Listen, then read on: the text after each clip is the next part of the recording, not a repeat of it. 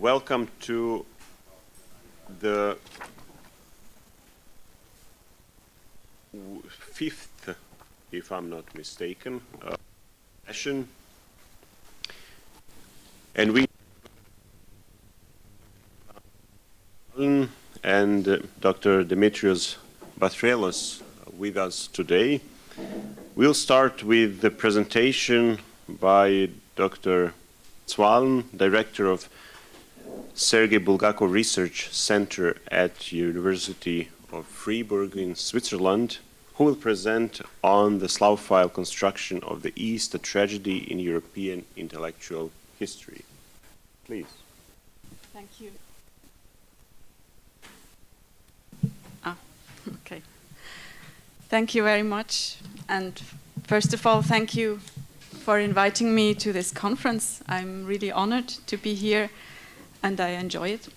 And thank you especially for the invitation to speak about the Slavophiles. Honestly speaking, my first reaction, not to the invitation as such, but to the requested topic, was a little bit eye-rolling. I am more interested in what Christians have in common than in self-identification within a delimited geography, and that is what the Slavophiles were trying to do. However, somewhat paradoxically, one of the most famous and solid Slavophile concepts is Sobornost, as you all know. That insisted on the non-geographical, anti-hierarchical translation of the Greek word katholikos into the Slavonic language. According to Alexei Chomyakov, Kirill and Method chose the word saborny, conciliar, instead of всемирный, universal, because it implies the idea of an assembly, not necessarily gathered in some place or other, but existing virtually without formal gathering and not a geographical realm, as he claimed the Catholic notion did. In his view, Sobornost contains the core message of the Christian confession. Further, Slavophile thought claimed it was essentially Eastern, and that is, in my view, the tragedy in European Christian intellectual history. Nevertheless, Slavophile thought led and still leads to fruitful ecumenical exchanges about ecclesiology and social philosophy. So I can't stop talking about Sergei Bulgakov. He, for example, wrote that Slavophilism, as it came out of the hands of his grand founders, was a complex mixture of deep and progressive ideas with the preaching of a corrosive political romanticism. In this text, Bulgakov mainly criticized the Slavophiles' neglect of the rule of law, but he did not elaborate on their deep and progressive ideas. He was right to mention their political romanticism, since the fact that Slavophile thought represented the Russian version of the romantic ideology of the age is well established, as well as the conclusion Susanne Rabot-Edling drew from this. She said, "It is of course ironic that the Slavophiles used Western romanticism to criticize the West." And the Russian philosopher Sergei Kharushyi found another way to look at this and praised their thought as Russian synthesis, or an Europeanization of Russia's culture. It was inconvenient, even impossible, for the Slavophiles to acknowledge that cultural creativity can be synthetic and that cross-cultural contacts may be fruitful. Actually, the Slavophiles' main achievement in the view of many scholars was their creative merging of Western or just contemporary philosophy, especially the religious aspects of it, with patristic teachings. Doing that, they developed a complex concept of personhood that is, on the one hand, grounded in transcendent being, and on the other hand, is largely constituted by social relations. Those were, as Bulgakov said, deep and progressive contributions to European intellectual history. However, by claiming that the focus on transcendence and community was genuinely Eastern, the Slavophiles engendered a whole series of tragic misconceptions. I argue that one of these misconceptions consists in ignoring or fighting against an important feature in concepts of personhood, which is individual moral autonomy, which they misunderstood as egoistic individualism. The claim that Russian intellectual history lacks a notion of moral autonomy is based on the findings of a large project about German-Russian concepts of personhood, which I still find convincing. Without a concept of moral autonomy of the type associated with Kantian philosophy, neither a concept of free communality nor of any sort of God-human communion is conceivable. I will argue that despite its strong focus on communality, Eastern Orthodox Christian thought definitely contains sources to develop a notion of something like moral autonomy, like, for example, the Christian practice of individual ascesis, if only it was not so hostile to the so-called Western concept of autonomy or even individuality.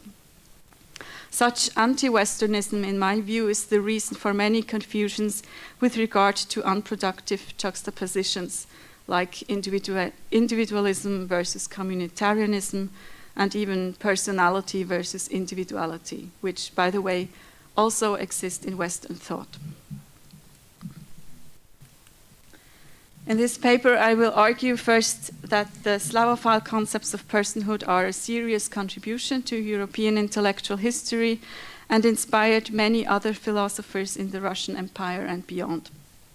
Second, they neglected the development of a concept of individual moral autonomy, the lack of which is a legacy that is at the roots of many so-called Eastern concepts of personhood. And third, that their Slavophile constructions of the East are the very reason for this neglect. Nevertheless, Slavophile thought helped to reconfigure Eastern Christianity as a modern religion, as the American historian Paul Mickelson has put it. I will now start the other way around, namely with situating the Slavophile construction of the East in European intellectual history, and then try to show with an exemplary text how the Slavophiles developed the questions of communality, so subordinate, personhood, and asceticism.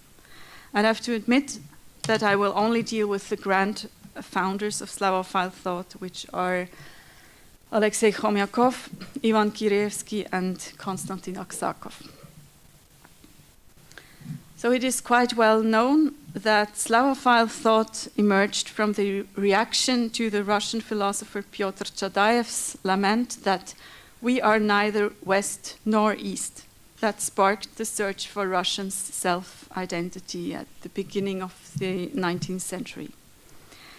There are indeed a lot of different and changing concepts of the East in Russia. According to David Schimmelpenning, the Slavophiles stood at the crossroads between different stages of Russian concepts of the East. So first, until the 17th century, Russians tended to identify the Orient with the various nomadic peoples on their eastern frontier. They definitely did not consider themselves as Asian. Second, after Peter the Great, who actually launched Orientology as an academic discipline, Russians considered themselves as fully European. And third, towards the end of the 19th century, they began to sense a kinship with the East, which led to the so-called Eurasian concept of self-identification, which has enjoyed a rebirth in the 1990s with devastating consequences. As for the early Slavophiles, they were never interested in Asian nor in Muslim or Mongolian culture, but what they championed was Orthodox Slavic Europe rather than its Roman German variant. Also, it should be underlined that by focusing on Slavic ethnicity, there is no racist ring to it. Chomyakov even proudly claimed that in contrast to the Europeans and Americans, who would never mingle with their colonized subordinates, the so-called democratic Slavs spoke several languages, looked at other people like brothers, married their women, and that the Russian take pride in Pushkin, the great-grandson of a Negro, whereas in America he would not have enjoyed any rights. In short, the Slavophiles' main interest was not ethnicity, but religion. The Slavophiles tried to make Eastern Christianity meaningful to members of educated society, and that education in Russia was European.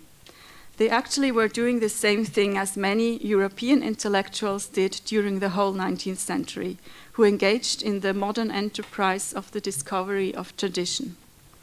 Also, growing interest in monasticism and patristic Christianity was a phenomenon in much of Western Europe and North America too. It was even a pan-European event, so the scholars say. Yet the Slavophiles certainly did what they did by looking at the East through Western eyes. It has been argued that the Orient as well as Eastern Europe are Western constructs that contributed to the development of Western identity. Insofar, the Slavophiles developed a kind of internal Orientalism by orientalizing themselves.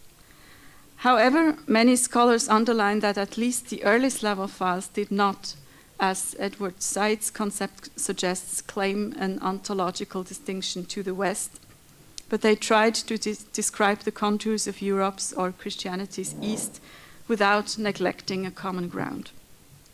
Slavophile thought was an attempt of self-orientalization in order to get rid of Russia's so-called self-colonization by so-called Western concepts. As for situating the Slavophiles within European intellectual history, it is helpful to reread Isaiah Berlin's analysis of the social and intellectual roots of German Romanticism, which, he says, grew out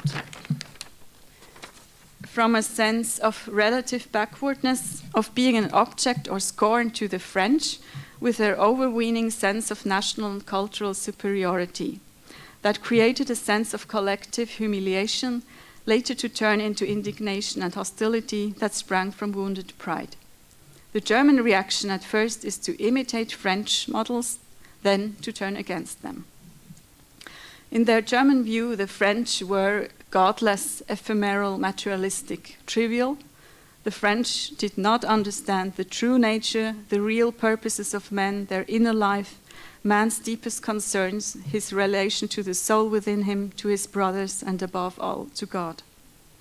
These German intellectuals criticized social oppression in Germany and the imitations of French culture by stupid and cruel German princes and turned to their native tongue. Soon after that, the juxtaposition of French and German culture became a juxtaposition between West and East. When many Western European authors began to project onto the East their favorite ideas, such as deep spirituality, love of suffering, and collective property. The most prominent example for this is Goethe's poem West-Östlicher Divan. So you have the example of here, north and west and south upbreaking, thrones are shattering, empires quaking. Fly thou to the untroubled east, there the patriarchs air to taste. There mid things pure and just and true, where still from God did they receive heavenly lore in earthly speech, nor beat the brain to past their reach. So the poem goes. This process is very similar to what happened in the Russian Empire. The reaction to Western culture at first was to imitate Western models, then to turn against them. You will find most element of Slavophile's construction of Easternness, from purity to anti-rationalism, in that German poem about the East in general. Ivan Kireevsky's constructions of an Eastern anthropology with the concept of integral knowledge contains all these elements. Let's have a look at his text on the nature of European culture and on its relationship to Russian culture. So we have a very similar line here. In the West, we find the whim of fashion. Here in Russia, we have stability of life. In the West, we have individual autonomy. Here, the strength of family and social ties, and so on. Then we have Chomyakov's example. Chomyakov wrote an extensive study about history, which is an attempt at a synthesis of the entire life of humanity. It consists in a struggle between the Iranian religion of moral freedom and the Kushite religion of necessity. Kushites are down-to-earth, materialistic, skillful artisans, rational, logical, militant, and strong, while the Iranians are spiritually free, creative, inward-oriented, synthetic, peaceful farmers, and weak. For Chomyakov, for example, Christianity itself had been a heroic victory of the Iranian principle over the Kushite principle, but the Iranian principle is in constant danger of contamination, and in Germany it has been conquered by the newest philosophical schools. But in Chomyakov's view, luckily the Iranian principle is still preserved in the Orthodox Church and in the Slavic East, and that is where one has to search for it at his times.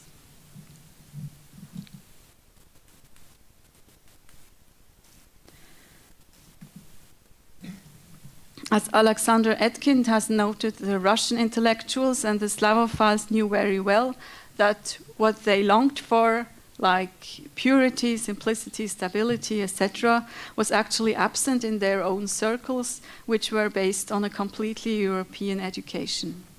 It was Chomyakov who wrote that in Russia, the Enlightenment took a colonial character, and he characterized educated society in Russia, including himself, as a colony of eclectic Europeans thrown into a country of savages. The Russian intellectuals felt foreign in their own land and felt bad about the imitative character of culture and about their lack of knowledge of the genuine culture. Therefore, in Etkind's words, in the 1840s, the Slavophiles grew beards, read Herder and Hegel, and explored the Orthodox Church. Whereas the German Romanticists had looked for ideals that are difficult to realize in the East, the Slavophiles now looked for them in the Russian people. However, they also knew quite well that they had no idea about their own savages. Therefore, they produced imaginary constructions of their own, mainly a concept of the commune or communality, like Sobornost, based on common moral convictions developed by social persons with integral knowledge. So these are the main notions.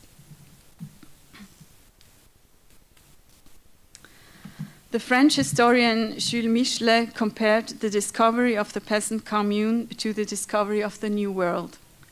Chomyakov, a rich landowner, claimed it was he who made the discovery of the commune on his own estate and elaborated on the idea of the commune as embodiment of the soul of the Russian people and the peaceful Iranian Slavs, in contrast to Kushite Russian aristocracy, the descendants of Viking warriors.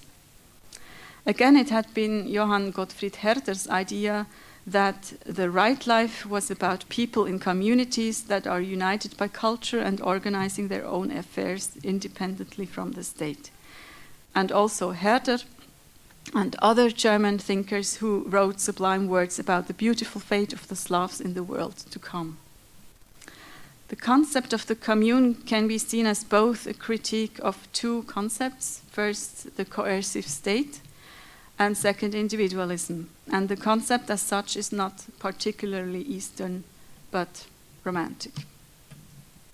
So let us take a closer look at Konstantin Aksakov's argument in an exemplary text that is called The Modern Man from the 1850s.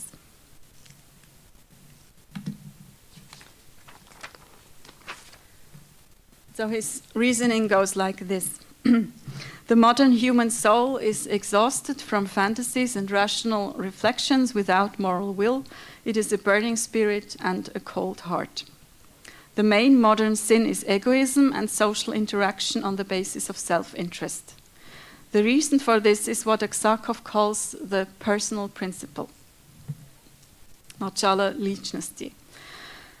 The reasonable conscious principle of the person is, on the one hand, good, because it frees humans from the natural principle and because it is the basis of each human community.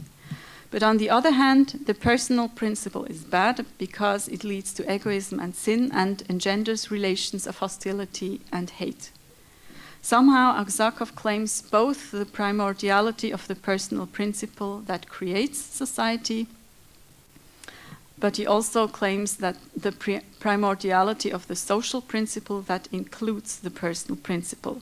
In short, Aksakov creates a classic chicken or the egg dilemma.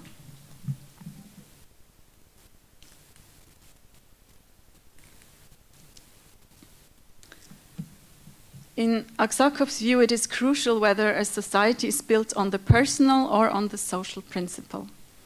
If a society is built on the personal principle, it gets either despotic, as in Asia, where it is concentrated in one person, or it is acknowledged in every person, like in Europe and the US, where there are only social contracts based on negative premises, like if I don't want to be bothered, I don't bother others. However, he finds the personal principle creative and attractive because it incites the activity of personal forces and capacities of the human being. In contrast to Asia, in Europe, the spirit thrives, the passions burn, the talents bring fruit. Insofar, the beautiful personal principle is dangerous, positive evil, and all continents are under its influence. However, Aksakov claims that there still is moral emptiness in the Western society. Also, in Europe, because of the personal principle, the light of Christianity could only shine in a broken way, as one could see in the Catholic despotism of the Pope, or in atomic singularization of Protestant Christianity. These confessions cannot be compared to the higher reason and wisdom of a real community that in Russia has existed even before its Christian baptism. So he claims. The Slavic world with its intrinsic social principle could embrace and express Christianity at its fullest in its Orthodox faith. Liberated from its Petrine internal colonization, the Russian people will say its word and bring liberation to everyone by revealing the social principle. Hence, in Aksakov's view, the social principle is based in the essence of Russianness, not even Christianity. In this regard, Aksakov was more Slavophile in an ethnic sense than others.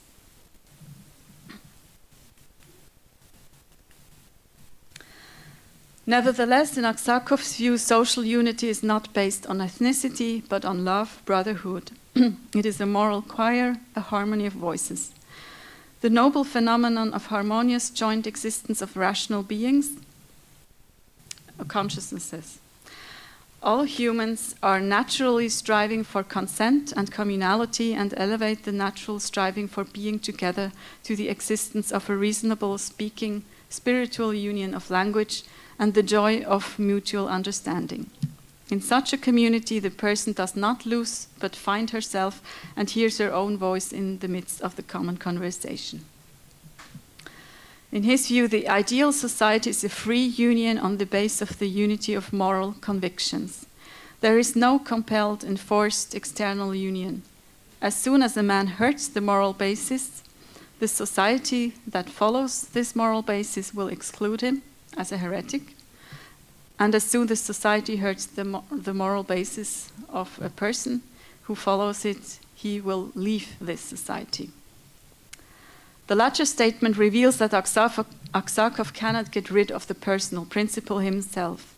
His focus on individual consciousness and the preservation of singularity is rather interesting, since he believes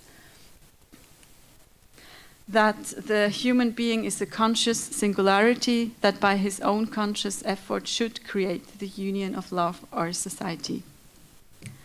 A man always is a social person. He is always and always should be the center of his society, not in the personal sense, but in the sense of the moral principles he acknowledges.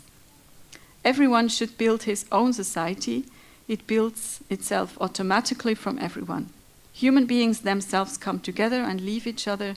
Today, social bonds are replaced by acquaintance. However, Aksakov admits that today, or in his times, there is no such society except in the past or among simple people. So what can a modern man do? In short, if you don't find people who share the same moral principles, you have the right to solitude or even the duty to stay alone. In such a person, society always exists as a demand, as a possibility, as an ideal. And in this sense, such a person is still a social person. He would rather stay alone than to honor sin. However, the lack of an ideal society in reality leaves Aksakov somewhat helpless in view of the only solution of social loneliness. He does not really offer criteria for good solitude or bad individualism. I suppose that Aksakov's main mistake is not to admit that from a Christian point of view, there actually is no chicken and egg dilemma. God created individual persons with names and not communities, and there is no free union without individual personhood with moral autonomy as a God-given precondition of freedom. I argue that this is the missing cornerstone in any construction of the East or of any ideal community that does not want to acknowledge the person principle as primordial, or the principle of individuality.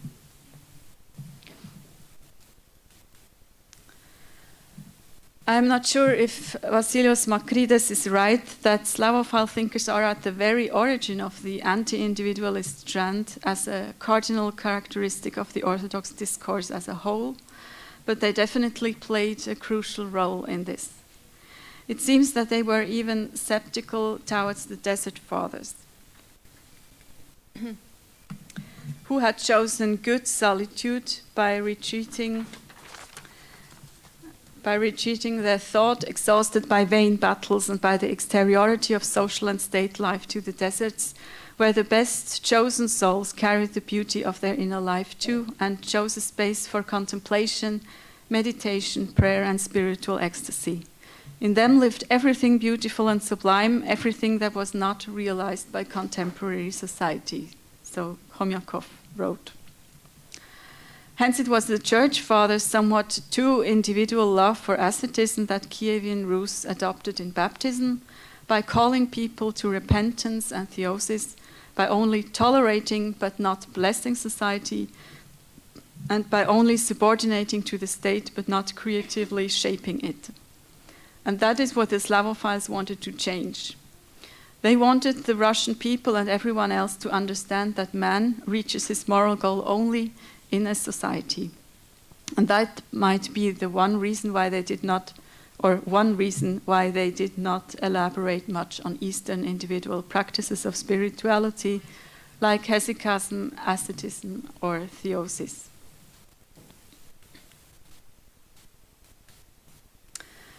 We all know about the crucial role of Sobornost in Khomyakov's project, and its fundamental core is, in Paul Valier's words, the vocation of Christian action in the world and for the world.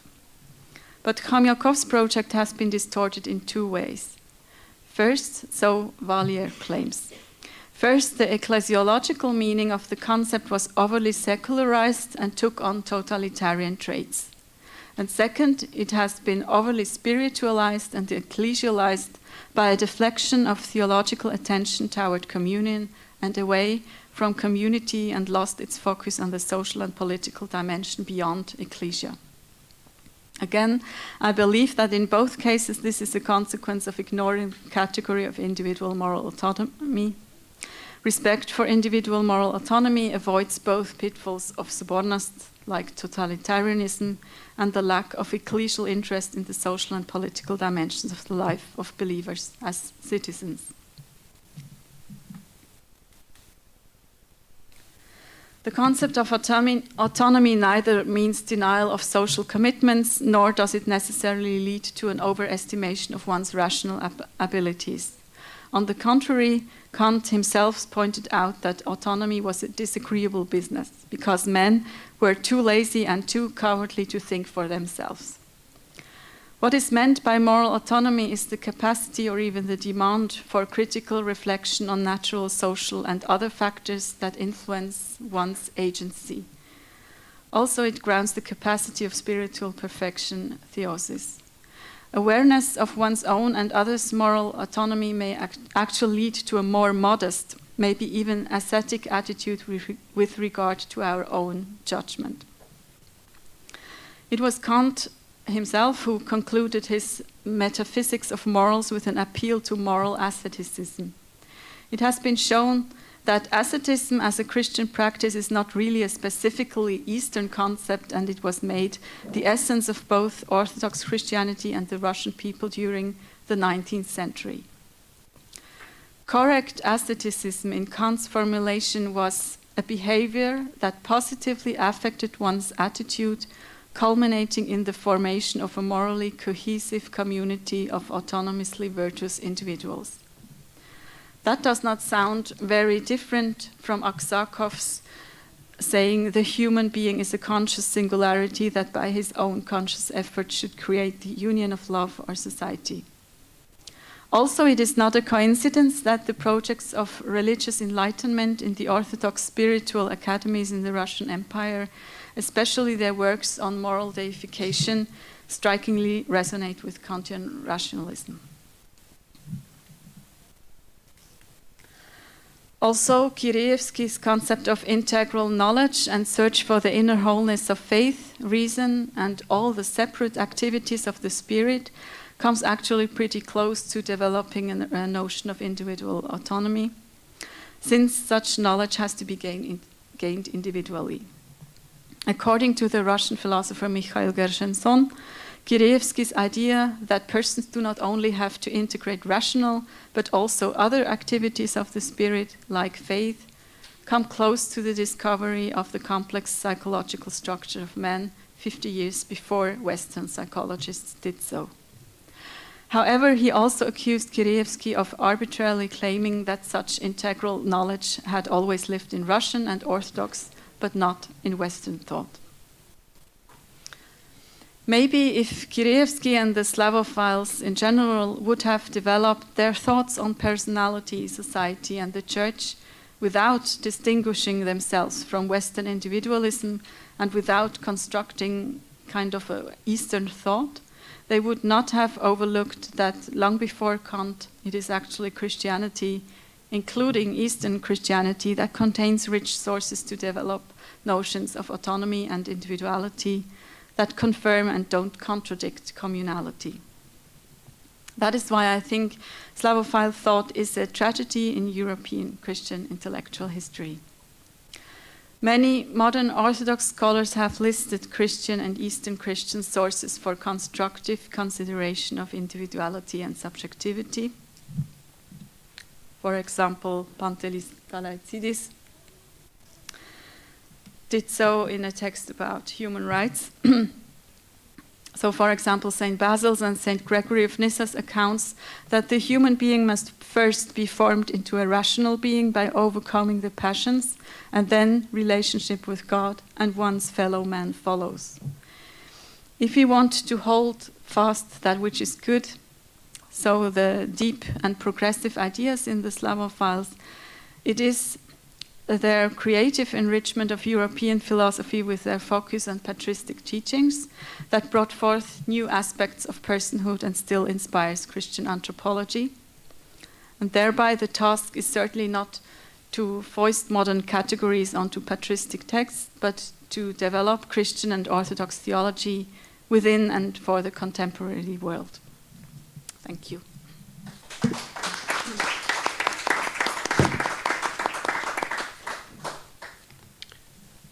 Thank you so much. Now we have some time to for immediate questions. If there is some questions for clarifications before we move on to the next presentation. If not, then we proceed with the second presentation within this panel. Dr. Demetrios Bathrellos, who's a visiting professor at the Institute of Orthodox Christian Studies at Cambridge, UK, who's going to present on constructing the idea of the East via Eucharistic Ecclesiology. Please.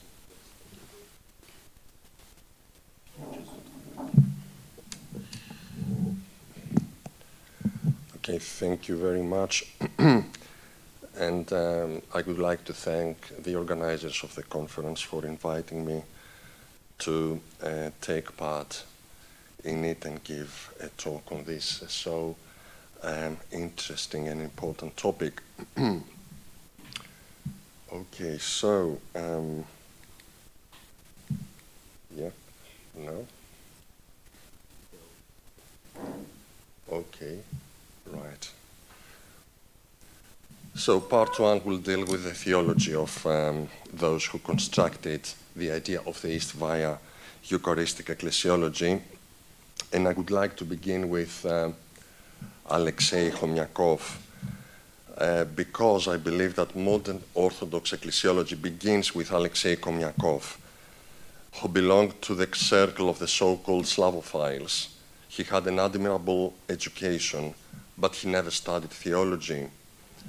Khomyakov's ecclesiology was inspired by the reality of the Russian peasant commune and its corporate assembly, and had an extreme anti-Western orientation. Some stock anti-Western criticisms that are still with us appear already in his works. For instance, Khomyakov repeatedly claimed that in Roman Catholicism we find unity without freedom, whereas in Protestantism we find freedom without unity. Here is a typical quotation from his works. Okay, right. So 3 great voices can be heard in Europe. Obey and believe in my decrees, says the voice of Rome. Be free and try to construct for yourselves some kind of belief, says the voice of Protestantism. And the voice of the Church says to her children, let us love one another, that with one accord we may confess Father, Son, and Holy Spirit. Therefore, according to Khomyakov, in the Orthodox Church there is neither authoritarianism, as in Rome, nor individualism, as in Protestantism, but communal love that leads to the confession of the Trinity. I think that it is pretty obvious that Khomyakov's description and evaluation of all 3 Christian traditions, both here and in many other places in his writings, is essentially an oversimplified polemical caricature. There are, however, numerous elements in Khomyakov's ecclesiology that proved of lasting significance. First, Khomyakov put forward,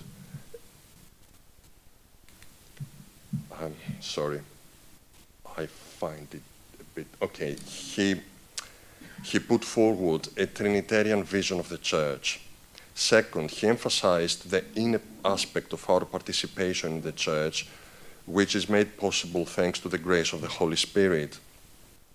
Third, although this is not, strictly speaking, part of Khomyakov's ecclesiology, the Slavophiles to whom he belonged used extensively the characteristic Russian word sobornost, or its derivatives, in their works. Sobornost refers to Catholicity, but in the context of Slavophile thought, it also indicates conciliarity. It is interesting to note that the word sobor has often been used as a synonym for council. This conciliarity, fourth, is associated in Khomyakov's ecclesiology with a devaluation of episcopal and in general priestly authority, and a consequent overvaluation of the laity. So Khomyakov characteristically stated that there is no teaching church in the true church, a view that came under devastating criticism by the late Greek Orthodox Archbishop of Australia, Stylianos Harkianakis. Khomyakov also claimed that chrismation is ordination to the first ecclesiastical grade. Furthermore, Khomyakov highlighted the concept of the reception of a council, without which the council and its teaching has no authority whatsoever. Komniakov associated and supported this teaching by reference to the response of the Eastern Orthodox patriarchs to Pope Pius IX, 1848, which stated that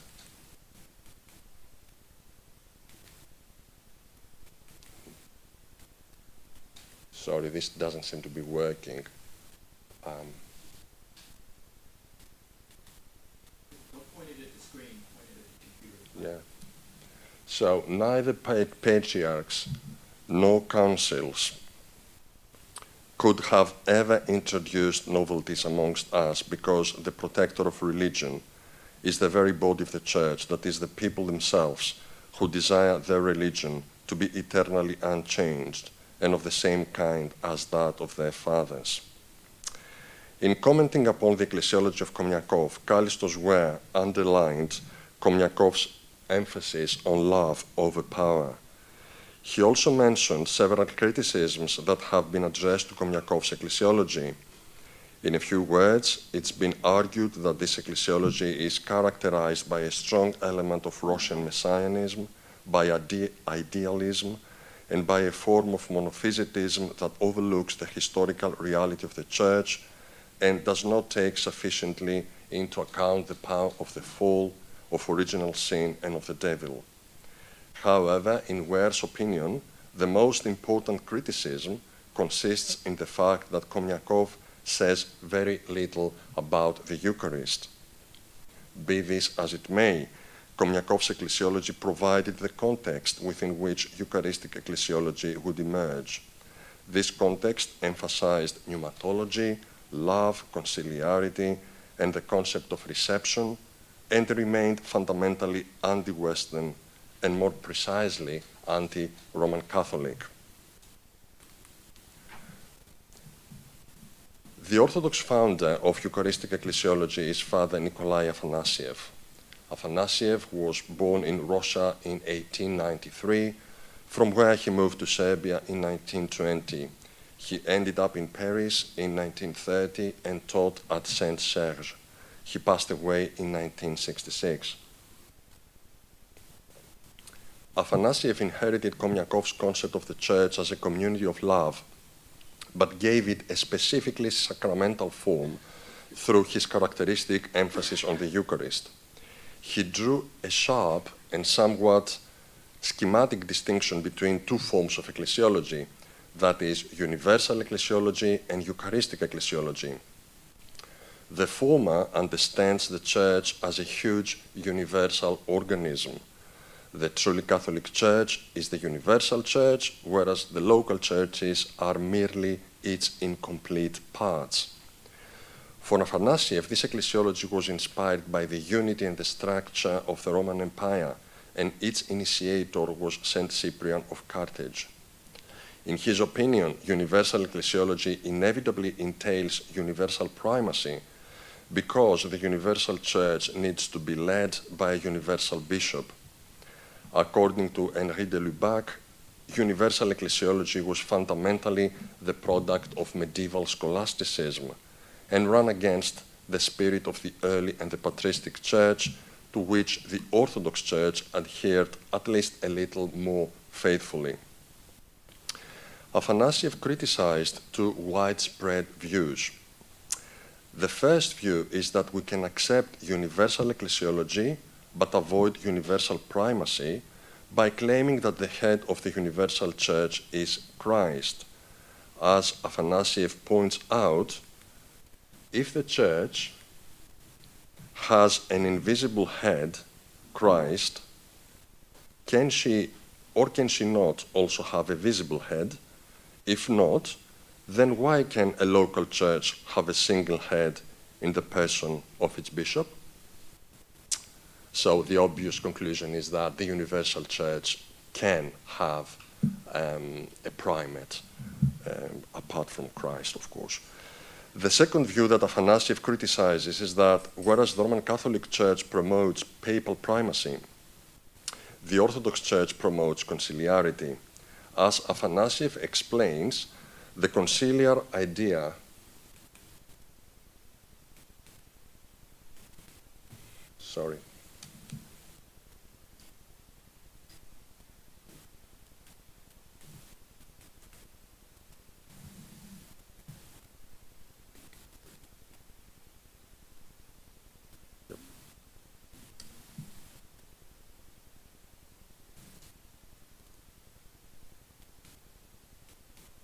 this doesn't work. I'm sorry.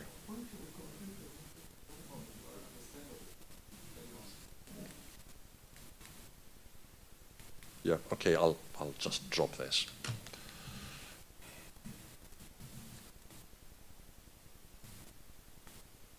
Okay, so as Afanasiev explains, the conciliar idea cannot be set up against primacy. Not only does a council not exclude primacy, it actually presupposes it, says Afanasiev. This is so, for the council must be convoked by the head either of the local church, that is the bishop, for the diocesan council, or of the autocephalous church for a regional council. But as Afanasiev goes on to say, there is no pan-Orthodox head of the church, and consequently any convocation of a council is a practical impossibility. One thing is clear. If the autocephalous churches had recognized the right of the Patriarch of Constantinople to convoke an ecumenical pan-Orthodox council, they would simultaneously have recognized his primacy in the Orthodox Church. I think that's very interesting. So, for Afanasiev, in the context of universal ecclesiology, primacy has been exercised chiefly by the Pope, who became a kind of superbishop. However, Afanasiev points out that a similar development occurred also in the East. For example, after the turn of the second millennium, that is, in the years of Byzantium's decline, the bishops, and especially the metropolitans of Byzantium, were understood as mere delegates of the Patriarch of Constantinople, as Afanasiev consistently calls the ecumenical Patriarch. The second type of ecclesiology is the so-called Eucharistic ecclesiology, a term coined by Afanasiev himself. Universal ecclesiology cannot be based on the Eucharist because the Eucharist is inevitably celebrated locally. Eucharistic ecclesiology, by contrast, is founded on the Eucharist and its local celebration. According to this ecclesiology, the Eucharist is not merely one of the seven sacraments, but in the famous phrase of Henri de Lubac, it makes the Church. In Afanasiev's own words, where there is the Eucharistic assembly, there is the Church of God. The Church manifests herself in all her fullness in the Eucharistic assembly of the local Church, because Christ is present in the Eucharist in the fullness of his body. Afanasiev argues that Eucharistic ecclesiology was the ecclesiology of the early Church. Throughout the first 3 centuries, all local churches were autonomous and independent. By participating in the Eucharist, the members of every local church become the body of Christ, as Paul points out in his epistles. Therefore, every local church is a full church and not merely a part of the universal church. For Afanasiev, while all churches are equal, there is still a hierarchy among them. Afanasiev, however, prefers the term priority, which is pertinent to Eucharistic ecclesiology, to the term primacy, which is pertinent to universal ecclesiology and implies power over other churches. Moreover, primacy is a prerogative of the bishop, whereas priority is a divine gift to a local church. In addition, primacy is a legalistic expression, whereas priority is founded on authority of witness. Whereas universal ecclesiology understands church government in terms of law and rights, for Eucharistic ecclesiology, church government is founded on grace. Afanasiev's analysis is an indirect deconstruction of Roman Catholic ecclesiology, including the historical and theological legitimacy of the primacy of the Pope. His ecclesiology, however, depends on and reproduces Rudolf Zoll's artificial distinction between law and grace, which in fact goes back to Luther. Although Afanasiev's emphasis on the Eucharist gives ecclesiology a sacramental form, his ecclesiology, like the ecclesiology of Komyakov, is in some respects reminiscent of Protestant ecclesiologies. According to Afanasiev, universal ecclesiology is ecumenically unpromising. By claiming that there is only one universal church, it makes the reunion of churches either nonsensical, because there is just one church really, or impossible, since each church identifies herself, and herself alone, with this one universal church. By contrast, according to Eucharistic ecclesiology, nothing stands above the local church. According to Afanasiev, even an isolated church, which is not in communion with any other church, remains the church of God if it celebrates the Eucharist. The Eucharist, for Chomyakov, is, quote, the only distinctive sign of a church. Afanasiev, unquote, Afanasiev resolves the question of the unity of the church on the basis of this Eucharistomonism. Two churches that are not in communion remain churches and united on a deeper level thanks to the fact that they celebrate the Eucharist. Afanasiev would go as far as to claim that, quote, this or that heretical or schismatic group is not outside the church if it is a Eucharistic assembly, unquote.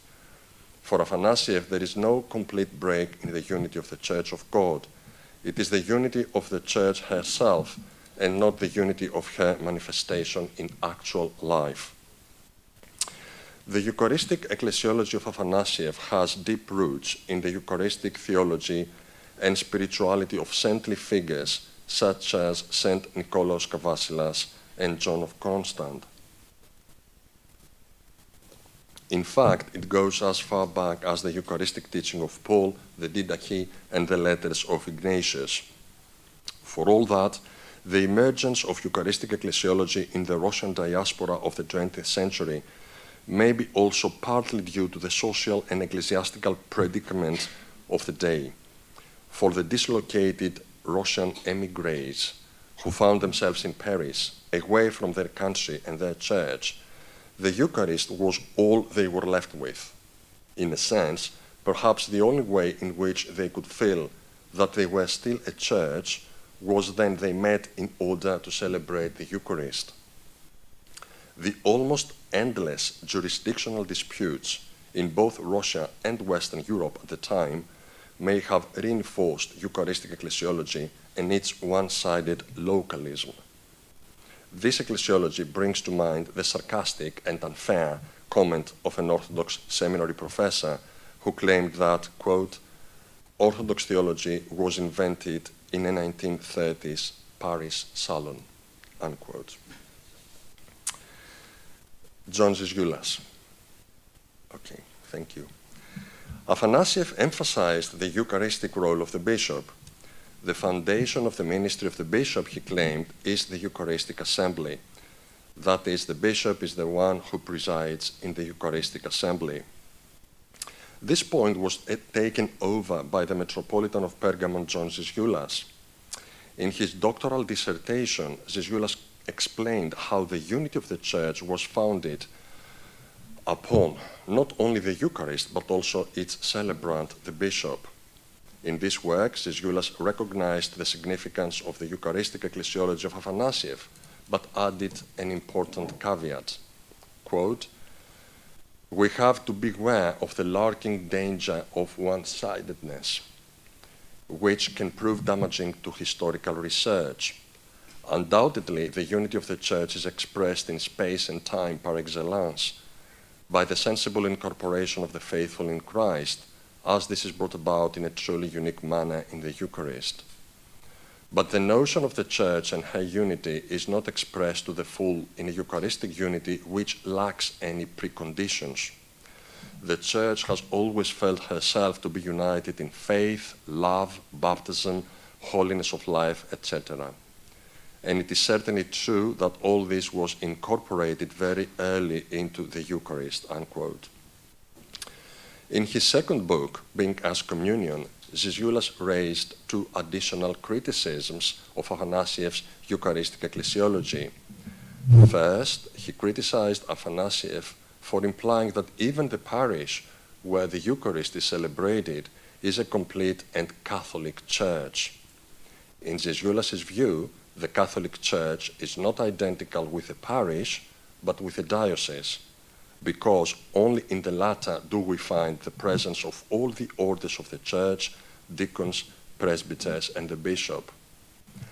Although this is an important point, the obvious difficulty here is that there is no diocesan Eucharist. Zizoulas understands this and suggests the creation of small dioceses, as was the case in the early Church. Some scholars, however, such as John Erickson, have criticized this suggestion as anachronistic and impractical. The second criticism that Zizoulas addresses to the Eucharistic Ecclesiology of Afanasiev is that it overemphasizes the local church over the universal church. Zizoulas points out that, Paki Afanasiev, the nature of the Eucharist points not in the direction of the priority of the local church, but in that of the simultaneity of both local and universal, unquote. The office of the bishop, as well as a proper balance between the one and the many, as expressed, for instance, by Apostolic Canon 34, are for Zizoulas indispensable. Zizoulas has also dealt with the question of the synthesis between Christology and pneumatology, leaving behind the one-sided emphasis on pneumatology characteristic of both Komyakov and Afanasiev, as well as other Orthodox theologians. It has been argued that Zizoulas has rather little to say on the inner appropriation of the Eucharistic grace by each participant personally. However, in his third book, Communion and Otherness, and elsewhere, Zizoulas has briefly dealt with this issue too. In Zizoulas, we still find a critical, but not polemical, attitude towards Western ecclesiology, as well as a somewhat idealized picture of the Eastern Church. For instance, Zizoulas argues that, quote, the East, by having kept for centuries a Eucharistic vision of ecclesiology, did not experience the problem of clericalism and anti-clericalism. Is that so? Perhaps. Perhaps not. However, I think that Zizoulas in general adopted his mentors, that is Father George Florovsky's ecumenical vision, which combines respectful criticism of aspects of Western ecclesiology that appear problematic from an Orthodox point of view, with a sincere ecumenical spirit. It is interesting to note that most documents of the Joint International Commission for the Theological Dialogue between the Roman Catholic Church and the Orthodox Church, including the Ravenna document, so the documents of the Commission which has been discussing for decades the crucial and thorny question of conciliarity and primacy, these documents bear the marks of Zizoulas' ecclesiological contribution. And in the words of Kallistos Ware, quote, the Eucharistic ecclesiology of Zizoulas continues to prevail almost everywhere, unquote. So, what are we to make of all this? Kallistos Ware once again has pointed out that Eucharistic ecclesiology has been and is very likely to remain the prevalent ecclesiological paradigm in Orthodox ecclesiology. An exclusive emphasis on the Eucharist, however, may leave other important aspects of the Church in the shadow. The image of the Church as the people of God, so powerfully emphasized by liberation theology, or an understanding of the Church as a missionary community, following in the steps of its apostolic founders, as well as an emphasis on spirituality and holiness inspired by monastic community and life, are only some such aspects integral to the richness of the Church, its theology, and its life. Eucharistic ecclesiology, however, presents us with an additional major difficulty, which is most relevant to the purposes of this paper. This ecclesiology has often functioned as an ideological construction of our Orthodox identity that masks the reality of church life, which often contradicts, by its practices, basic principles of this ecclesiology. It is to the examination of some such practices that we will now turn. So, part 2, reality, from theology to reality. Eucharistic ecclesiology has not been sufficiently allowed to transform problematic practices of our church life. In what follows, I will epigrammatically present only some of these practices that are relevant to the local, the regional, and the universal levels of church life. I'm starting with the local level. Diocesan conciliarity, parish and diocese, priest and bishop. As we all know, there is no diocesan Eucharist. The Eucharist, even when celebrated by the bishop, is celebrated in the parish.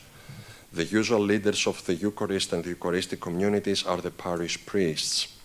This implies that the diocese is a communion of Eucharistic communities and that it must be pastored through conciliar processes and decisions taken by the Council of the Presbyters of the diocese under the presidency of the bishop.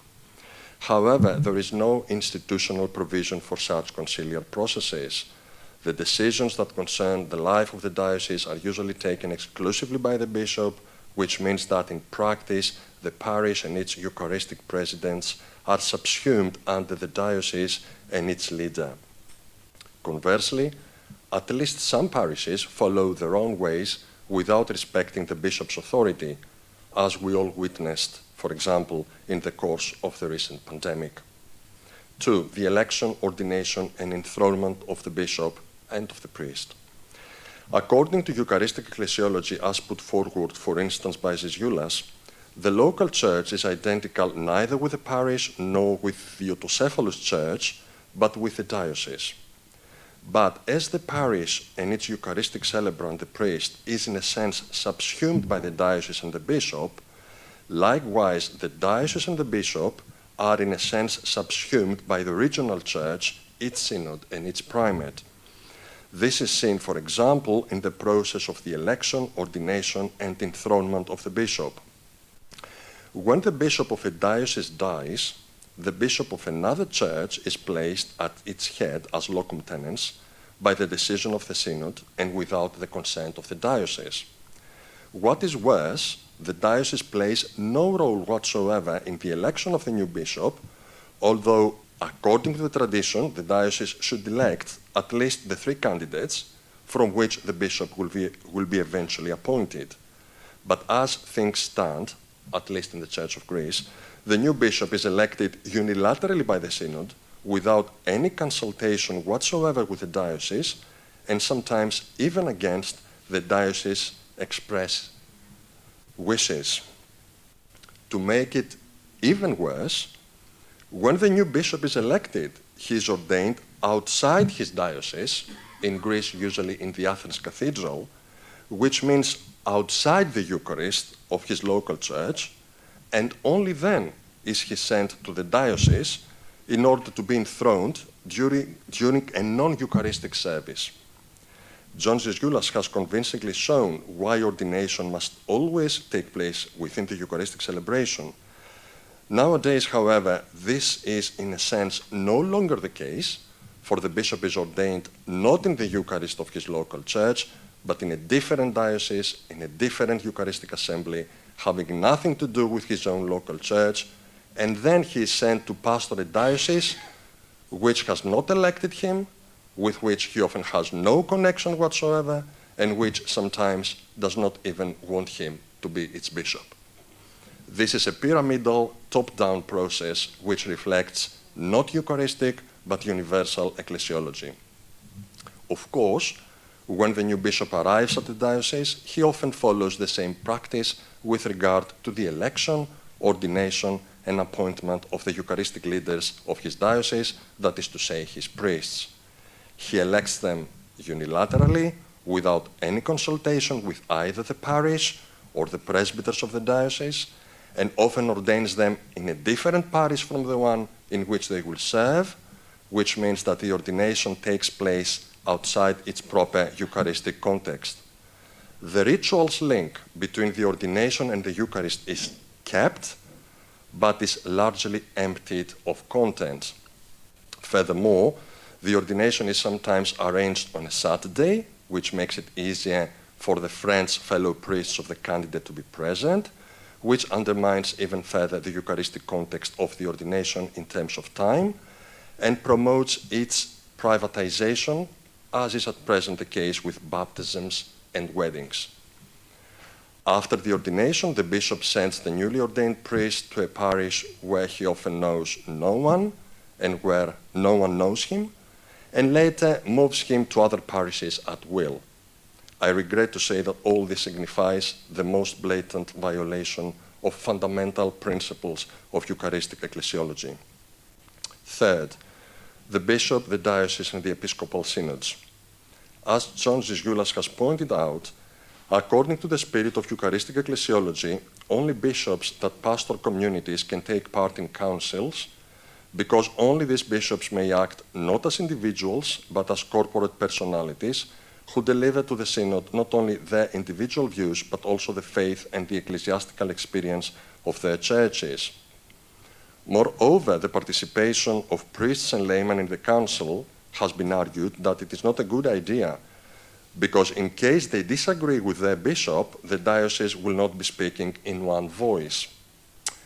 This makes sense, but I think presupposes that before the convocation of episcopal councils, diocesan councils should be convoked, so that the priests and through them the laity may express their views, which the bishop will take into consideration before he departs for the synod.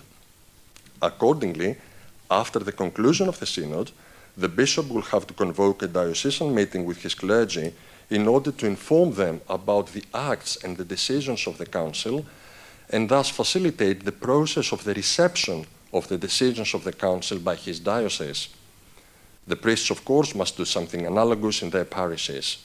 As far as I know, there are no institutional provisions for such processes either. 2. Regional level. The role of the primates, of the protos in the synods of the autocephalous churches. Eucharistic ecclesiology is undermined on the regional level in at least 3 ways. First, whenever the primate usurps responsibilities belonging to the synod, as it happens, for example, in the election of new bishops. Formally, the bishops, of course, are elected by the synod, but in fact, the synod often elects the candidate she is told to by its primate. 2. Participation of bishops and representation of autocephalous churches in the Council of Crete. An additional way by which the synod subsumes and almost obliterates the bishops became apparent in the way in which the Council of Crete was organized. Not all, but only some bishops were invited to take part in the council. Moreover, they took part in the council not as much as bishops of their dioceses, but rather as members and representatives of the synod of their autocephalous churches. Finally, they did not vote. Only the autocephalous churches had the right to vote. As we know, in the 19th century, before the emergence of Eucharistic ecclesiology, by the term local church, the Orthodox meant and referred not to the dioceses, but to the autocephalous churches. This was a kind of Orthodox universal ecclesiology, which, thanks to the emergence of Eucharistic ecclesiology, we thought that we had left behind, but we hadn't. 3. Dissociating the bishop from the Eucharistic community, titular and assistant bishops, and translations of bishops. A third instance of violation of the principles of Eucharistic ecclesiology in the regional church has to do with the existence of assistant and titular bishops. These are bishops without a diocese, that is, bishops without Eucharistic communities. Moreover, assistant bishops are bishops who are under other bishops, which, in the context of Eucharistic ecclesiology, does not make sense, as Zisgoulas once again has pointed out. An additional instance of dissociation of a bishop from his Eucharistic communities is his translation to another diocese. The problematic character of this practice is obvious, even by the mere fact that a bishop is ordained for a particular diocese, the name of which is mentioned in the sacramental prayers of his ordination. How can he therefore be transferred to another diocese? 3, and I'm closing with this, the universal level. So the well-known problem of the so-called diaspora. According to Eucharistic ecclesiology and the canons that express it, there can be only one bishop in a city. The Catholicity of the Church under him implies that all faithful from all nations, races, ages, professions, etc., participate in the same Eucharist merely on the basis of being baptized members of the Orthodox Church and in good standing within it. However, we know that in the so-called diaspora, there are diverse jurisdictions belonging to different autocephalous churches and sometimes even to the same autocephalous church. This means that the autocephalous churches claim a kind of universal jurisdiction for the Christians who belong to the nation of the nation-state in which these autocephalous churches are located. This, in turn, divides the local churches of the so-called diaspora in more than one diocese on the basis of national diversity. 2. The Russian invasion to the Patriarchate of Alexandria. As we know, some months ago, the Moscow Patriarchate decided to invade the ecclesiastical territory of the Patriarchate of Alexandria. As we understand, this brought the problem of diverse jurisdictions in the same place to an unprecedented level and is a very ominous sign for the future of the Orthodox Church. 3. The question of universal primacy. The Eucharist presupposes both the celebrant and the community, the one and the many. Accordingly, a council requires the same balance between the one, that is its president, and the many, that is its members. According to Apostolic Canon 34, the one, the protos of a regional council, can do nothing without the many, that is the other bishops of the council, and vice versa, the many bishops can do nothing without the one, the primate. In the Orthodox Church, there is a protos in the diocese, that is the bishop. There are also primates in the regional churches, but what about the universal level? For ecclesiological and practical reasons, there is, I think, and must be a protos on this level too, and this can be no other than the ecumenical patriarch. His role must be recognized and reinforced if we wish to remain one well-functioning church. I regret to say that the constant denial of one regional church, in particular, to recognize the need for the universal primacy of the ecumenical patriarchate, a primacy, of course, qualified by the principles of Eucharistic ecclesiology, is once again in violation of Eucharistic ecclesiology's principles. So, the closing paragraph. In the last 2 centuries, from Komyakov through Afanasiev and Florovsky, to whom I did not have time to refer, to Zizoulas and beyond, Orthodox ecclesiology has traveled a long way and is gradually coming of age. What is needed, I think, for its future is a better integration of theology and spirituality. Anti-Western polemics is to be avoided as much as arrogant Orthodox triumphalism. Serious theological study of Orthodox theology, and in particular ecclesiology, must be encouraged. Last but not least, the Church must take its own theology more seriously and make the necessary amendments in its practices, especially when and where this may be difficult and painful. These are some of the necessary conditions for the development of our ecclesiology and the transformation of our ecclesial practices in its light. Thank you, and apologies for taking more time.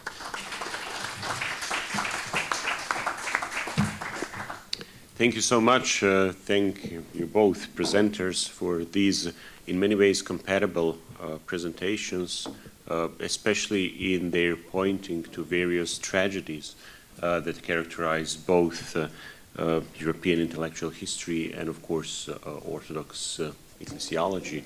So now we have some time for discussion, questions, remarks. Yes, please. Just a small question addressed to Father Bathrellos. If I see well, you spoke about the transfer of the bishops, transfer of the metropolitans, and according to you, this is incompatible with Eucharistic ecclesiology, and I absolutely agree. But it seems to me as well that the same case applies, or the same problem applies to the patriarchs, isn't it? Because usually the patriarchs are elected from, a patriarch is elected from from the Synod of the Metropolitans. And if I see well, the sole church which does not stick to this problem, to this predicament, is the Coptic Orthodox Church, because they do not elect their patriarch among the metropolitans, but they take a monk, or usually it's a monk having no diocese. In order to respect the I suppose the ancient principle that if I'm not mistaken, this is Nicaea 15, isn't it? Canon 15, Nicaea, that a bishop is not allowed to be translated, to be transferred. Sometimes also in the Church of Greece, for instance, with the practices of which I'm more familiar, elect a priest for the to be the president of the archdiocese. First and second, in principle, yes, the transferal of bishops is problematic, as well as the transferal of priests, because there is this internal sacramental link between the Eucharistic community and the celebrant. But sometimes we need to take exceptions. The problem, however, is when the exception becomes the rule, and a particular synod transfers bishops, or a bishop transfers priests all the time. That's problematic. I mean, we need to know this and perhaps allow it to happen when it is for the benefit of the church, in order to avoid being legalists, for example. But if the exception becomes the rule, or if we forget that the exception in some respects is problematic, so we have to think carefully, because before we apply the exception, then we have a problem. But thank you for pointing this out.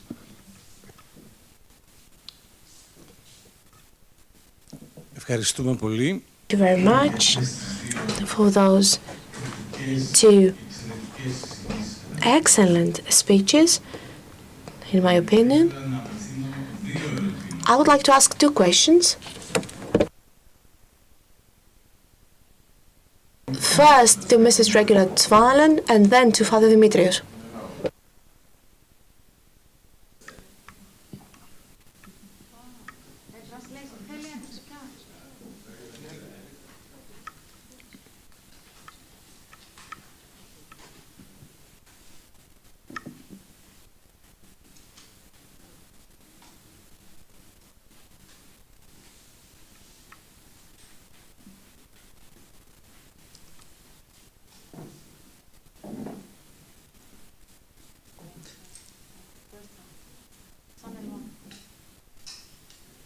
Okay.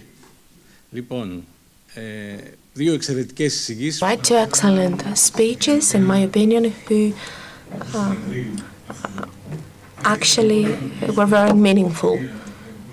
I would like to ask Dr. Regula Zwahlen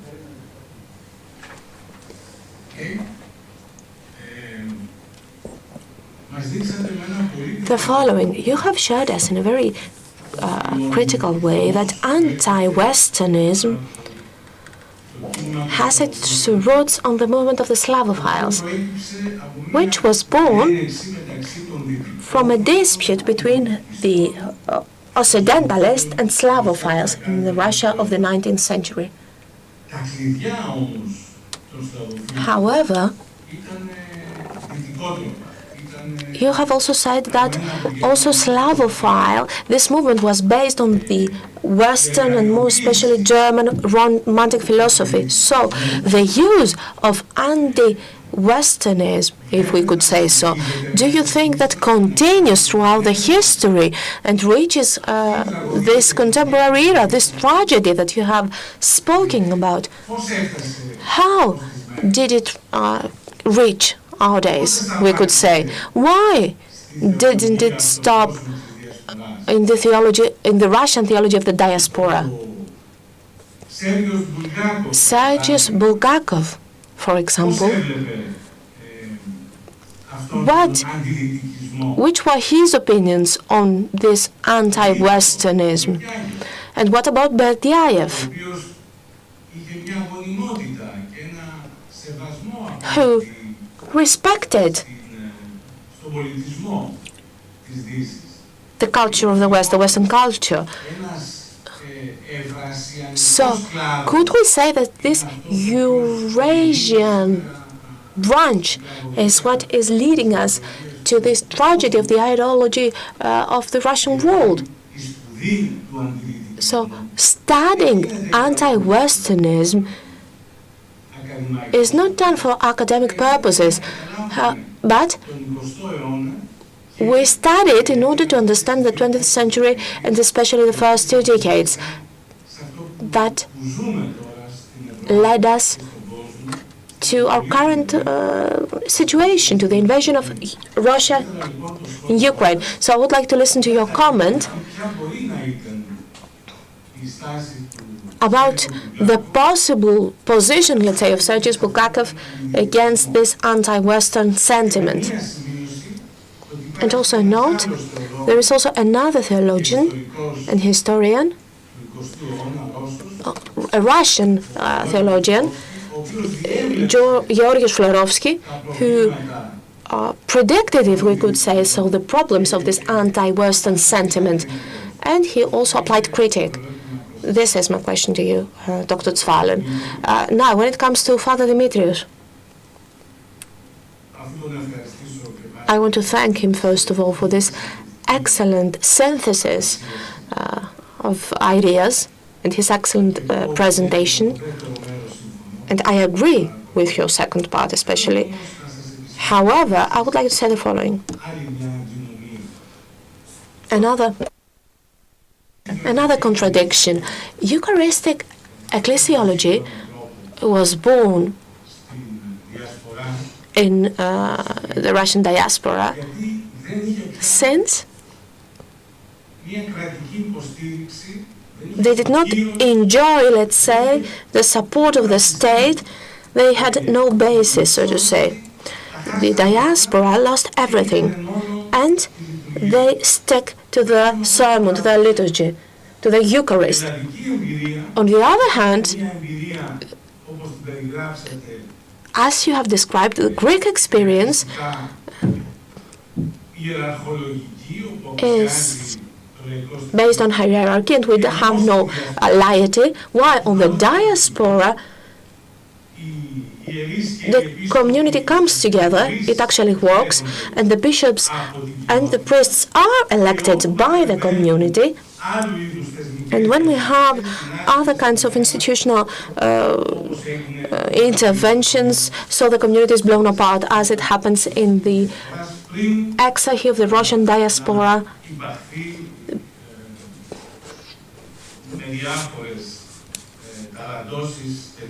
before their attachment to the Patriarchate of Moscow. So, do you believe that this advantage of the diaspora that could give us hope for the Orthodoxy within Europe and to offer a fruitful dialogue and a relationship, do you believe that it could be again attached to the national churches, and then diaspora, instead of having this fruitful dialogue with the church, this diaspora will be nationalized in order to lose that value that the diaspora gave to the West during the 20th century? Thank you very much. For short answers, if possible, so that we have time for one more question. Okay, so if you're asking about Sergii Bulgakov, I showed a citation, and he has different phases in his life. So as a young professor, he was very a westernizer. He criticized the Slavophiles. Then we have a phase of kind of Slavophile nationalism, but after the Russian Revolution, he kind of sobered very quickly, and he was, I think, one of the first Orthodox theologians who made real steps to Western dialogue. He describes this himself as he recognized that in view of the Bolshevik atheist revolution, he understood that Christianity should find ecumenical dialogue or unity against this atheist worldview together, and he should work with other confessions and not against them. So he was very clear in this, and in the 1920s and 30s you have quite a strong opposition between the people like Bulgakov and Berdyaev who cooperated ecumenically with other philosophers, and the Eurasian movement. You have letters and conversation about this. He was very much against the Eurasian movement. So that's a whole other story, but you have different movements in the Russian emigration, and one has to say that the Saint-Serge Institute, with its very open ecumenical openness, was a minority among Russian emigration in its mindset. Only to say that I fully agree with Stavros. This is a very good point, and I will try to incorporate it into my paper for its published version. Ευχαριστώ. Unfortunately, we have time for just one more brief question. First thing, I would like to thank both contributors to this morning panel. My question goes to Father Demetrios. In short, you have alluded to the fact that this anti-clericalism is somehow present and not present in our Orthodox Church. But why, in order for the system, whether the universal or the Eucharist system, to work properly, the role of the laity should be only with two words, amen and axios. And after that, they simply disappear. Even when you mentioned about governance, you spoke about the problem that the bishop is not discussing with the local priests. But so it's my role as an Orthodox layperson is only to give up my right to speak up, and I'm only allowed for these two roles that I use once or every week, the amen and the liturgy, and once when our priest is elected. So why? Okay, thank you very much. This is actually a question of clarification because I commented on the view that only the bishop must represent the diocese in an episcopal council, because if alongside the bishop there are other priests and laity who may have a different opinion, the diocese will be speaking not in one voice but in many voices. That's an argument. It's not my position. It's been expressed by other people. Okay, right. Well, it's debatable whether this is right or wrong. I mean, we have to discuss this. But if we accept that this is right, okay, the same process must be followed within the diocese and within the parish. You are right to say that this reduces the laity at most, I would say, to a kind of parish debate with the priest, and then the priest will deliver the parish's experience to the diocesan college of presbyters under the bishop, and then the bishop will deliver that to the episcopal synod. The obvious danger there is, of course, that the priest and then the bishop will simply say what he thinks is right or wrong without incorporating the experience of the local church. So, I mean, that's a really valid point. I mean, we should find ways by which to express the two fundamental aspects of our ecclesiology, the hierarchical aspect, because we don't have a Protestant ecclesiology, we have a distinction between clergy and laity, first, and second, between the different orders of the clergy, and at the same time to incorporate and give full expression to conciliarity, including laymen, deacons, bishops, because even bishops were excluded from the Council of Crete, as I said. I mean, you know, a wrong logic runs against the bishops themselves, you know. So we have to find ways to bring these two aspects of our ecclesiology together.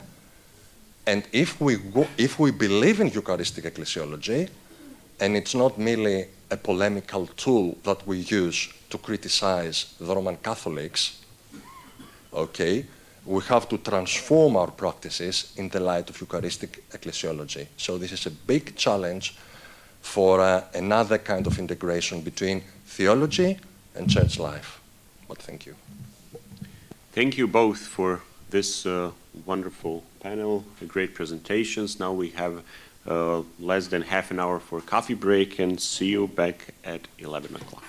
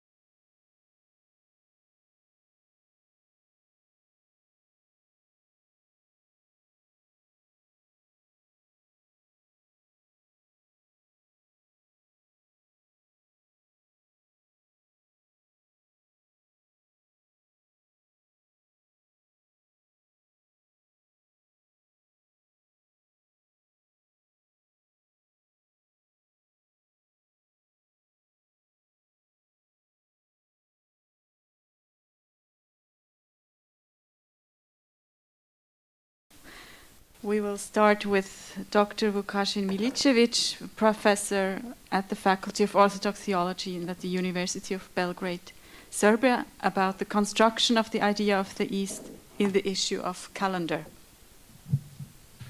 Thank you, Regula. Firstly, I wish to thank for the invitation to participate, by which I am very honored. I have to say that the issue of calendar is not my field of research, so I have still many dilemmas, but I accepted to speak about it because I find that it's very interesting, both from the point of view of history and theology. So what new could we say about the old calendar?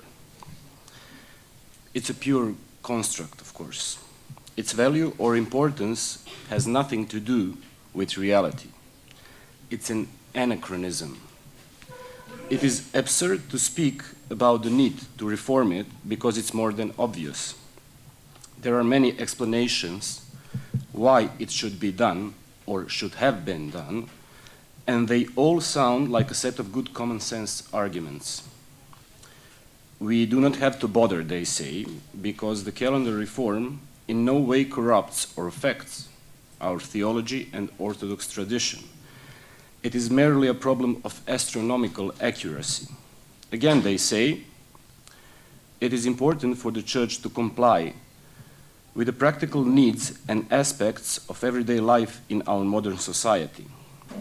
And this society regulates itself by reformed calendar. Even further, speaking in terms of ecclesiology, our mission is to save the world. And this world, for us, it is this particular society which we must transform by virtue of our faith and by life-giving grace force of the Holy Spirit. That is why we have to contextualize our ever-living tradition within this frame of reality. And this within includes the way in which our society understands its time. We should in no way try to replace our real world with one of our idealizations or with one of our constructs. All this sounds perfectly well indeed, not only in terms of common sense, but also in terms of good theological criteriology. But we face a problem instantly if we just look around. What do we see? We see the church, of course, because the church is our context. And in this church, let's say there's a guy, or there's a whole bunch of them, who speaks to us that our mission is to save the world. Of course, when the guy says the world, we think about our modern world, or postmodern, or postmodern, or whatever. This self-destructive chaos in which we live. But then this guy, who teaches us about the modern world's salvation, is all dressed up in an extravagantly expensive late antique and medieval costume, even with a really elaborate cap, exactly like Roman Flamen Dialis, bearing the insignia of an empire that doesn't exist for centuries, praying for the salvation of the modern world in ancient Greek or medieval Slavonic language, which probably not a single one among his faithful actually understands, and speaking about himself in plural. Consequently, if this is the way in which our world is being saved, then wouldn't it be much more appropriate to keep the old calendar as one more among others equally old as those just mentioned, salvific jewels in the crown that adorns the ecumeny? Therefore, in a world which is being saved in this way, the old calendar is everything but an anomaly or a construct. This world is the East of which we are speaking. It is not a construct at all. If we judge by what we see, it's exactly what the Orthodox Church is. Because there, in the East, all languages are spoken, old languages are spoken, ancient traditions are kept, and battles lost centuries ago are still being fought. Feeling familiar? Of course. Looking from the East, all this is real, and our modern world is nothing but an illusion, together with all its calendars and feasts, together with all its heresies. We must acknowledge that this is exactly what our church is. It's a living contradiction from within. What I mean by saying living contradiction from within, I mean that the Orthodox Church exists in a state of constant conflict with reality. The Orthodoxy does not accept that its world doesn't exist anymore, and that is why, in a way, the Orthodox Church itself does not exist. It exists as a phenomenon, but it's not what it pretends to be, what it says that it is.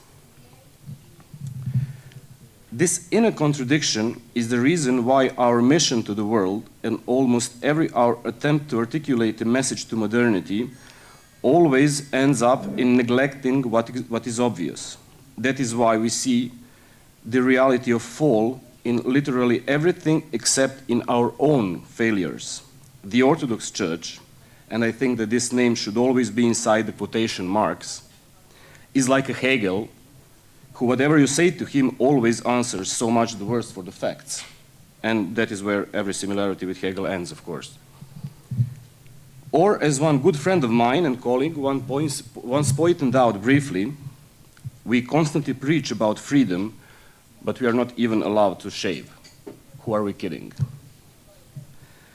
This thing about shaving made me remember one episode from the history of our local church, because there was a priest at the beginning of the 19th century to whom his archbishop and metropolitan, the head of his church in fact, told that he should cut his beard and hair and wear civilian clothes outside the church so that his learning might shine even brighter among his modern contemporaries. And this guy, his metropolitan, and the episode in question, they all have to do with the issue of calendar reform. But they were against it, and they were right, I think. No irony in what I say. As you probably know, the Church of Serbia, in all its historical forms, was for centuries the most Western Orthodox jurisdiction. By this, I don't mean the existence of isolated parishes. For example, like the famous one founded by the Greek immigrants in Venice, San Giorgio dei Greci, but elaborate network of dioceses, monasteries, and parishes with significant non-migratory population. In fact, in many regions, Orthodox were majority, that lived in predominantly Catholic countries, like Kingdom of Hungary or Austria, or Republic of Venice, especially its Adriatic possessions. Among the privileges granted in August 1690 to his, I quote, beloved Arsenius Czarnoevich, the Archbishop of Serbs of the Eastern Church of the Greek Rite, and to all his bishops, clergy, and non-clerical and military dignitaries, by Holy Roman Emperor Leopold I, there was the right to rule themselves freely, according to the tradition of the Eastern Church of the Greek Rite and the Old Calendar. How important this was for them and why, we can learn from a aforementioned episode that occurred more than 100 years after. Here what's happened. Not all Habsburg rulers were keen to act according to aforementioned privileges. Quite contrary, some among them were very ardent Catholics and promoters of different unifying projects for the members of the non-unified Church of the Greek Rite. One among them was Emperor Franz II, or Franz I of Austria.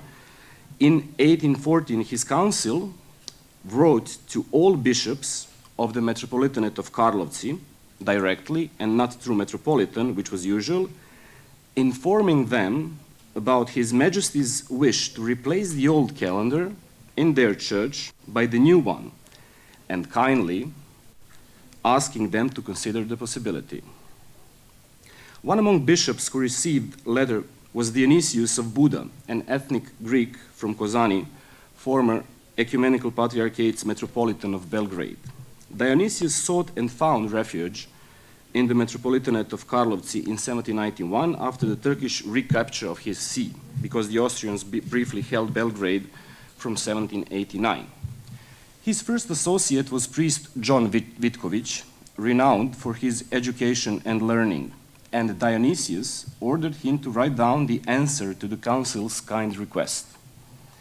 Upon finishing the answer, Dionysius and John informed the Archbishop and Metropolitan Stephen Stratimirović and he told them to send it to the council as their common and official attitude regarding the matter. John's main argument was that the calendar reform represents serious canonical problem.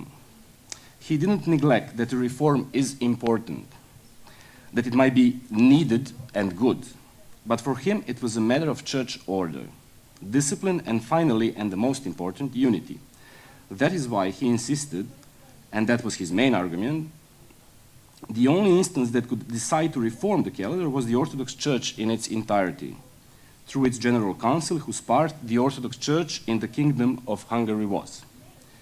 Upon arriving in Buda at the beginning of the next year, on his way to Vienna, ad audiendum verbum regium, regarding this matter, Metropolitan spoke to John. He expressed his deep gratitude for John's effort and told him, "My son, when I go to Vienna to speak before our Syrian emperor, I will defend our calendar, or otherwise I won't get back alive. Because you know, what they actually want to achieve by taking away our calendar from us is to separate us from, as he said, the Orthodox world." So again, unity of the Orthodox world is what matters. On his way back to his see, Metropolitan Stephen stopped again in Buda. Again, he spoke to his beloved priest. "My son, I didn't believe that I will survive this desperate fight," he said. "But I did it. I've saved our calendar, although costs were high. If you plan to print one for the next year, then print it on the red paper so that everyone may know that blood was spilled for it." Now, I need to say, Metropolitan Stephen Stratimirovic was not an old calendarist idiot of the type that we are familiar with today. Nor he had any anti-Western sentiments. He was a guy that came from an ennobled family. In fact, he was count. He spoke and wrote in Latin and German. His clerical clothes were Western. His cassock was cardinal red, and he wore red zucchetto, Roman Catholic zucchetto, as all his bishops did. But his preserved sermons show that he was very well learned in patristics too, both Greek and Latin. So he and John both knew, of course, that the old calendar was inaccurate, etc. But they were aware that there existed broader reality, and that their most important task was to preserve every important tie to it. And the old calendar was precisely such a tie, because there existed, in those days, the Orthodox Church. There was still the Orthodox world, and it had a calendar which was so important because, simply, it was the visible, unifying principle of its liturgical life. Of course, we can and we should reflect upon the theological value and relevance of an ecclesial entity whose unifying principle was, or still is, an inaccurate calendar. But in doing so, we must turn our attention towards all the other similar principles of unity which still exist and which obviously don't do the job. We must reflect upon every other inaccuracy in terms of theology, not astronomy, to which we cling so staunchly, upon our inability and lack of want to face reality, upon our inability and lack of want to pray and preach in a way that everyone understands, with our mind and not in a tongue, as St. Paul's put it, upon our toxic self-sufficiency and contempt, upon our plebeian lust for luxury, upon our inability and complete lack of want to manifest the Church as the mystery of unity, upon the fact that we, Orthodox, do not exist as Church at all, and that we are nothing but a conglomerate of nationalistic sects with public support and funding, with no difference other than the name of our nationalism, whether it's the Russian world or Romeo Cini. In less than a year, we will celebrate, under quotation marks, celebrate, the centennial anniversary of the Pan-Orthodox Congress held in Constantinople from May the 10th to June the 8th, 1923. There are reasons why this Congress, together with the way in which it treated the calendar issue, may be considered as the last dying breath of the Orthodoxy. or maybe more accurate, what had begun in Constantinople in 1923 finally ended in Crete a few years ago.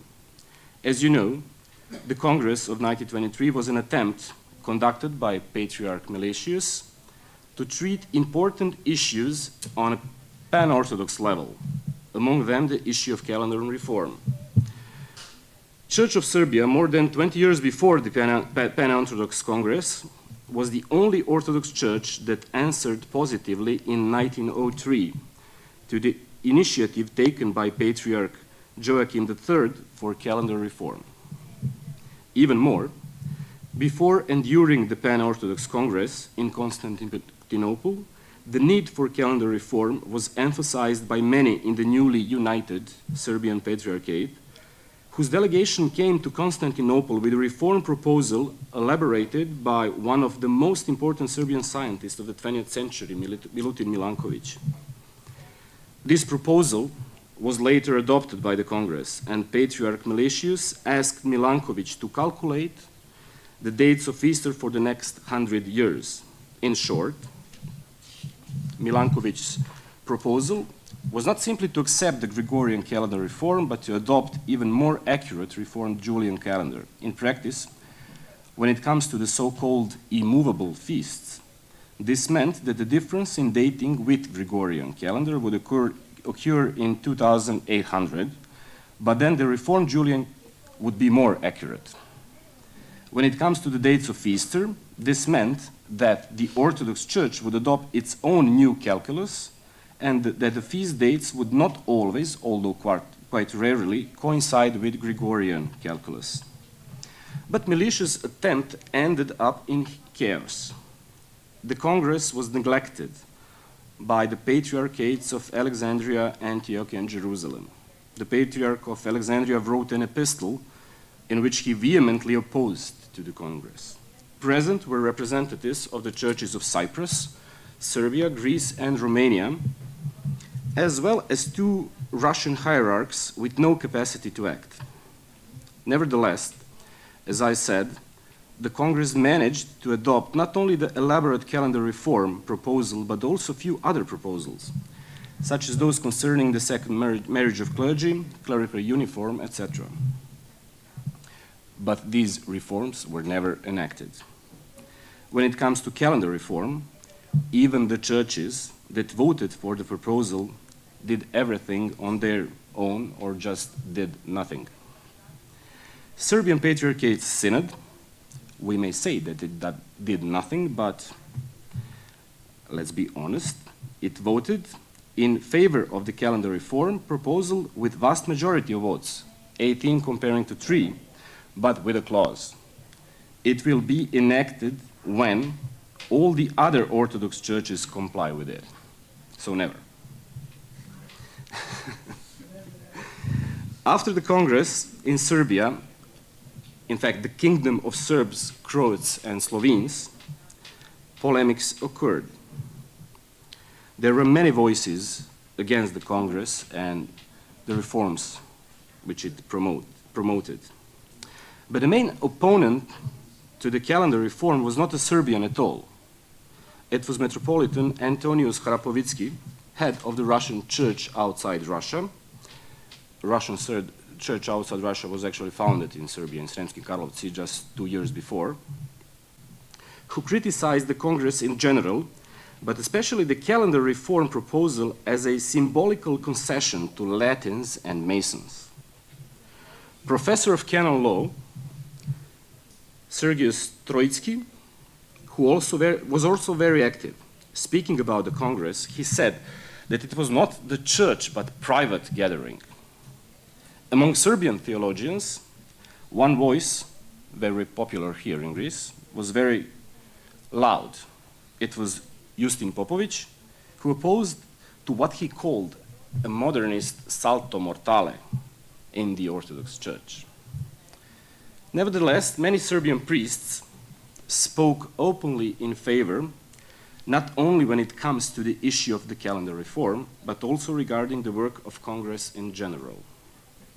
They openly accused Russians for stagnation, that's what they said, that they didn't learn anything from their own disaster, and that they shouldn't interfere in the life of an autocephalous church, especially because they were the ones that left their own flocks. What followed from all this afterwards is that the calendar issue, once considered to be an important functional aspect of the way in which church unity is being manifested, easily became one among means to articulate sectarian dogma. Circumstances were more than favorable to this. With all seismic waves that ravage our world in last 100 years and lack of visible means to articulate unity, the dismembered Orthodox Church often fell victim to the extreme anti-modernist and sometimes openly fascist ideologies in general. For example, the Iron Guard in Romania or Zbor in Serbia, which is very important because Zbor was closely tied to the so-called God's worshippers movement. It was a pietistic organization, lay organization, with 100,000 members. And at first, people from the higher hierarchy were suspicious about them, but thanks to the Bishop Nikolai Velimirovich, finally they accepted the worshippers movement, and in the modern days, this movement, together with its spirituality, is considered as a paradigm of Serbian folk piety. But that movement was closely tied to Zbor. Zbor means the United Militant Labor Organization. So it sounds very Orthodox. Their root, I mean about those ideas and ideologies, their root is in the 19th century pan-Germanism, whose radical anti-modernist ideas bind to a strong sense of messianism, entered the Orthodox world mainly through, as we just heard, Slavophile philosophical and religious concepts, though not exclusively. Because there are some influences which could be traced back to the French Action Française and those extremely conservative Catholic movements. This I found is what gave such a strong impetus to the modern Easternizing tendencies among the Orthodox, speaking about the Serbian case at least. Instead of a noble savage of the North, what comes as an authentic Orthodox alternative to the corrupted pandemonium of the West is the faithful remnant of the East. Everything else is just the same. There's anti-Semitism, there's anti-modernism, anti-liberalism, anti-scientism, exclusivism, and the cult of violence, but often spiritualized. Of course, one might say that this applies only to radical conservative sects among the Orthodox. But I just read what you wrote about the Russian world doctrine, I mean, your institution, and we have heard many other critical remarks about it in these few days, and it seems to me that what I've said is quite applicable to this case too. But even apart from this, I find that what liberal Orthodoxy is trying to offer is basically the same thing. And it seems to me that those aforementioned tendencies made much deeper impact than one may conceive. I remind you yesterday Professor Yagazoglu said something about this, and I completely agree about modern so-called liberal Orthodoxy. Because again, even in the case of liberal Orthodoxy, what we see is completely irrational self-sufficiency, symbolically expressed in, I would say, ontology versus ethics scheme, focused on an imagined continuity of tradition regarding things such as patristic way of thinking or liturgical ethos. In reality, of course, for all this, we have to praise nobody else but the Westerners, because they are the ones that have rediscovered, explored, and presented the tradition or traditions which we consider to be our own. But again, contrary to this, even in the context of liberal Orthodoxy, West is, with no real arguments, presented as a kind of theological and liturgical pandemonium with Saint Augustine, Anselm, or Thomas Aquinas labeled as its leading demons. So what about future of Orthodoxy then, one may ask? If both anti-modernists and liberals are caught in the same net of self-sufficiency and denial of reality, is there a way out? I'm a pessimist, but still it's worth trying, because it can get worse. Thank you.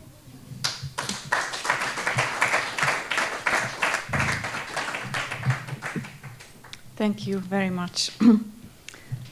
I think is there an urgent question now? So we'll proceed with the next speaker, Dr. Davor Džalto, professor of the Center for the Study of Culture and Christianity in Belgrade, Serbia, and professor at the University College Stockholm, Sweden. Thank you so much. What I'm gonna talk about is the reason for the topic is that Pantelis asked me to cover icons and the kind of invention of the Eastern character related to icons, and being obedient as I am, so I followed the instructions. But of course, I would rather go back to our discussions about liberalism and anarchism, but we'll save that for some other time. Okay, this works. We are all familiar with icons, and we all know what icons look like, what they are supposed to look like. And here I'm giving just two examples of probably the most, or among the most famous examples from the history of traditional Eastern Orthodox icon painting.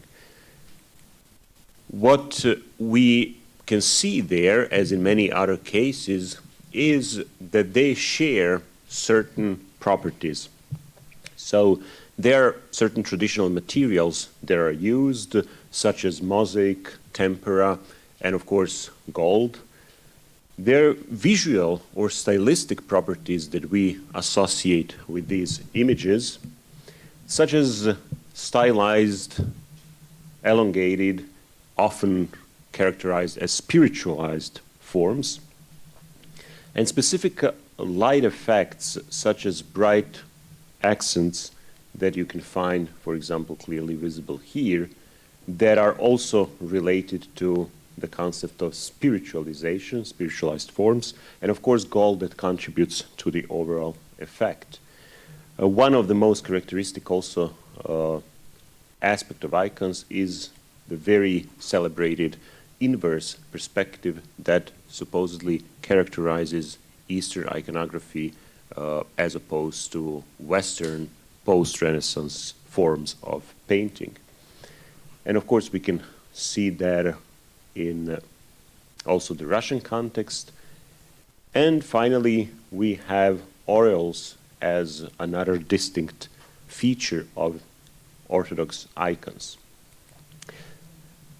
Now the question is, how did it come that these features and these kind of representations became standard and became identified with what icons are supposed to be, what they're supposed to look like? So this presentation is basically about the style, stylistic properties. We'll set aside theology of icons, except where it is based on specific understanding of visual forms and stylistic properties. And of course, iconography, meaning what's represented, will also be set aside.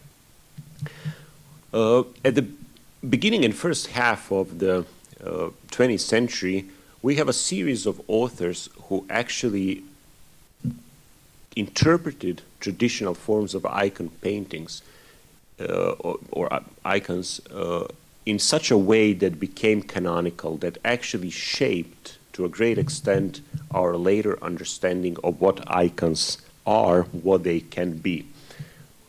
An example of that we find in Evgeny Trubetskoy, who in these three essays on icons, Russian icons,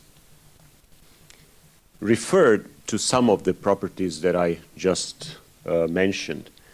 So he talks about the ascetical spirit of ancient, meaning old, Christian, Eastern Orthodox iconography, and he contrasts the Eastern Orthodox and Western prototypes.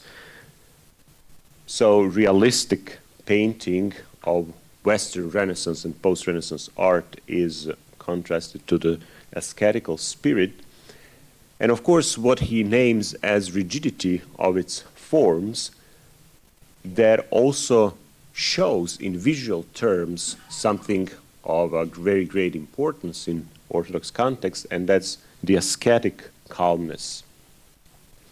And he also makes a point, connects icons with church architecture, and this is a point that later on would be developed by other theologians. Also, he introduces the idea that icons depict the prototype of the future humanity.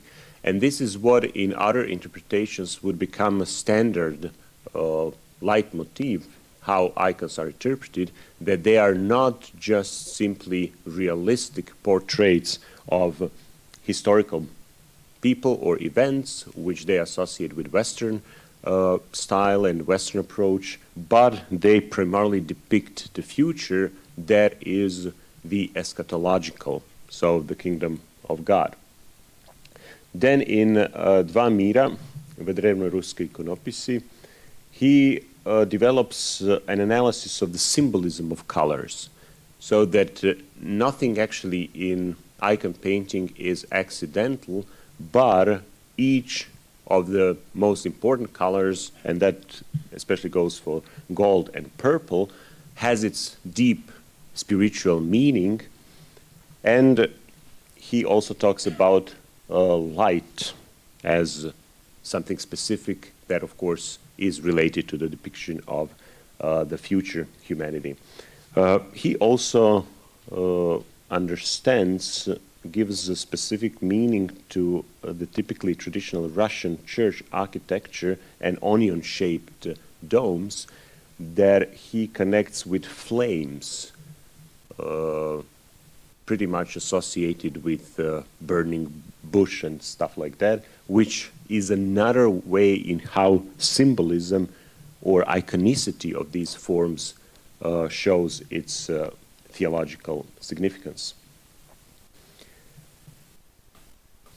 What is visible here already in Trubetskoy and is repeated later on is this idea that after a certain period of time in the development of Eastern iconography, there is a corruption of Eastern iconography, and it is due to the import of Western forms of icon painting or religious painting.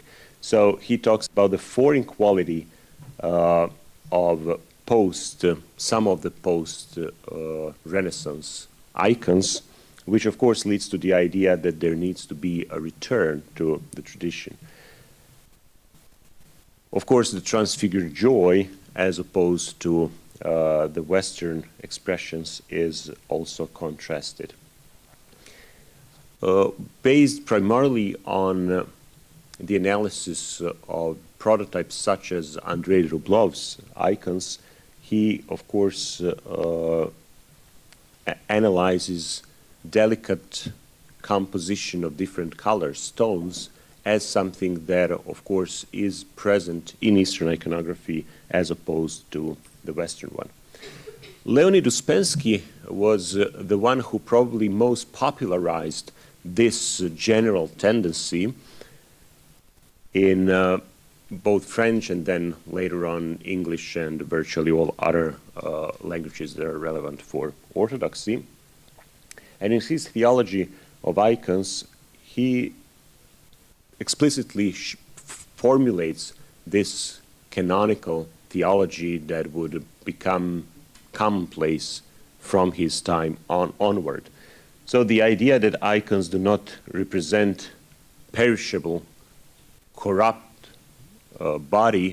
historical bodies, but rather transfigured body, body that's illuminated by divine mercy, that divine glory is transmitted through icons, that icons are different from regular paintings because of their content, but also because of the visual means, what he calls language of the icon, and that the icon shows one's holiness by preserving its faithfulness to history, but at the same time, they, through their visual means, stylistic properties, are able to tie that historical accuracy with the kingdom of God and the age to come.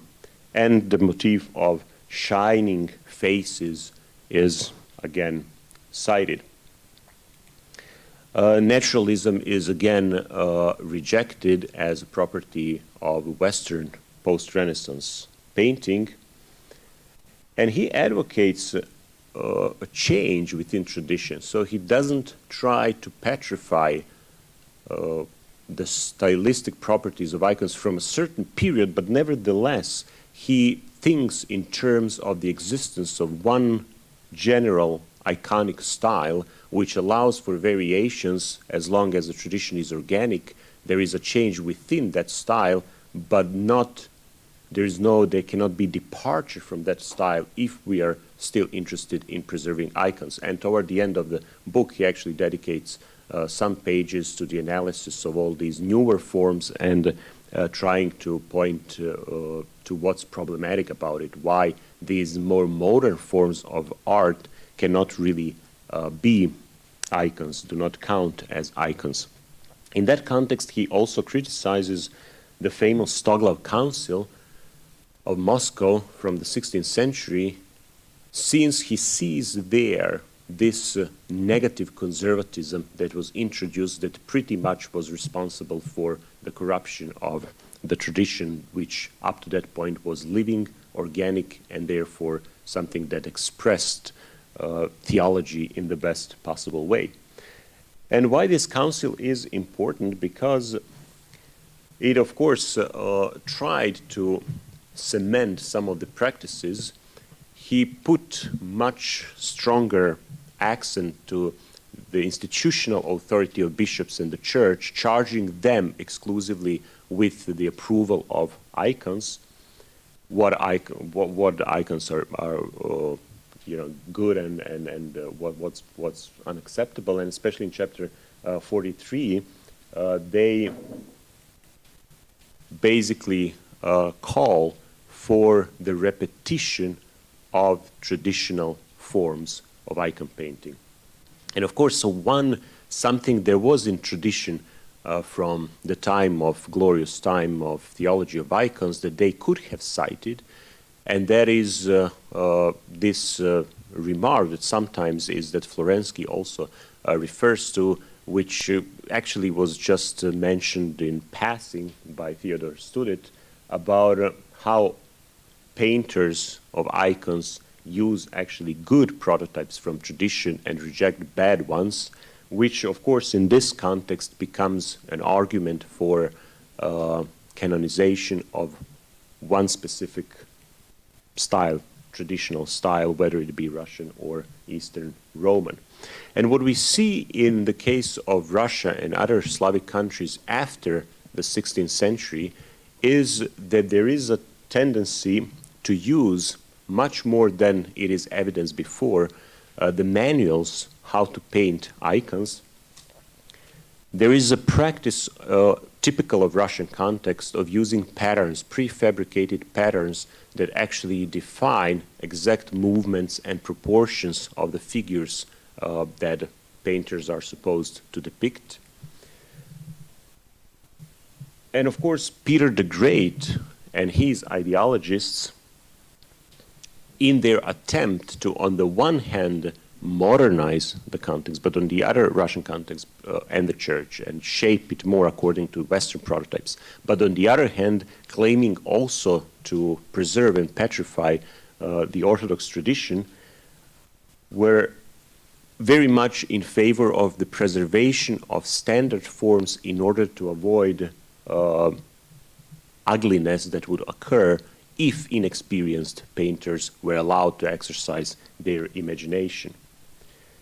And this becomes all, receives its finalized, its canonical form in this Herminia of Dionysius of Furna toward in the 18th century, which recapitulates everything that was until that point available in terms of how an icon painter is supposed to prepare their materials, what colors to use, how to prepare the ground, and how to paint, and what these paintings or icons are supposed to look like. So we see how actually we got to the point in the 18th century how this petrified canonical tradition of icon painting was invented in the early modern period. Now there is problem again.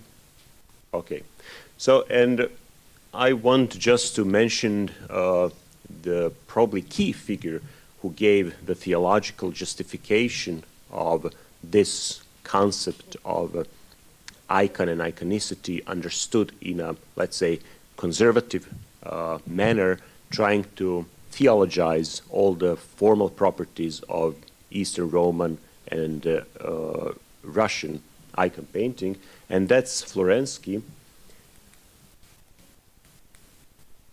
who links again tradition of icon painting with church environment and claims that there is a point there in having a stable support on which icons are painted, because wooden panels of icons are actually an imitation of church walls.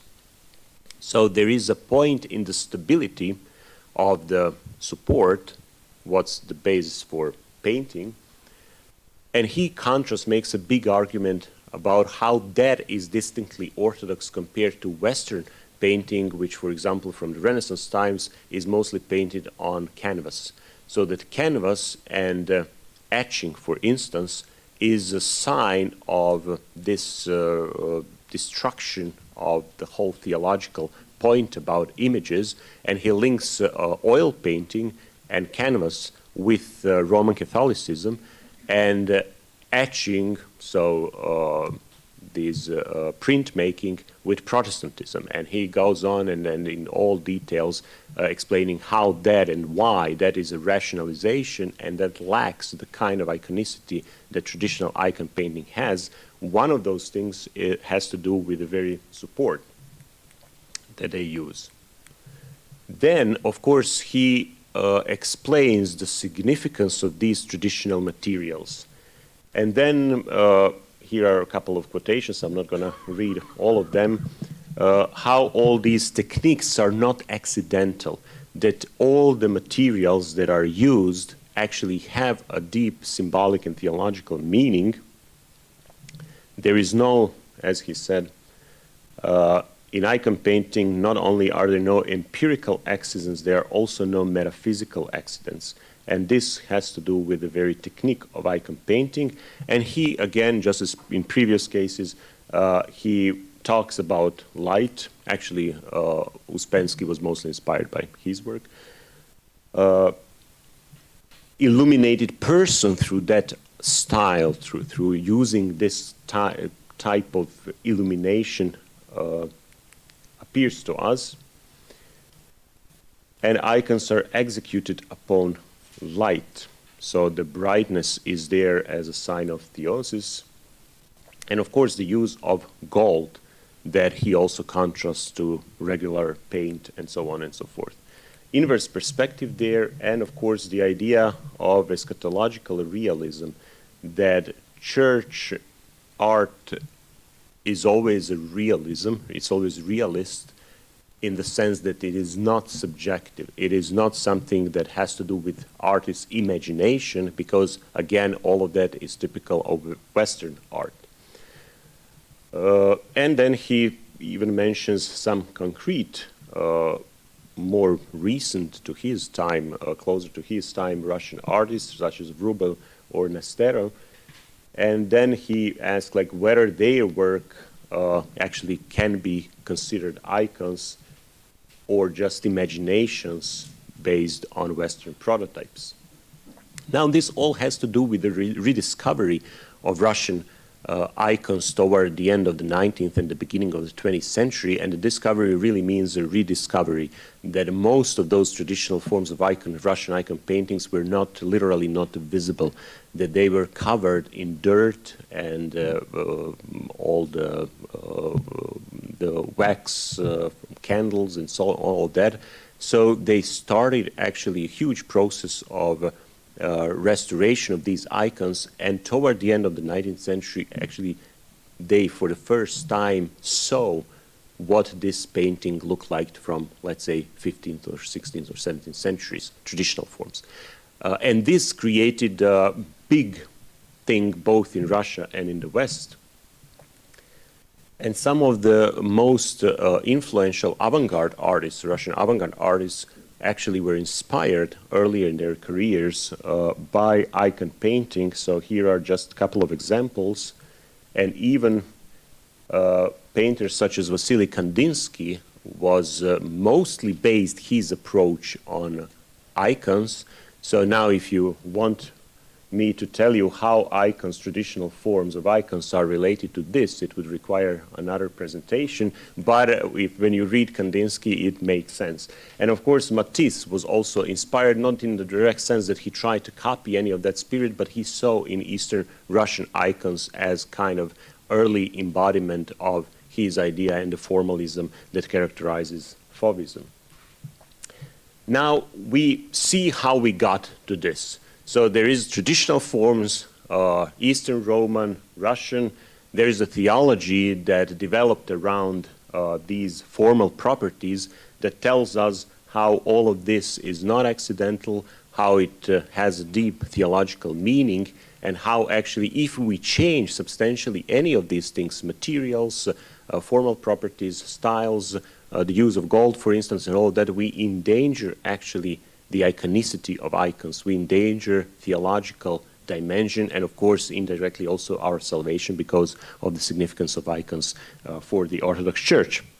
Now, let's see if this actually is true, what both Florovsky and others developed. We can go back to all these properties and try to trace them back in history. How did it happen that traditional forms of icon painting started using these materials and these stylistic properties? All of these what is considered traditional forms of icon paintings, materials used such as mosaic or gold, tempera and so on, actually were not invented, of course, by Eastern Orthodox or Christians for that matter. Here is one example of from 3rd century mosaic from the Vatican necropolis that depicts a sun deity using, of course, the technique of mosaic, but what is also interesting and important, using actually iconographic motifs such as aureoles and sun rays that were adopted later on in Eastern iconography. We, of course, find in places such as Santa Costanza both iconography and style that is virtually indistinguishable from ancient Roman polytheistic religious contexts. Here, actually, one cannot say what is Christian here unless one wants to interpret the harvesting of wine, which, of course, is not typically Christian motif, as Christian per se. And, of course, the technique of mosaics then continue to be used in Christian context, but if we also pay attention to both the forms and iconographic details, such as the representation of water, river deities, we find close parallels outside of Christian context. And even if you pay attention, so this is somewhere toward the end of the 1st or beginning of the 2nd century AD, but you can see here that it is a matter of just the level of stylization of these forms, not actually of a radical departure at any point. And this interesting mosaic from Neapaphos, from Cyprus, thank you, shows an ancient Roman villa and a mosaic there that actually depicts both in style, in the material, but also in iconography, ancient Roman pantheon. And here we can see Hermes with Dionysius in this very similar to the iconographic solutions that we find later on with Mary holding Christ, with, of course, all the aureoles. And some interpret, it's not easy to know what was the meaning of this, but some interpret this also as a kind of cynical, humoristic reference to the Christian context by still pagans that were practicing their religion. In later mosaic decoration, we find also all the colors and postures and gestures adopted from ancient Roman contexts. And these colors that both Uspensky and Trubetskoy made a great deal about to demonstrate their theological significance were actually used in a similar meaning as a sign of royal authority or belonging to noble classes, the same colors. Now also when it comes to the fresco technique that became very popular in the Middle Ages, that also was not an invention of Christians. On the contrary, both the technique and the style used here in the catacombs actually is something that finds its prototypes in contemporary non-Christian painting, where the same technique and of course similar style was used, totally independent of the Christian context.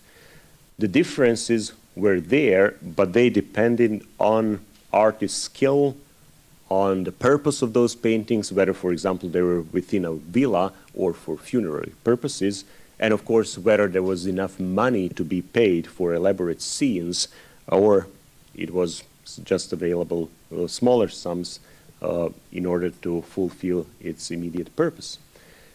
What about elongated, stylized, spiritualized forms and light effects? Well, we also find the famous concept of spiritualization that occurred within ancient Roman times, but one must say also that it ran parallel to other types of depictions. There was no radical departure at any point from realism as such, but we can see there again in a non-Christian context depicting non-Christian authors this famous spiritualization, in quotation marks, where eyes become more and more prominent, faces become longer, and of course mouths become smaller.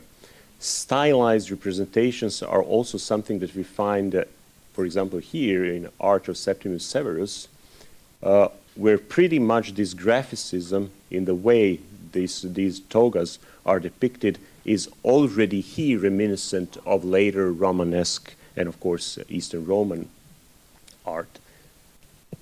Big eyes, spiritualized forms, again from all of them depicting non-Christian authors. And of course the closest parallel that even Florovsky admits to be closest to icon painting are the famous Fayum portraits that are funerary masks outside of the Christian context, ancient Roman, Egyptian context, that actually depict all these faces in one sense in a naturalistic, realistic manner, but at the same time we can see the properties of big eyes, those accents of light on all the prominent shapes. And here I just put a couple of them to show you that actually the style that later evolved is based on the stylization of what's already been there, but not really a radical departure in any sense.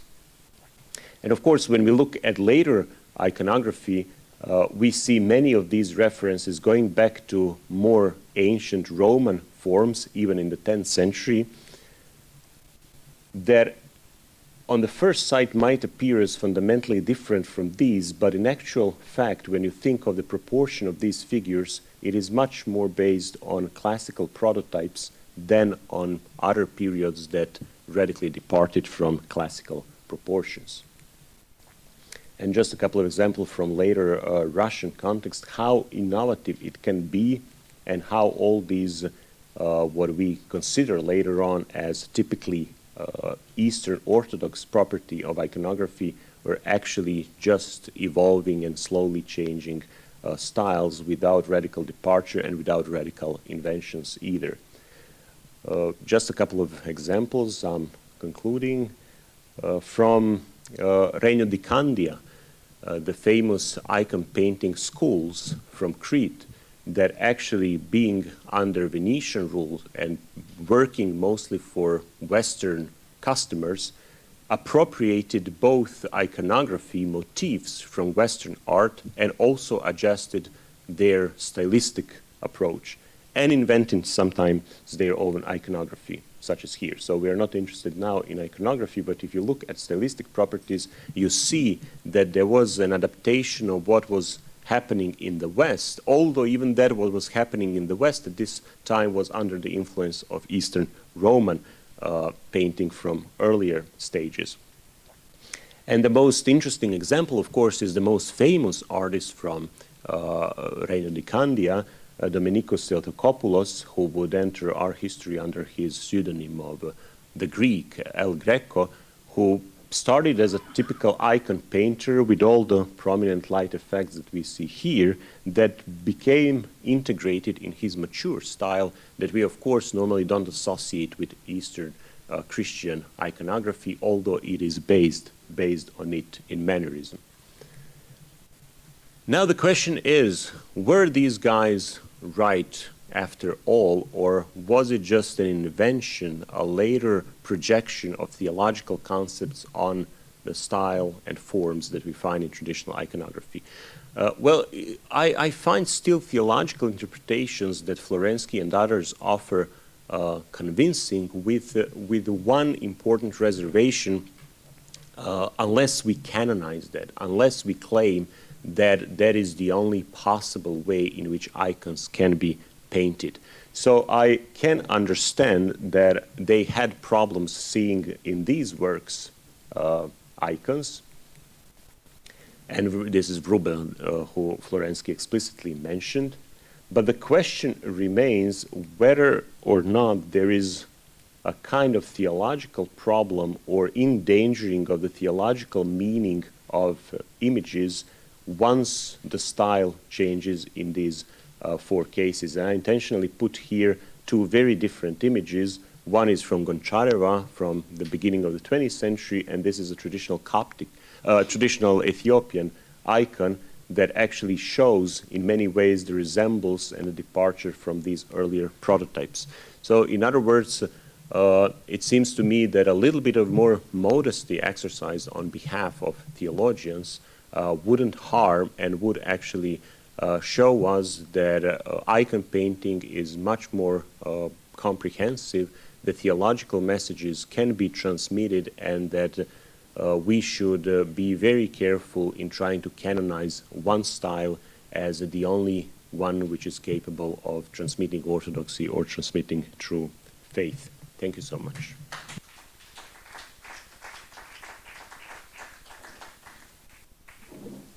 Thank you very much for this very informative presentation.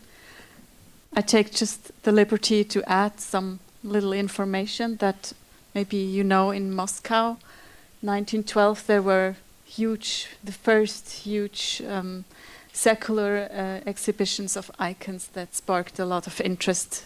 And then the tour to America. Yeah, they took it to America, so I think that's very interesting too.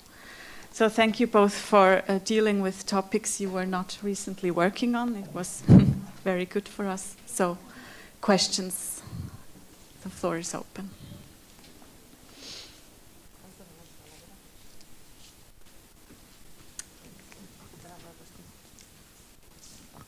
Hello, thanks for both presentations. Just a short question. How did Florovsky reacted to the painting, to the normal production of icons of his own times? Because actually in the beginnings of the 20th century, Russia was full of westernized icons, which kept some elements maybe from the Eastern tradition, but they were totally westernized, and even in Mount Athos there were such laboratories that produced such icons, and even in Volos you can find such production of icons, which is very close to the Western prototype. How did he reacted about this?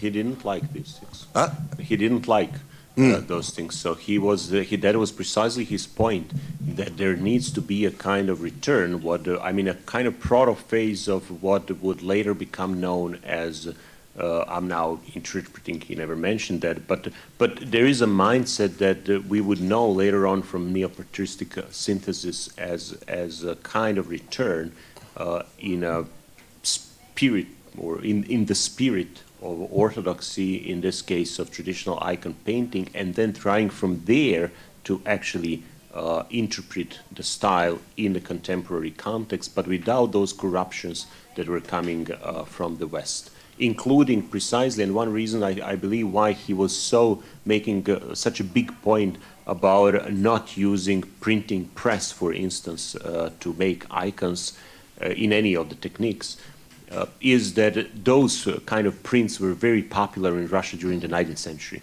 As well as in Greece. Also. Yeah. So because it was cheap, it was available, and So he actually explicitly criticizes that. He says, no, this is Protestant, and there is a totally different logic and totally different metaphysics between that white paper and then when you take a print from something. So it's a very different enterprise compared to traditional iconography that they were rediscovering. But practically, he considered all the production of the Orthodox world to be heretical in this way. Because practically, at that time, the Western style was dominant. Yeah. But that was the point. Let's try back to return. It was that's within the context, the broader mindset which we heard related to Slavophiles about this Babylonian slavery of Eastern theology and Eastern Church to Western influences, and that there was a time now came when we need to liberate what was conceptualized as the traditional. Original. In terms of this context, I think his approach is interesting. I mean, today that we are buried under a production of Eastern-like icons, we have the totally opposite problem. We have so many icons that look like the older prototypes, but they have nothing good in them. But at that time, maybe there was some point in his I think there was a point. What the only thing that kind of troubles me there is this exclusivity, this idea that there needs to be one canonical style that's capable of expressing it. That's where I'm not convinced. But that you can interpret the existing style or the evolving style, I can accept that as one way to interpret it. To say if but he didn't put it that way. Even to say that there were forms that were used from elsewhere, but then for whatever reason the church found them most useful for expressing, that is also something that can be accepted. But the problem is if we say that there is something antic about the style that's used, because that is a very dangerous move, because that means that outside of the Eastern Roman, Byzantine / Russian traditional context, there are no authentic icons. And that is a very dangerous conclusion to be made. Thanks. Okay. Your neighbor just had a question. Yeah. Thank you very much for both. I have one quick question for each, for Dr. Davor. I've seen this interesting painting about Trinity, where we are depicting the Father. usually with a different area. So my question is, in this handbook or in this criteria, was there something related to whether or not the father should be depicted or not? Because I know this is somehow, we're not settled about that. And my question to Dr. Milićević, in this whole discourse about old and new calendar, my first comment is, was this whole idea of the holy light part of this discussion, whether an argument or a counter-argument about old and new calendar? And the other part related to that, because especially in places where we have Christian confessions, we have a problem that relates to the issue. And when usually normal people, they try to question the church hierarchs about why are we separating, celebrating separately with other Christians, they will take them into the idea that it is a matter of faith, the important is faith, as if this whole calculation of old calendar, especially when it comes to Easter, is a dogmatic issue, that when you compromise about it, you are compromising about the whole orthodoxy. So from one side, they put this dogmatic issue, and the other side, what about the witness, especially not only with other Christians, with non-Christians, for example. They come and greet you in Easter, especially when we have those 3 weeks of separation, or 4 weeks between Eastern and Western calendar. So we're in the middle of the land, and I have a friend who will say, Happy Easter. What should I say? I should explain to this person that we have different calendars, and for me, Easter is still later on. So it's creating a problem of image and witness, especially in multi-confessional and multi-religious settings. Well, as far as I know, Patriarch of Jerusalem refused to participate because he told that Patriarchate of Jerusalem, they have their own reasons why they couldn't accept the calendar reform. But it was problem for them in a way much different than for you today, because for them was problem to celebrate together and not on a common day, because that was the way for them to differentiate themselves.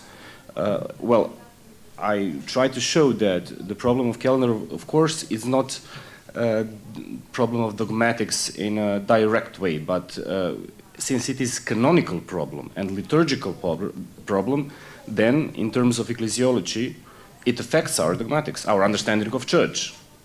That's what I try to show, and that's what I think, in fact.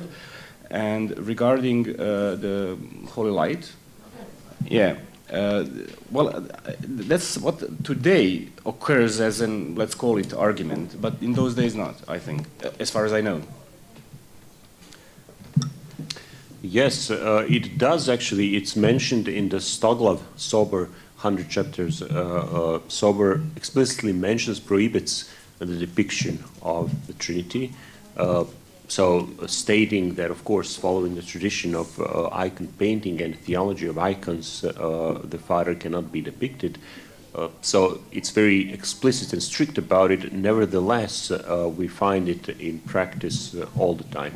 So the influences and the popularity of that motif was so great that even prohibition of the local council didn't stop that. There's some other, when you look, go into details and you compare some of the prototypes that they were using, sometimes you can actually see the difference that they were trying to use, paradoxically enough, the motif of the Trinity, Trojica depicting the Father and the Son and the Davor, the Holy Spirit, the way they would arrange them or how they would put these triangular aureoles, that they were trying to distinguish, differentiate from the Catholics. And some interpretations say that actually there is this, and then the stupid dove is like moved left or right, that's an indication actually of whether they were rejecting the filioque or not. So that they would, in other words, using Roman Catholic prototypes, but then trying to intervene a little bit there in order to say, but we are not Roman Catholics, we reject filioque. So, George Demakopoulos.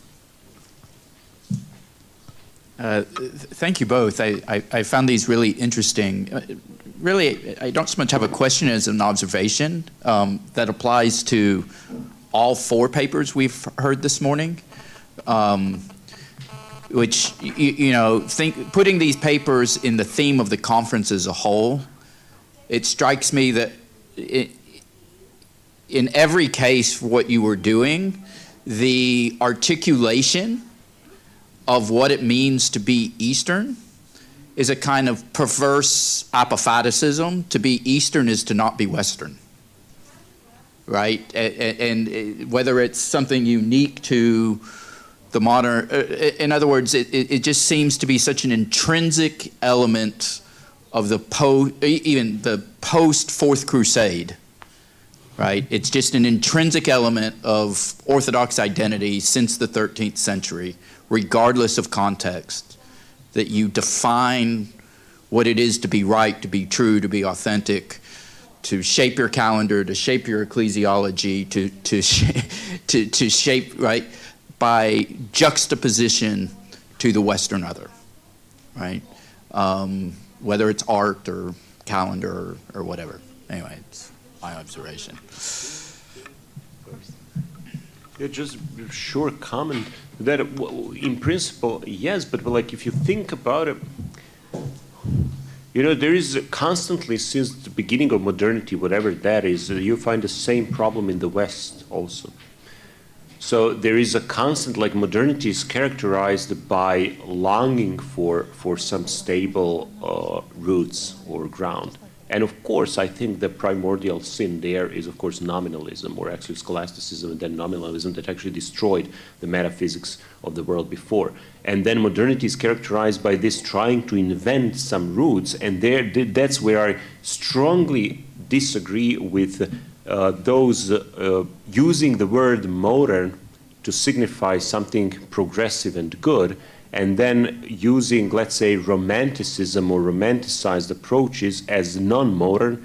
That just doesn't make any sense, because romanticism is a very fundamentally modern phenomenon within modernity that tries to re-establish, reconnect with missing roots. And in that sense, both in East and in West, they were using what was available to them, just in all romanticism, inventing past, reconnecting with Middle Ages, reconnecting with antiquity, but in a typically modern way. So that's the problem also, like what we have during the period of modernity in the East, including Narodničenstvo, including Slavophiles. Those are typically modern projects within modernity that try to actually compensate for what was apparently to them a crisis of actually antique foundations of the world, but we find parallels in the West as well. Okay. I will speak in Greek. Θα ήθελα λοιπόν να θέσω 2 ερωτήματα. To ask 2 questions.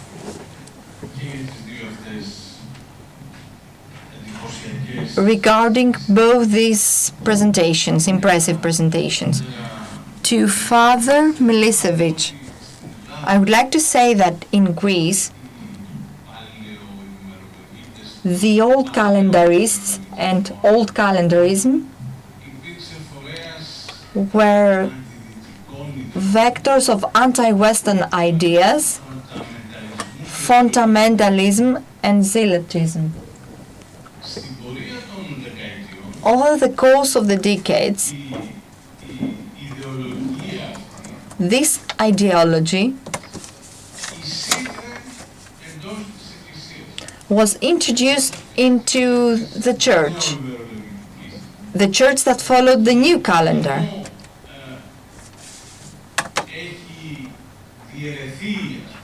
And even though old calendarists have been divided as well, its ideas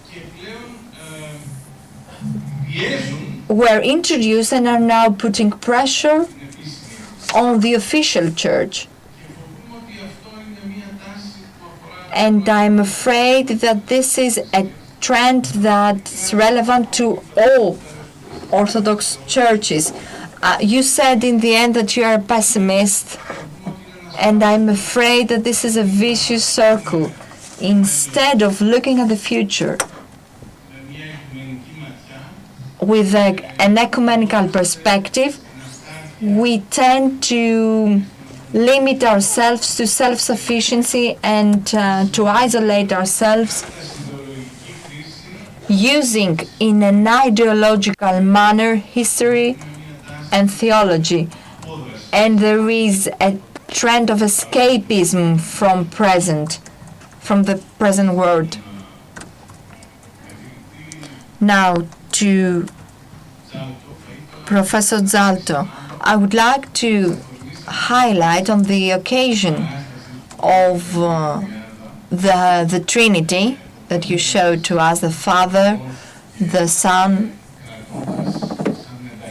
and the Holy Spirit in the form of dove. This representation, or rather such a representation, can be also found in Byzantine Kastoria. It dates back to the 14th century, and it reflects the comment of Gregory Palamas to Augustine on Holy Spirit as nexus amoris, which means that the two words, even in the 14th century, were in dialogue and in communication, and that's very characteristic, very indicative. The iconographic tradition gives us some of the elements of communication about 3 centuries after the schism in the most crucial century for the Byzantium, the 15th century. So apart from the ideas and theology, art could also be another channel to exchange, a channel of exchange amongst the two big traditions, the East and the West, either in the past or even more importantly in the present and the future. Thank you for the question. Not only did you have old calendarist ideas in your new calendarist church, but we in our old calendarist church have our own old calendarist schism. So it's completely crazy, of course, because you cannot satisfy that need to differentiate yourself, to emphasize your self-sufficiency by any rational mean. It's completely irrational. The old calendar was reality 100 or 200 years ago, as the Orthodox Church was reality too. I mean, there existed really, in reality, Orthodox Church with its protos and with everything else that this includes. But today, all these things, they actually do not exist. And what we have to do, I would say we have to construct it. And I think that that's exactly what we have to do, but anew. Because everything which we use as means to achieve unity is completely usurped. So we have to find new means and new meanings in order to do something.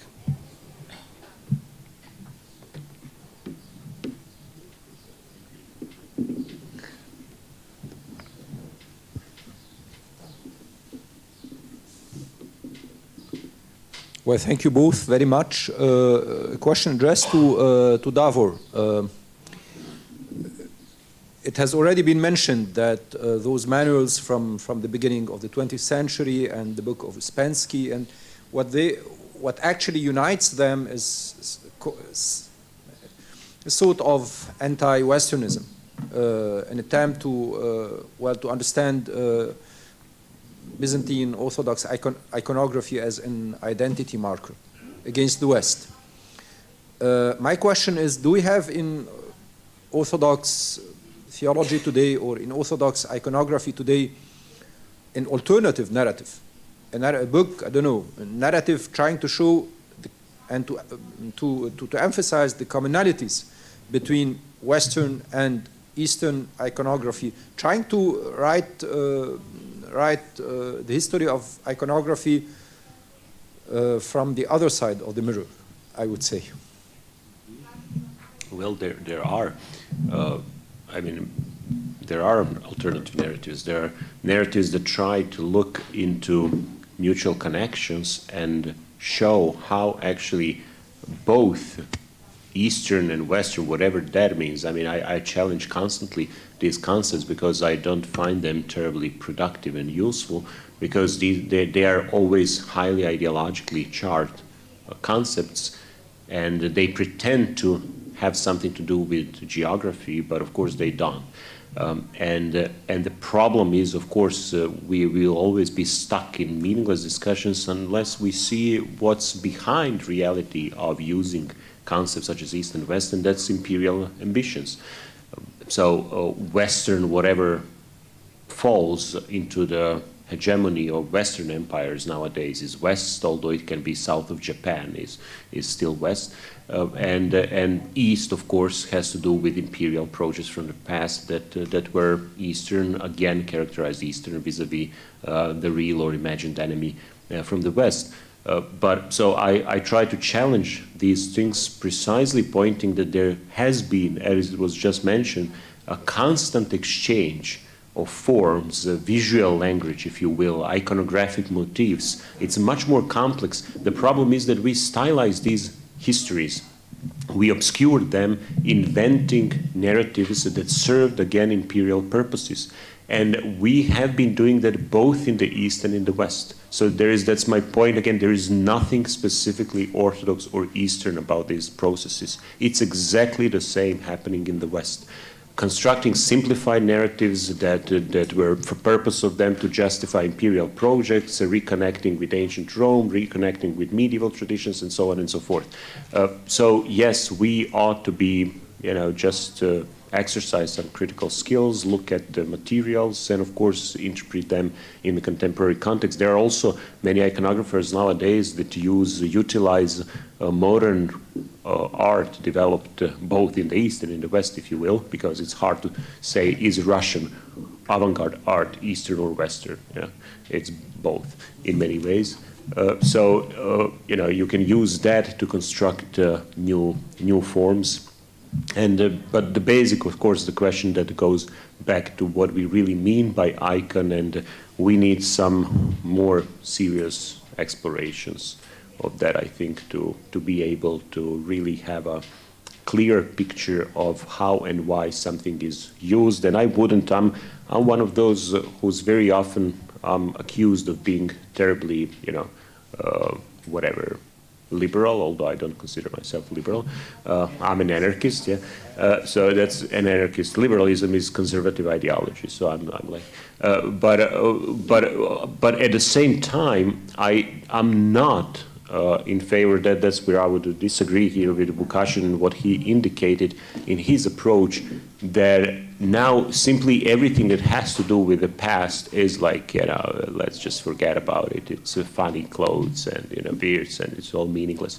And let's do something new now, because I think there can be a point in many of those symbolic functions, and I don't see that we would gain anything if we just forgot about, history and tried now to appropriate some of the forms that we see again in the West in order to justify our own longing for missed historical opportunities in trying to advance our societies, which is another ideological trap.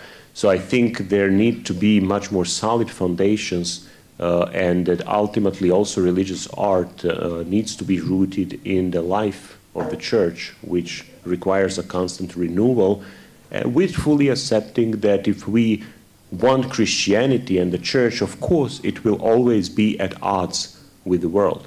And then nothing wrong with that. The question is just whether being at odds with the world is constructive or is it destructive. That's all. That's a good question to think or talk about. I think there is no... Did I miss some question that is left. So, no, we all deserved our lunch break. Thank you very much, the speakers.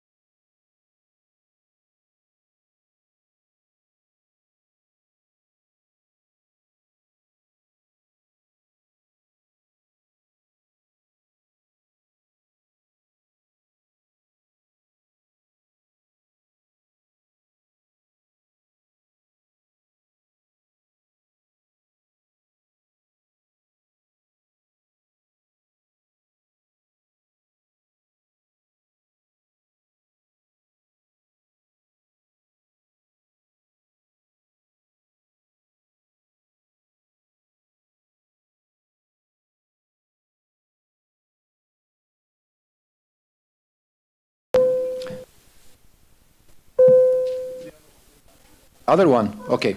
So I hope you have enjoyed your meal, and we carry on now with our program, and we've got for this panel 3 speakers. We are going to start with Pantelis Kalaitzidis and then move on to Candace. And the third speaker, I think she will be with us via the internet, via Zoom, isn't it? Yeah. So Pantelis Kalaitzidis, the director of the Volos Academy, well-known figure, he's gonna speak on the construction of the idea of the East via Christian Hellenism and mystical theology. Dear Pantelis, you've got the floor.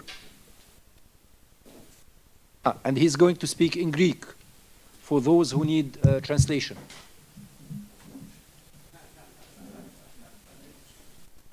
Okay, so, yeah. Okay, this is good. Yeah. Here also and for Candace as well? Okay.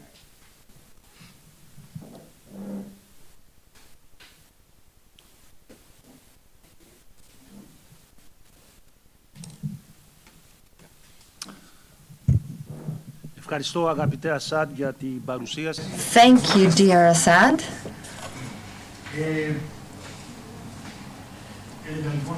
As I was saying, I would like to thank my dear friend Assad Katan for this presentation and for moderating this panel.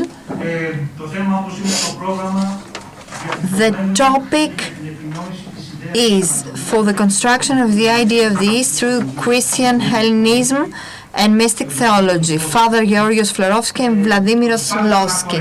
I tried to fit within 30 minutes everything, but it was impossible, so I had to cut down. So I won't talk about Christian Hellenism at all, which is relevant to Florovsky only, and I will talk about mystic theology, which can be found both at Florovsky and Losky, and I will draw certain conclusions. So, apophaticism, mystic theology in Vladimir Losky, and more in general. The mystical knowledge of God related to apophaticism, spiritual struggle and ascesis, and ultimately personal experience and encounter with God will be the common ground or even the rule of many 20th century Orthodox theologians and thinkers, such as Nicholas Berdyaev, Father Sergii Bulgakov, Vladimir Losky, Father Justin Popovich, Nikos Nisiotis, Christos Yanaras, or Father John Romanidis, with 3 important exceptions, namely Father George Florovsky, Father Dimitrios Staniloae, and Metropolitan of Bergamo, John Zizioulas, because they don't share this preference for apophaticism. This preeminent position of apophaticism and mystical theology is claimed to have its roots in many patristic writings, but mainly in the writings bearing the name of Saint Dionysius the Areopagite. Apophatic theology and the knowledge of God through negations, the theology of ignorance, or the non-rational knowledge of God, the divine darkness, the silence and the renunciation of word before the divine mystery, will become, according to the prevailing hermeneutical narrative in Orthodox theology, one of the prominent characteristic features of patristic theology from the Cappadocian Fathers to Gregory Palamas. In fact, Saint Dionysius the Areopagite, with his clearly expressed preference for apophatism and silence that leads to the culmination of the spiritual ascent and union with God, will emphasize the inextricable link between prayer and theology. There is no theology without prayer and outside of prayer.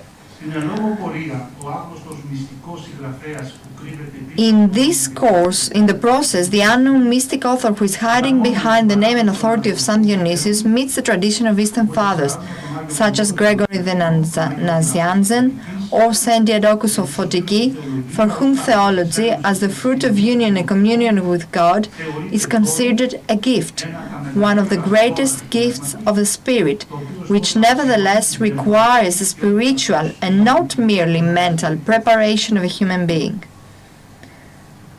Therefore, theology will be, according to this hermeneutic approach will be the culmination, or rather the fruit of spiritual and ascetic experience. And in this way, it is inextricably linked to the gift of prayer.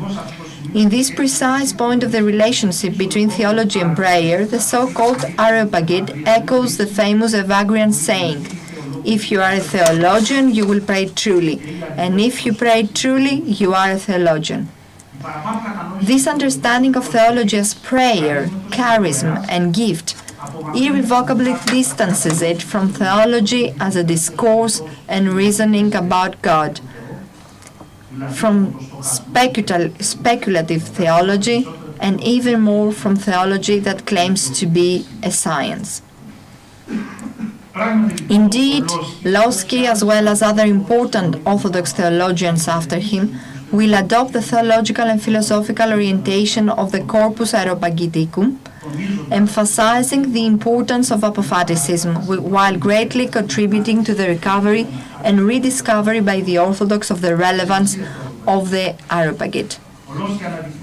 Throughout his theological work, Florovsky highlights Pseudo-Dionysius as the foremost representative of the Eastern tradition, while he embraces certain core quests of this mysterious author without being particularly bothered by his disguise or by the Christological, ecclesiological, and more general theological problems which permeate his texts,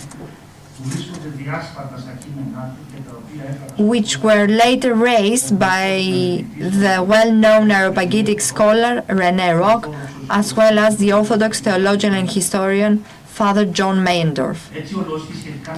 He was thus able to assure us on the subject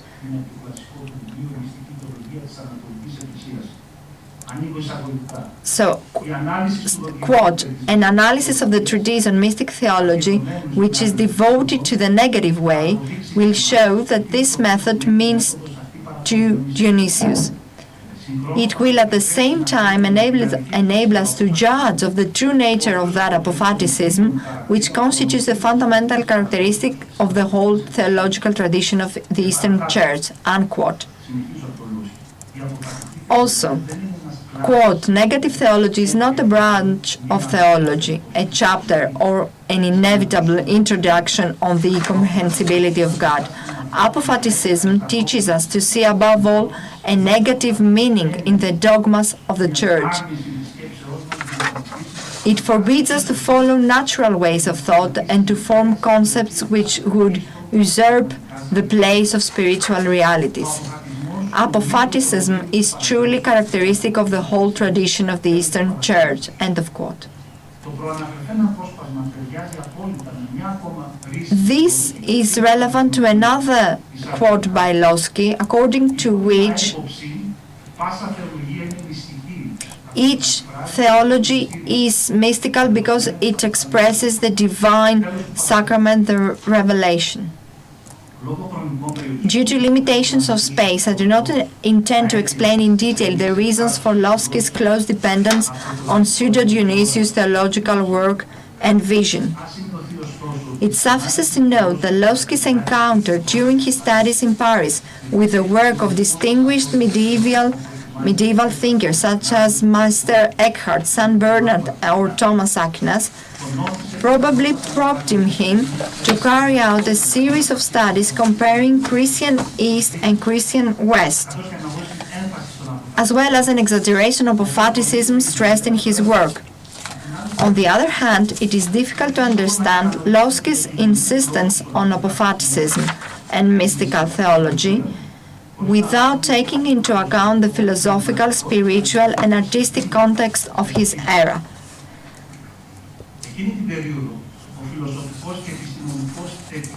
Back then, the philosophical and scientific positivism was still strong. Neo-scholasticism and neo-Thomism, in combination with theological rationalism, continued to dominate Roman Catholicism.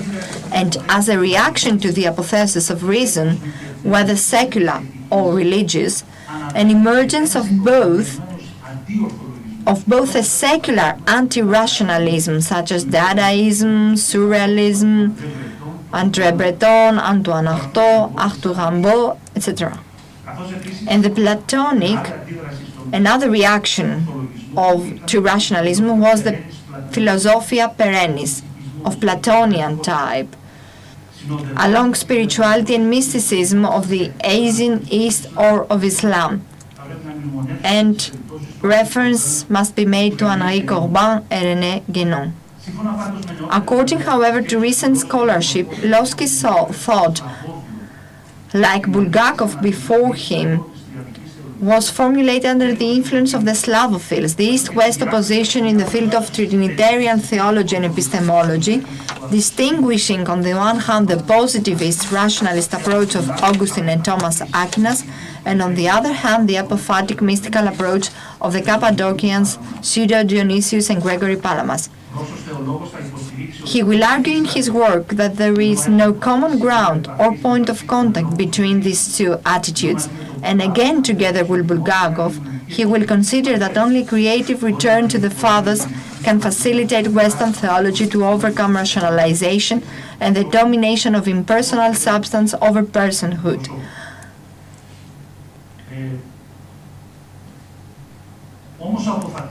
However, apophaticism, according to the most renowned scholars of this phenomenon, such as French professor Pierre, doesn't seem to be an exclusive characteristic of patristic thought.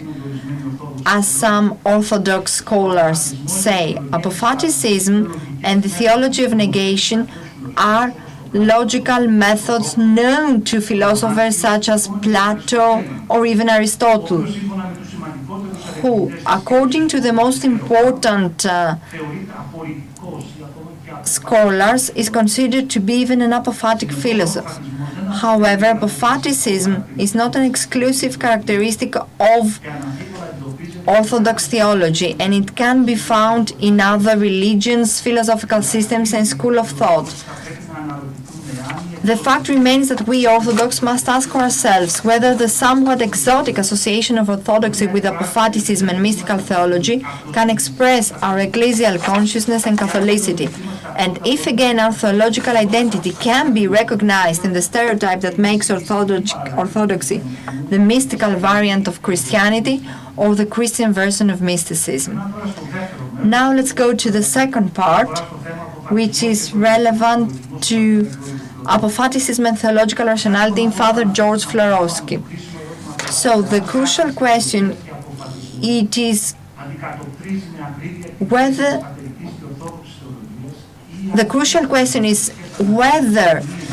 the Christian in general or Orthodox in particular claim of exclusivity over apophaticism, and further whether this alleged identification of theology and apophaticism accurately reflects the position of the patristic and Orthodox theology, if there are different readings and interpretations of it. By no means is it my intention to question here the close link between theology and prayer, spiritual life and ascetic struggle, especially when we are aware of the importance that Florovsky attributed to this struggle. And when we take into account the liturgical experience has been decisive in his theological education or formation. He said that he was self-educated through liturgy and the scriptures. In addition, this link between prayer and theology, liturgical life and theology, lex orandi and lex credendi, protects theology from becoming a purely academic pursuit that reasons in abstract about God. It is important, however, to consider whether the centrality and importance attributed to apophaticism truly expresses patristic thought as claimed by Lovsky and his followers. Father George Florovsky, whom almost all contemporary authoritative scholars and theologians put in a different theological perspective than Lovsky, despite their commonalities, in many of his writings is particularly critical of this mystical and one-sidedly apophatic interpretation of Orthodox theology. As pointed out by Father Andrew Louth, open of quote, there is much overlap between the concerns of Lovsky and Florovsky. They share an insistence that theology springs from an encounter with God, manifesting the incarnation found in the Church.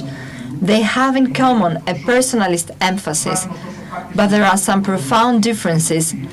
Notably, in connection with the immense stress Florovsky lays on the apophatic character of Orthodox theology, an emphasis that has since become all but universal among Orthodox theologians. End of quote. First of all, we could say that he's suspicious or even negative to rationalism. In his early works in the 1920s, this has been expressed and accompanies him until the end of his European career. In these writings, he radically opposes faith and reason, theology or divine word, and philosophy or human reason, experience of faith and reasonable reception of faith, any relation between Athens and Jerusalem, or even rejection of any philosophia perennis. In his study, The House of the Father, initially written in Russian between 1925 and 1927, Florovsky prioritizes the role of experience through which human approaches the divine mystery over against reason, to the extent that the mysteries of faith are clearly inaccessible to human mind. In a similar vein, the Russian theology, echoing in this regard his eminent ecumenical interlocutor Karl Barth, clearly condemns natural theology as a method through which human beings can attain knowledge of God, since the silence of faith by which the human being receives God's revelation in history is considered the most appropriate step in theologizing. The latter, faith, as intuition, always in the horizon of revelation, a fundamental axis of Florovsky's overall work, is grounded in the experience of faith. But during the American period of his work that started in 1948, Florovsky will approach more positively this relationship between philosophy and theology based on the self-revelation of God in Christ, without ignoring the importance of apophatic philosophy, now tries to ensure the rational and historical character of Christian theology. So he adopts some reflexes, some characteristics of Western thinkers, such as Anselm of Canterbury, Fides Quaerens Intellectum. He attempts in the context of Orthodox theology to propose a more or less definitive synthesis between reason and faith, based on both the revelational foundation and the historical context in which it is possible for one to interpret a posteriori the facts of the history of salvation and have access in Christ to the truth of the divine economy. In Florovsky's own words, philosophizing about God is in itself no sinful aberration, no presumptuous curiosity, but the fulfillment of mankind's vocation and duty, a necessary moment in Christian vocation.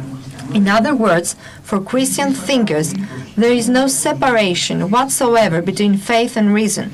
Christian philosophy begins with the truths of faith and finds therein the light of reason. Florovsky is prompt to stress that human reason needs to be transformed in the light of the self-revelation of God, otherwise it will remain the pure reason of philosophy. According to Florovsky, the fathers of the Church defended the right of the humankind to ask questions, to the extent that even the view of faith is a noetic view. This statement should be understood in the context of Florovsky's inherent soteriological concern, namely the ecclesialization of Hellenism, something that was attempted and largely achieved at critical moments in the history of theology and the Church, such as, for instance, in the idea of creaturehood in the Christian intuition of history, or the extremely important condemnation of Apollinarism. At the end, Florovsky himself would maintain that the mystery of the Incarnation can never be fully comprehended by a finite mind. Still, Credo ut intelligo. Faith brings illumination to human intellect too, and this fides quadens intellectum is the driving power of all theological inquiry and research. As he further puts it, quote,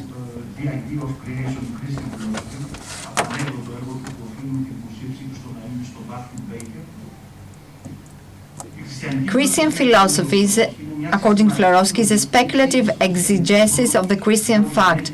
There is a certain asceticism of knowledge, a preliminary ascetic teaching, which is more than methodology. In practical piety, the experience of the philosopher is transformed, and this transformation is qualitative. And since Jesus Christ is the principal object of dogmatic experience, it is possible to say that the entire Christian philosophy is a speculative interpretation of Christological dogma, the dogma of Chalcedon. End of quote. In the light of the aforementioned, Florovsky could only be wary of the exaggeration of the apophatic method, which appeared primarily in his counterpart, Vladimir Lossky, and which could overthrow the central character of the Christological event for the sake of a metaphysical system. In this direction, and without neglecting the link between cataphatic and apophatic theology, our theologian worked intensively on the basis of a number of both Eastern and West patristic and medieval sources. He is based on Augustine and Anselm, among others, without turning a blind eye to the relationship between cataphatic and apophatic theology. It becomes clear, I think, from the above analysis that Florovsky's broader theological perspective differs significantly from that of Lossky. Although they both belong to the neo-patristic movement, the one as founder and the other one as the first follower, it appears to follow or rather formulate a considerably different understanding of the very premises of the program. Therefore, Florovsky did not hide his different visions, as, for instance, in his important book review, 1958, of the English translation of Lossky's now classic study, The Mystical Theology of the Eastern Church. This work came out in French in 1944 and in 1958 in English translation. In 1957, Lossky had died. So Florovsky in this text, which is paradoxically unknown and very unfrequently mentioned, in this text, Florovsky warmly praises the virtues and originality of this important work. He even characterizes it as excellent and a great theological book, which he considers necessary for the study of Christian antiquity and as an exemplary work of the neo-patristic program.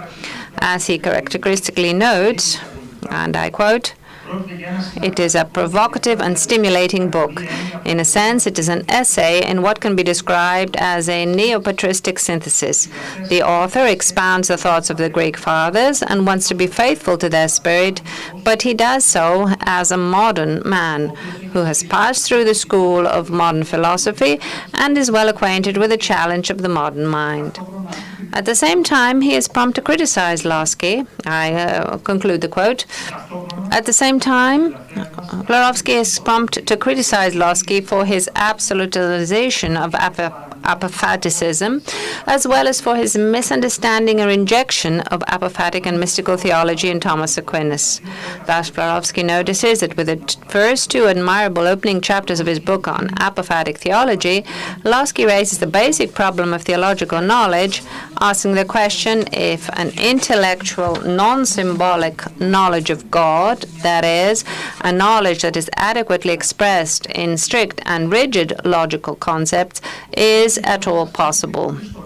Florovsky will also criticize Lossky for his radicalization of the tensions and differences between East and West, his one-sided and excessive reference to the Eastern Fathers, coupled with a notorious lack of reference to the Western Fathers of the undivided Church, such as Augustine.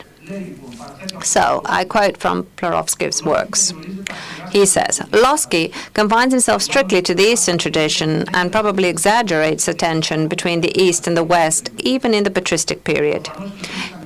A tension there obviously existed, as there were tensions inside the Eastern tradition itself. For example, between Alexandria and Antioch. But the author seems to assume that the tension between the East and the West, for example, between the Trinitarian theology of the Cappadocians and that of Augustine, was of such a sharp and radical character as to exclude any kind of reconciliation and overarching synthesis. It would be more accurate to say that such a synthesis has never been accomplished or even has not been thoroughly attempted. Even if we admit, as we certainly must, that the Trinitarian theology of Augustine was not well known in the East up to the late Middle Ages, Augustine's authority has never been seriously questioned in Byzantium, even in the times of Patriarch Photius. It is therefore unsafe, Florovsky continues, to exclude rather his contribution from the patristic heritage of the undivided Church. One should be ecumenical rather than simply oriental in the field of patristic studies. One has to take into account the whole wealth of the patristic tradition and wrestle impartially with its intrinsic variety and tensions. And I close the quotes. Probably, however, the most radical critique directed against Losky by Florovsky had to do with a serious Christological deficit of his thought that is also reflected in the structure of his book on the mystical theology of the Eastern Church. Florovsky, in fact, decries the fact that the Christological chapter in the latter work of Losky arrives only in the middle of the book, instead of opening the work itself. I quote, "A more substantial weakness of Losky's book is its basic structure. Of course, it is a matter of theological option. Yet, if one wants, as Losky obviously does, to develop a system of Christian philosophy which is identical with dogmatics, should he not begin with Christ? Strangely enough, it is not seldom contended that a Christological approach to theology is alien to the Eastern Orthodox mind. Historically speaking, it is simply untrue. Indeed, what warrant may a Christian theologian or a Christian philosopher have to speak of God, except the fact that the only begotten Son who is in the bosom of the Father has declared the unfathomable mystery of the divine life? Would it not be proper, therefore, to begin with an opening chapter on the incarnation and the person of the incarnate, instead of following a rather philosophical order of thought, such as the order God, creation, created being, and imago Dei, etc., so as to arrive at Christology only in the middle of the road?" And I close the quotes.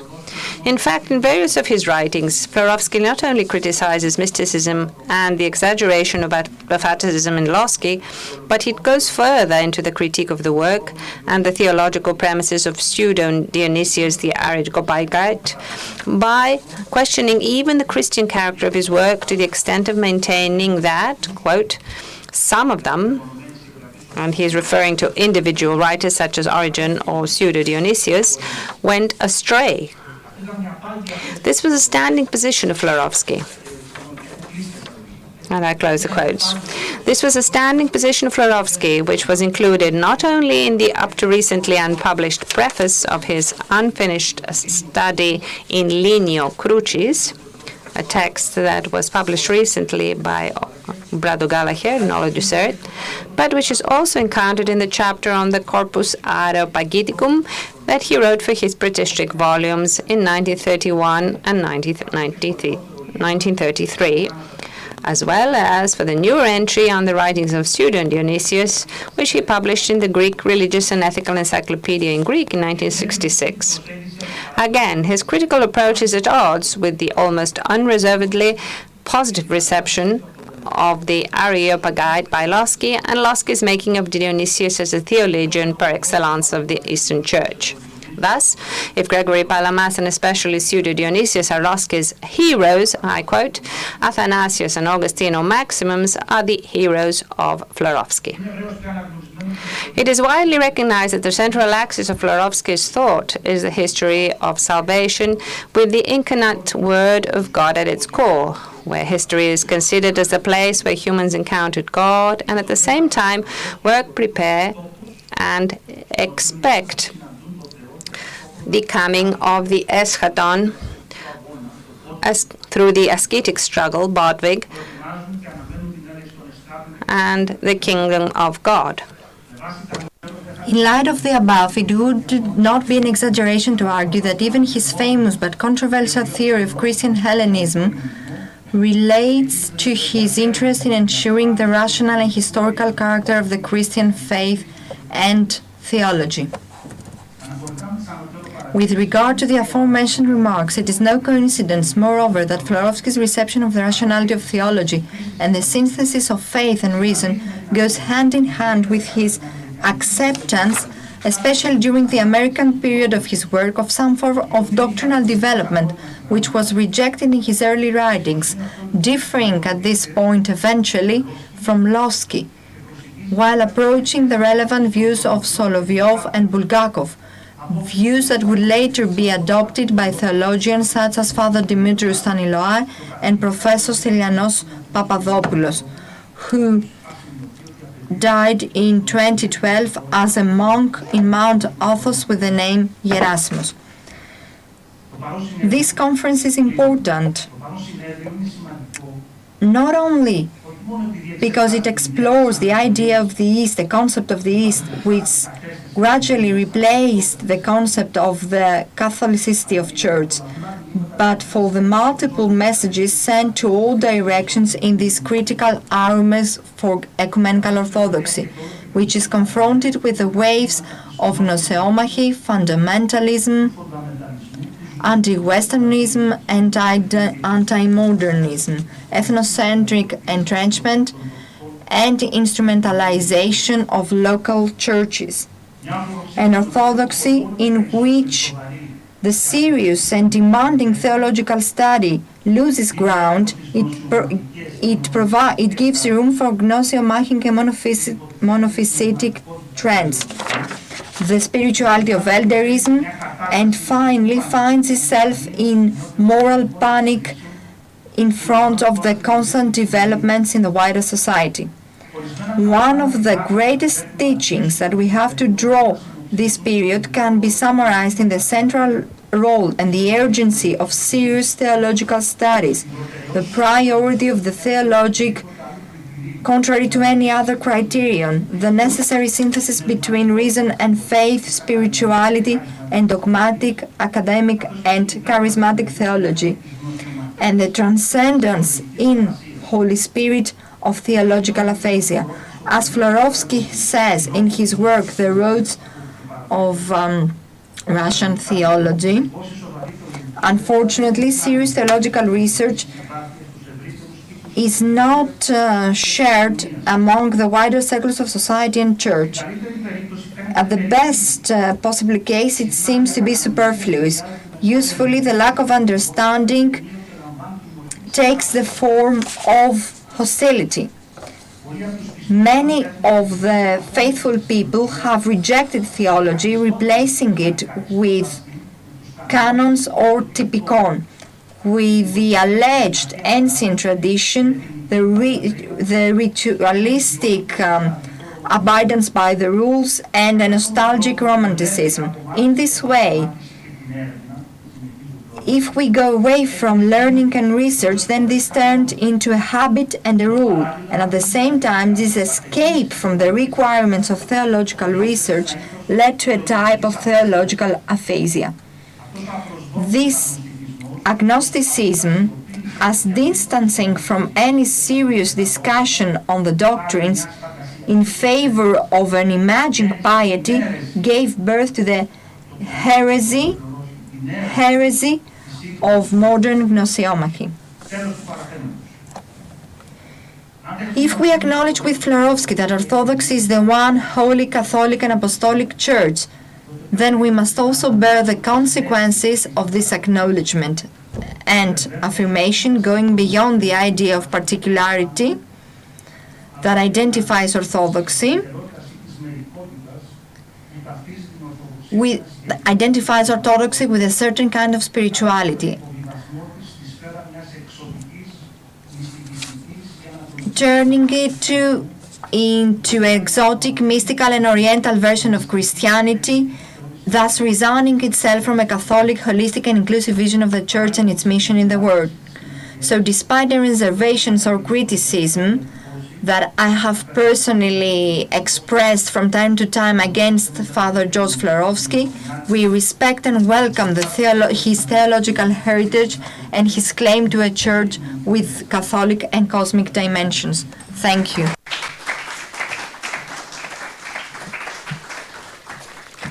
Many thanks, dear Pantelis. I can imagine the urgency of comments and questions, but I suggest that we proceed to the second speaker and to the second paper, Candice Lukasic, okay, Assistant Professor of Religion, Mississippi State University, anthropologist.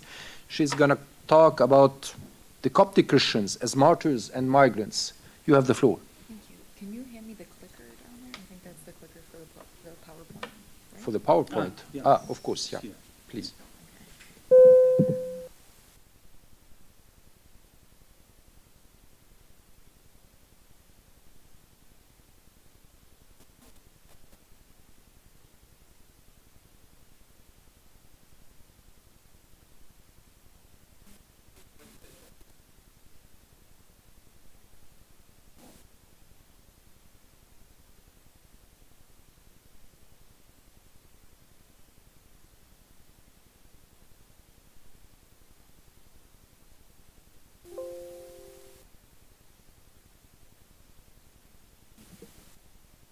Shall I ask for help? Yes, please. Can you help, please?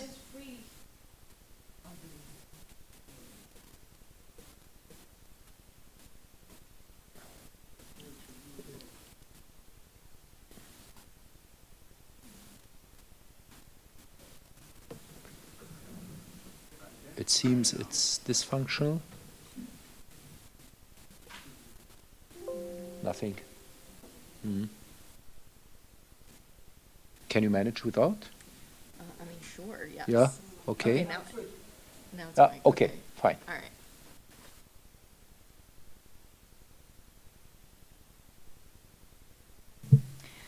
All right, we'll see how this goes. I'd just like to have some visuals to take everyone on our journey together today. So I'd like to first thank the organizers for inviting me. It's been such a fruitful conversation so far with you all. And that being said, my talk today is part of a larger book project that is nearing completion. So I'm very much looking forward to the conversation for our session. I'd like to open with a scene to situate today's talk, and hopefully we'll see what happens here. Okay, great. Okay. The Museum of the Bible in Washington, D.C., pictured here, opened in 2017, funded by the Green family, an affluent evangelical Christian family that owns U.S. arts and crafts chain Hobby Lobby. The museum has been the site of much controversy over its trafficking in stolen artifacts, including and especially from Egypt for its Coptic collection. One winter afternoon in 2018, Romani Meleketta, a Coptic Christian asylum seeker, visited the museum.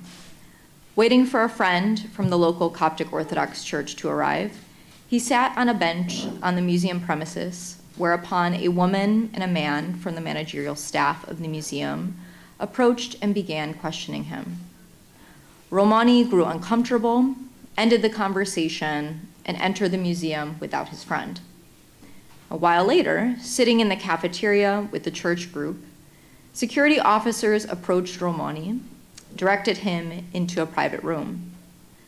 The managerial staff and security officers began interrogating him about his friend, why he had not come, and who he was.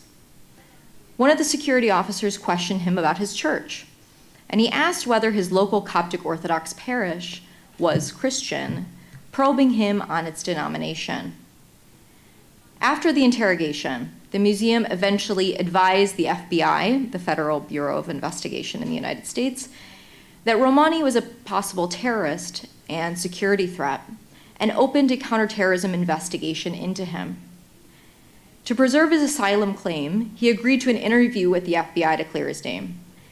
And during the interview, Romani was informed that the museum believed him to be a possible security threat, in part because he used both legal surnames, Hitta and Melek, a usage they claimed was particularly common among Muslim terrorists. Romani filed a lawsuit against the Museum of the Bible on the grounds that it had falsely caused his personal information to be entered into FBI counterterrorism files.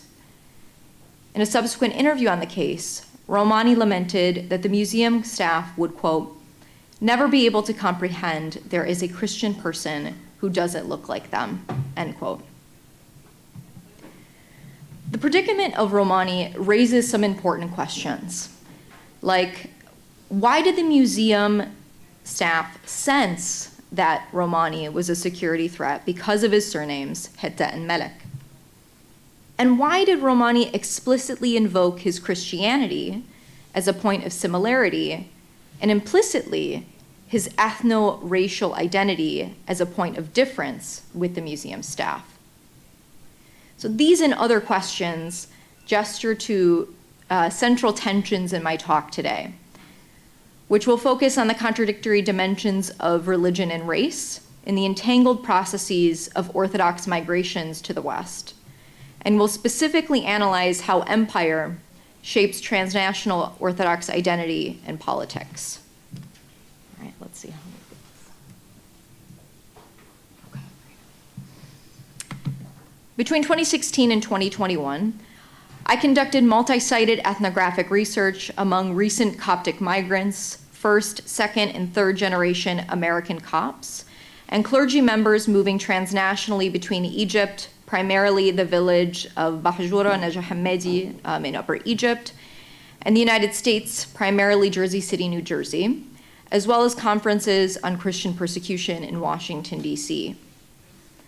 Shuttling back and forth across these sites of migration, I examined the everyday practices and processes that shape transnational Coptic communal formation and belonging as it interfaces with the tension between their minority status in Egypt and their racial religious placement within an American Christian conservative landscape.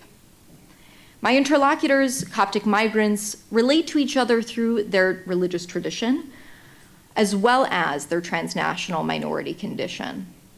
And their struggle to grapple with their different minority positions between Egypt and the United States is what articulates their unique political praxis and sets their interpolation into a broader US geopolitical frame of international religious freedom advocacy and strategies of counterterrorism.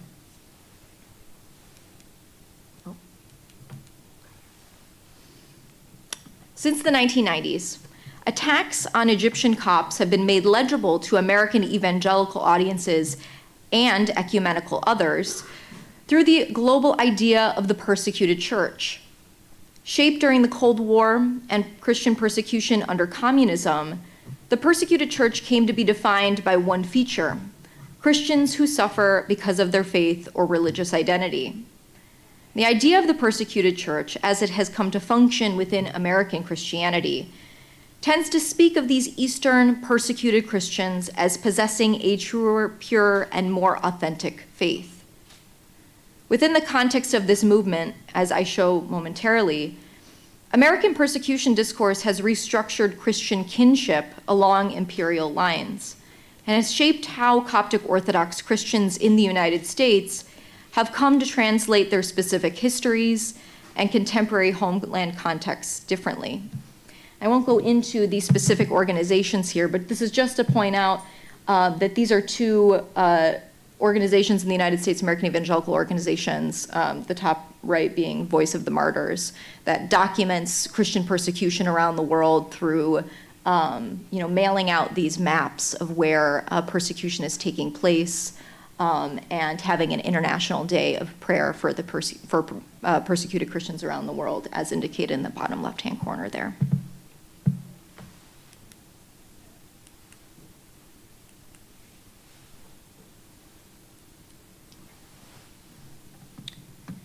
In December 2017, I attended the third International Archon Conference on Religious Freedom, held at the Trump Hotel in Washington, D.C.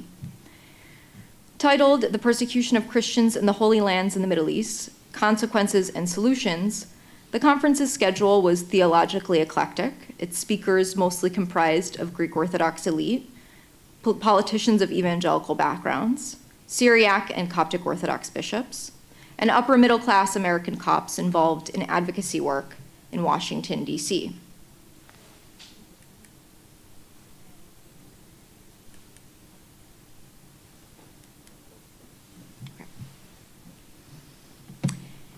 In the ballroom at the Trump Hotel just down the street from the White House itself, former President Trump's closest associates were the keynote speakers and key figures of the conference dinner.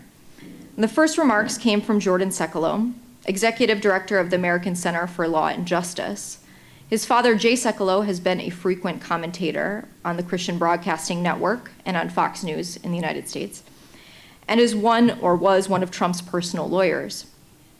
Jordan, Jay's son, remarked on the persecution of Christians around the world, but especially in the Middle East, as an American problem. And by looking to the faith and tragic circumstances of the Copts, he argued, America should be inspired to carry the light of religious freedom to all corners of the globe. Sekelo proclaimed, quote, "We cannot forget our brothers and sisters in Christ, whether they be of the Orthodox faith or just the Christian faith generally. Whether they be of the Orthodox faith or just the Christian faith generally, are facing immense persecution around the world. For all of us, do not forget those Coptic Christians who are in the heart of Egypt, worshiping on Christmas Day, worshiping on Easter, and hundreds are killed. And yet, next Easter, hundreds more show up. And that is a symbolism of their Christian faith, but it is also unacceptable in the world that we live in. We are here in the United States of America. You have a government that accepts freedom, and we're unique. In the United States, we have to learn a unique way how to take that understanding that we have been born into and ingrained into us, and take that to parts of the world where that is not ingrained, where the free exercise of religion is not the first right. We have so much to do for the persecuted church."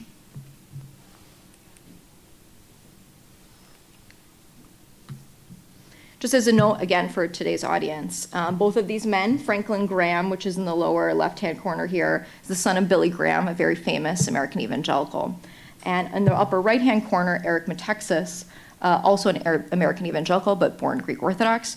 Both are very prominent American evangelicals. And on the upper right-hand corner, as noted in the comment below, this is a tweet from Eric Metexas in January of 2021, the day before the January 6th insurrection on the US Capitol, where he makes a parallel between pro-Trump Christians, essentially, and the 21 martyrs of Libya, Coptic martyrs of Libya, kind of paralleling their struggles with one another.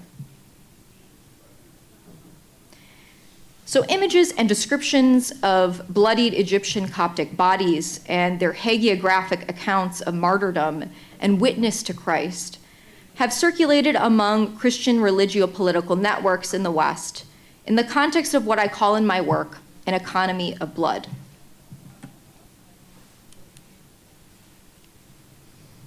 And I conceptualize this economy as a divine economy that entails the constitution of Christian communion, as well as the management of kin and non-kin relations through the evaluation of blood, both as martyr and as racialized subject. In thinking about blood as a shared sense of martyrdom, the suffering of Coptic Orthodox Christians in Egypt is theologically engaged by American evangelicals and ecumenical others as a triumphalist vision of Western Christendom. Coptic martyrdom is transvalued and remapped onto an American Christian terrain, which imagines Christianity as under threat, marginalized, and persecuted. And in this reading, the American Christian experience is parallel to the various experiences of Christian communities in the Middle East, Africa, and South Asia, mainly as minorities in Muslim-majority contexts. And it is by the spilling of their blood that Western Christian kinship is open to Eastern Christian communities like the Copts. their blood becomes shared Western Christian blood, where both are understood as under threat of annihilation from oppressive regimes. So in thinking about blood as racial purity, the reconfiguration of Eastern Christian traditions in migration must also be understood through the complex religio-political enmeshment of Western Christianity and whiteness.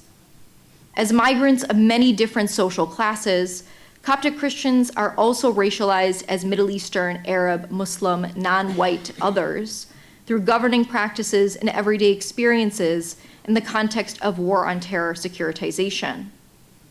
Their racialization is a dual process oscillating between Christian kinship with white America in their persecution and martyrdom, and a sensorium of non-white suspicion in their racial otherness. And in this context, whiteness is the process of variegation, of a bloody structure of parsing, and racialization is the process of becoming a subject of that everyday parsing. To put it another way, American Christians mobilize Eastern Christian suffering, yet those Christians ultimately remain Eastern, non-white bodies in everyday interactions within American society. And in these processes of racialization, there are broad implications for migrant practices of citizenship. American Coptic politics are shaped in part by the racialized nature of citizenship or their possibilities of belonging in the United States.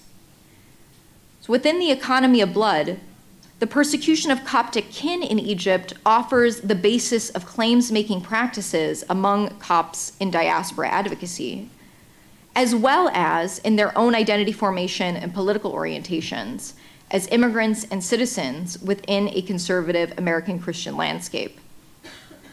So before attending briefly to how conservative Coptic political orientations emerge within this economy, I'll first turn toward the everyday forms of Coptic racialization within American society, or how they are parsed as non-kin, focusing on how Coptic bodies championed as martyrs in the persecuted church model are also remapped as a threat.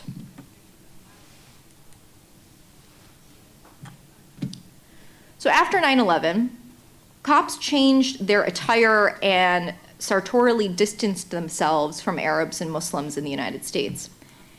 And some of my interlocutors even changed their names, from Osama to Sam, et cetera. There's a number of examples. Coptic clergy in New Jersey noted that Pope Shenouda III, the late patriarch of the Coptic Orthodox Church, allowed priests to wear a wooden cross, similar to Catholic clergy, and to trim their beards in the hopes that they would not be the targets of backlash or hate crimes. In Los Angeles since 9/11, Coptic Bishop Embasarapian has allowed clergy to forego their traditional head covering, or amma, an informal requirement throughout the Coptic Church between Egypt and its many diasporas, because, according to one priest in Los Angeles, they look like Islamic turbans. Coptic religious practices, such as priestly garb, vestments, have reformed in diaspora to reconcile with post-9/11 racial infrastructures that code such aesthetics as threatening. Thinking with Barbara Field's and Karen Field's notion of racecraft, the racialization of Coptic Christians in American society is pieced together in the ordinary and extraordinary course of everyday doing. Racecraft governs racial imagination, so what goes with what and whom, and guides human action. So within these contexts, there is a contradictory positioning of Copts as both part of a persecuted Christian minority group, while at the same time sensed, both in terms of clothing, sounds of Arabic, a particular look, as this racialized Middle Eastern Arab Muslim as the everyday subject of racism. And in this latter movement, many Coptic migrants have also become the targets of counterterrorism efforts specifically.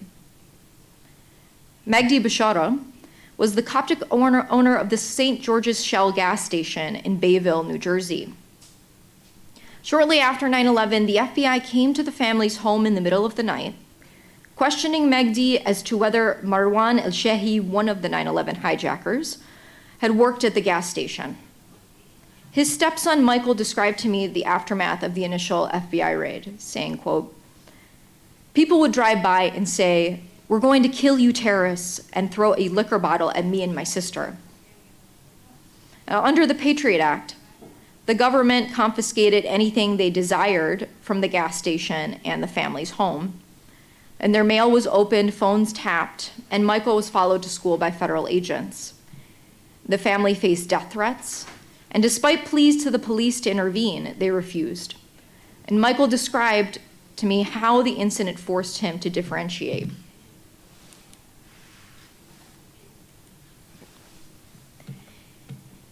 It made me feel weird to say out loud, but I always thought to myself, I'm not a Muslim, I'm a Christian. And I felt like I was putting them down to say, hey, look, I'm the good guy. I felt like we had to do anything to defend ourselves. At school, Michael was bullied and physically assaulted on dozens of occasions. And at one point, in the months following the raid, an unknown assailant set the family's house on fire while Michael and his little sister were sleeping. And all of this took place even after the FBI notified Magdi Bashara that he was no longer a subject of investigation. So recognition of Bashara's Christianity, orthodoxy or not, was of no respite to break the gaze of counterterrorism securitization, nor everyday forms of racialized discrimination from his neighbors. Bashara's racial otherness builds on prior representations and practices of distinction in the United States, of the immigrant, the Jew, Muslim, Black, and these constructions interweave with one another. The shifting gaze of racecraft in the United States can be traced in the ways the racialization of different groups, immigrant or not, circuit and overlap.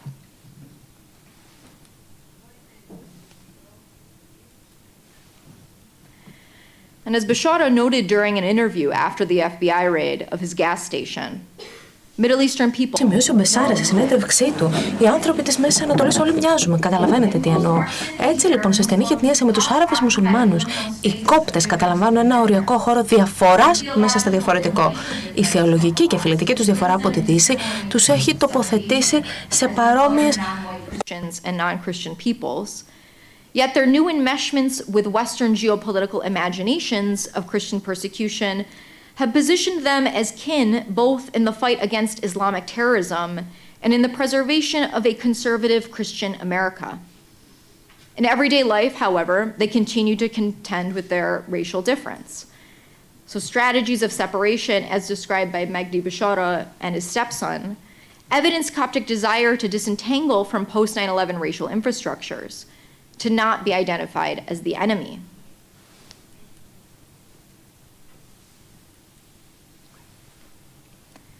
Yet, such strategies are also conditioned by Coptic inclusion in the economy of blood, where American Copts see themselves as kin with the Christian right. That includes evangelicals as well as ecumenical others such as Catholics and other Eastern Orthodox Christians, in shared narratives of persecution and interest in preserving Christian values in conservative America. Following a liturgy in Jersey City one Sunday in August 2020, I sat with George and Verena, who had just dropped off their youngest son at college. The elections and Black Lives Matter protests had consumed news media, and the conversation naturally directed itself there. George explained that he was concerned about where American society is going, even hinting that if protests continue, reminiscent of the 2011 Egyptian revolution and the downfall of former Egyptian President Hosni Mubarak, that he will move back to Egypt.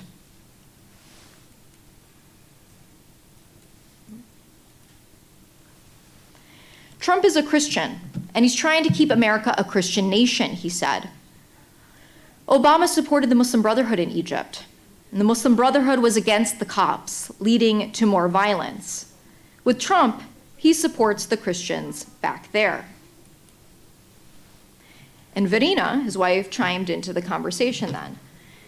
Under Obama, it was happy holidays. Now we can say Merry Christmas again. We came to the US to escape discrimination in Egypt, and we don't want to be stripped of our rights again as Christians here. So American Coptic support for Trump was woven into the idea that Copts in the United States belong to a broader constellation of the Christian right, in the advancement of Christian nationalism, which entails the fusion of Christianity and American civic life. And although Christian nationalism is understood to be a discourse related to white, Protestant, native-born, culturally Christian Americans, some of its tenets on immigration, fear of Muslims, social welfare, and cultural issues pertaining to abortion and LGBTQ rights are adapted and adopted by minority groups like the Copts that are in many instances the target of Christian nationalist ire as immigrants from the Middle East. So when Copts immigrate to the United States, they do transnationalism as this minority community with a foot in two different political and social contexts, Egypt and the US. And the legibility of Christian transnationalism, one would say, for these Coptic migrants to the US is inseparable from the collective memory of sectarian violence and the traumatic impossibilities of Coptic Christianity in Egypt. By contrast, when Coptic Christians migrate to the US, they find themselves in the disjuncture between a supposedly Christian majority society in the US and an ostensibly Muslim majority Egypt. Evinced in political advocacy and public proclamations of faith, Copts are better able to publicize their Christianity without the threat of violence or state censure. Yet the translation of Coptic Christianity is predicated on the forms of public religion that are acceptable in American secular society, which is itself a charged political field and thus mutes any possibilities for acknowledging Coptic Christian difference, theological or otherwise.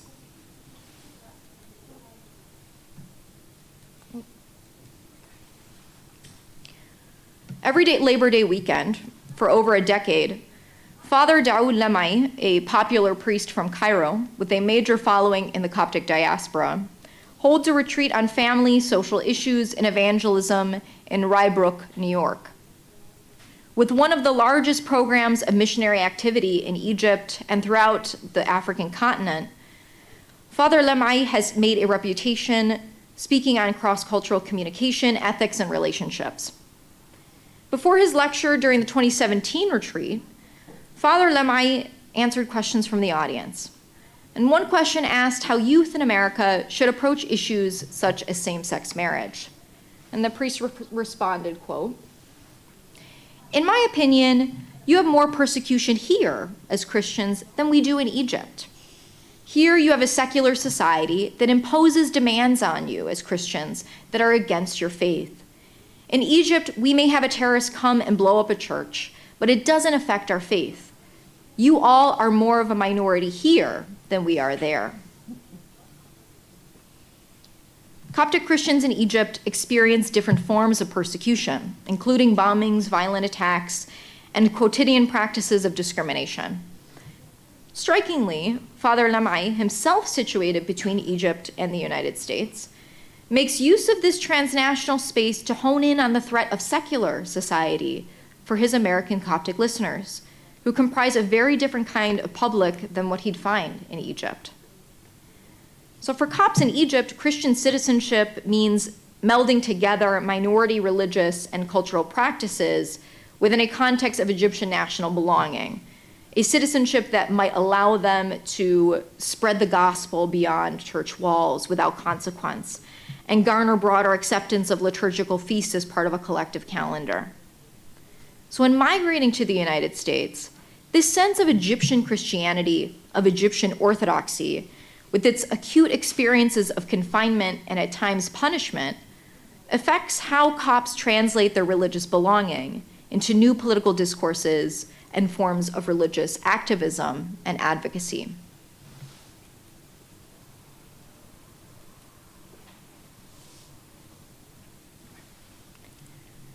In conclusion, the economy of blood, I theorize, extends kinship from American Christians to Eastern Coptic Christians.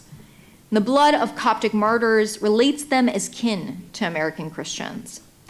Yet, Coptic migrants to the United States are placed into racial partition. Persecution politics and American Christianity interpolate and incite Copts to a new kind of spiritual kinship, one that includes and simultaneously excludes in white America. The economy of blood aligns Coptic Christians in the US engaged in advocacy and conservative politics into certain narratives and values and binds them into particular strategies of differentiation from the Middle Eastern Arab Muslim other, ultimately effacing the conflicts within and struggles over their racial and religious difference from white Protestant America in the process. So in thinking about Orthodox constructions of the East then, I'd like us all to collectively consider how migration and racialization impact upon how Orthodox communities, like the Copts, are at once politicized and revered as modern martyrs within the idea of the persecuted church, which diaspora Orthodox churches and Christians dually take part, and also securitized as non-white others, whereby their Orthodox Christian difference matters little during moments of discrimination and government targeting. And I look forward to thinking about East-West theological, racial, political, social distinctions among Orthodox migrants and what this means for rethinking Orthodoxy in a transnational age. Thank you.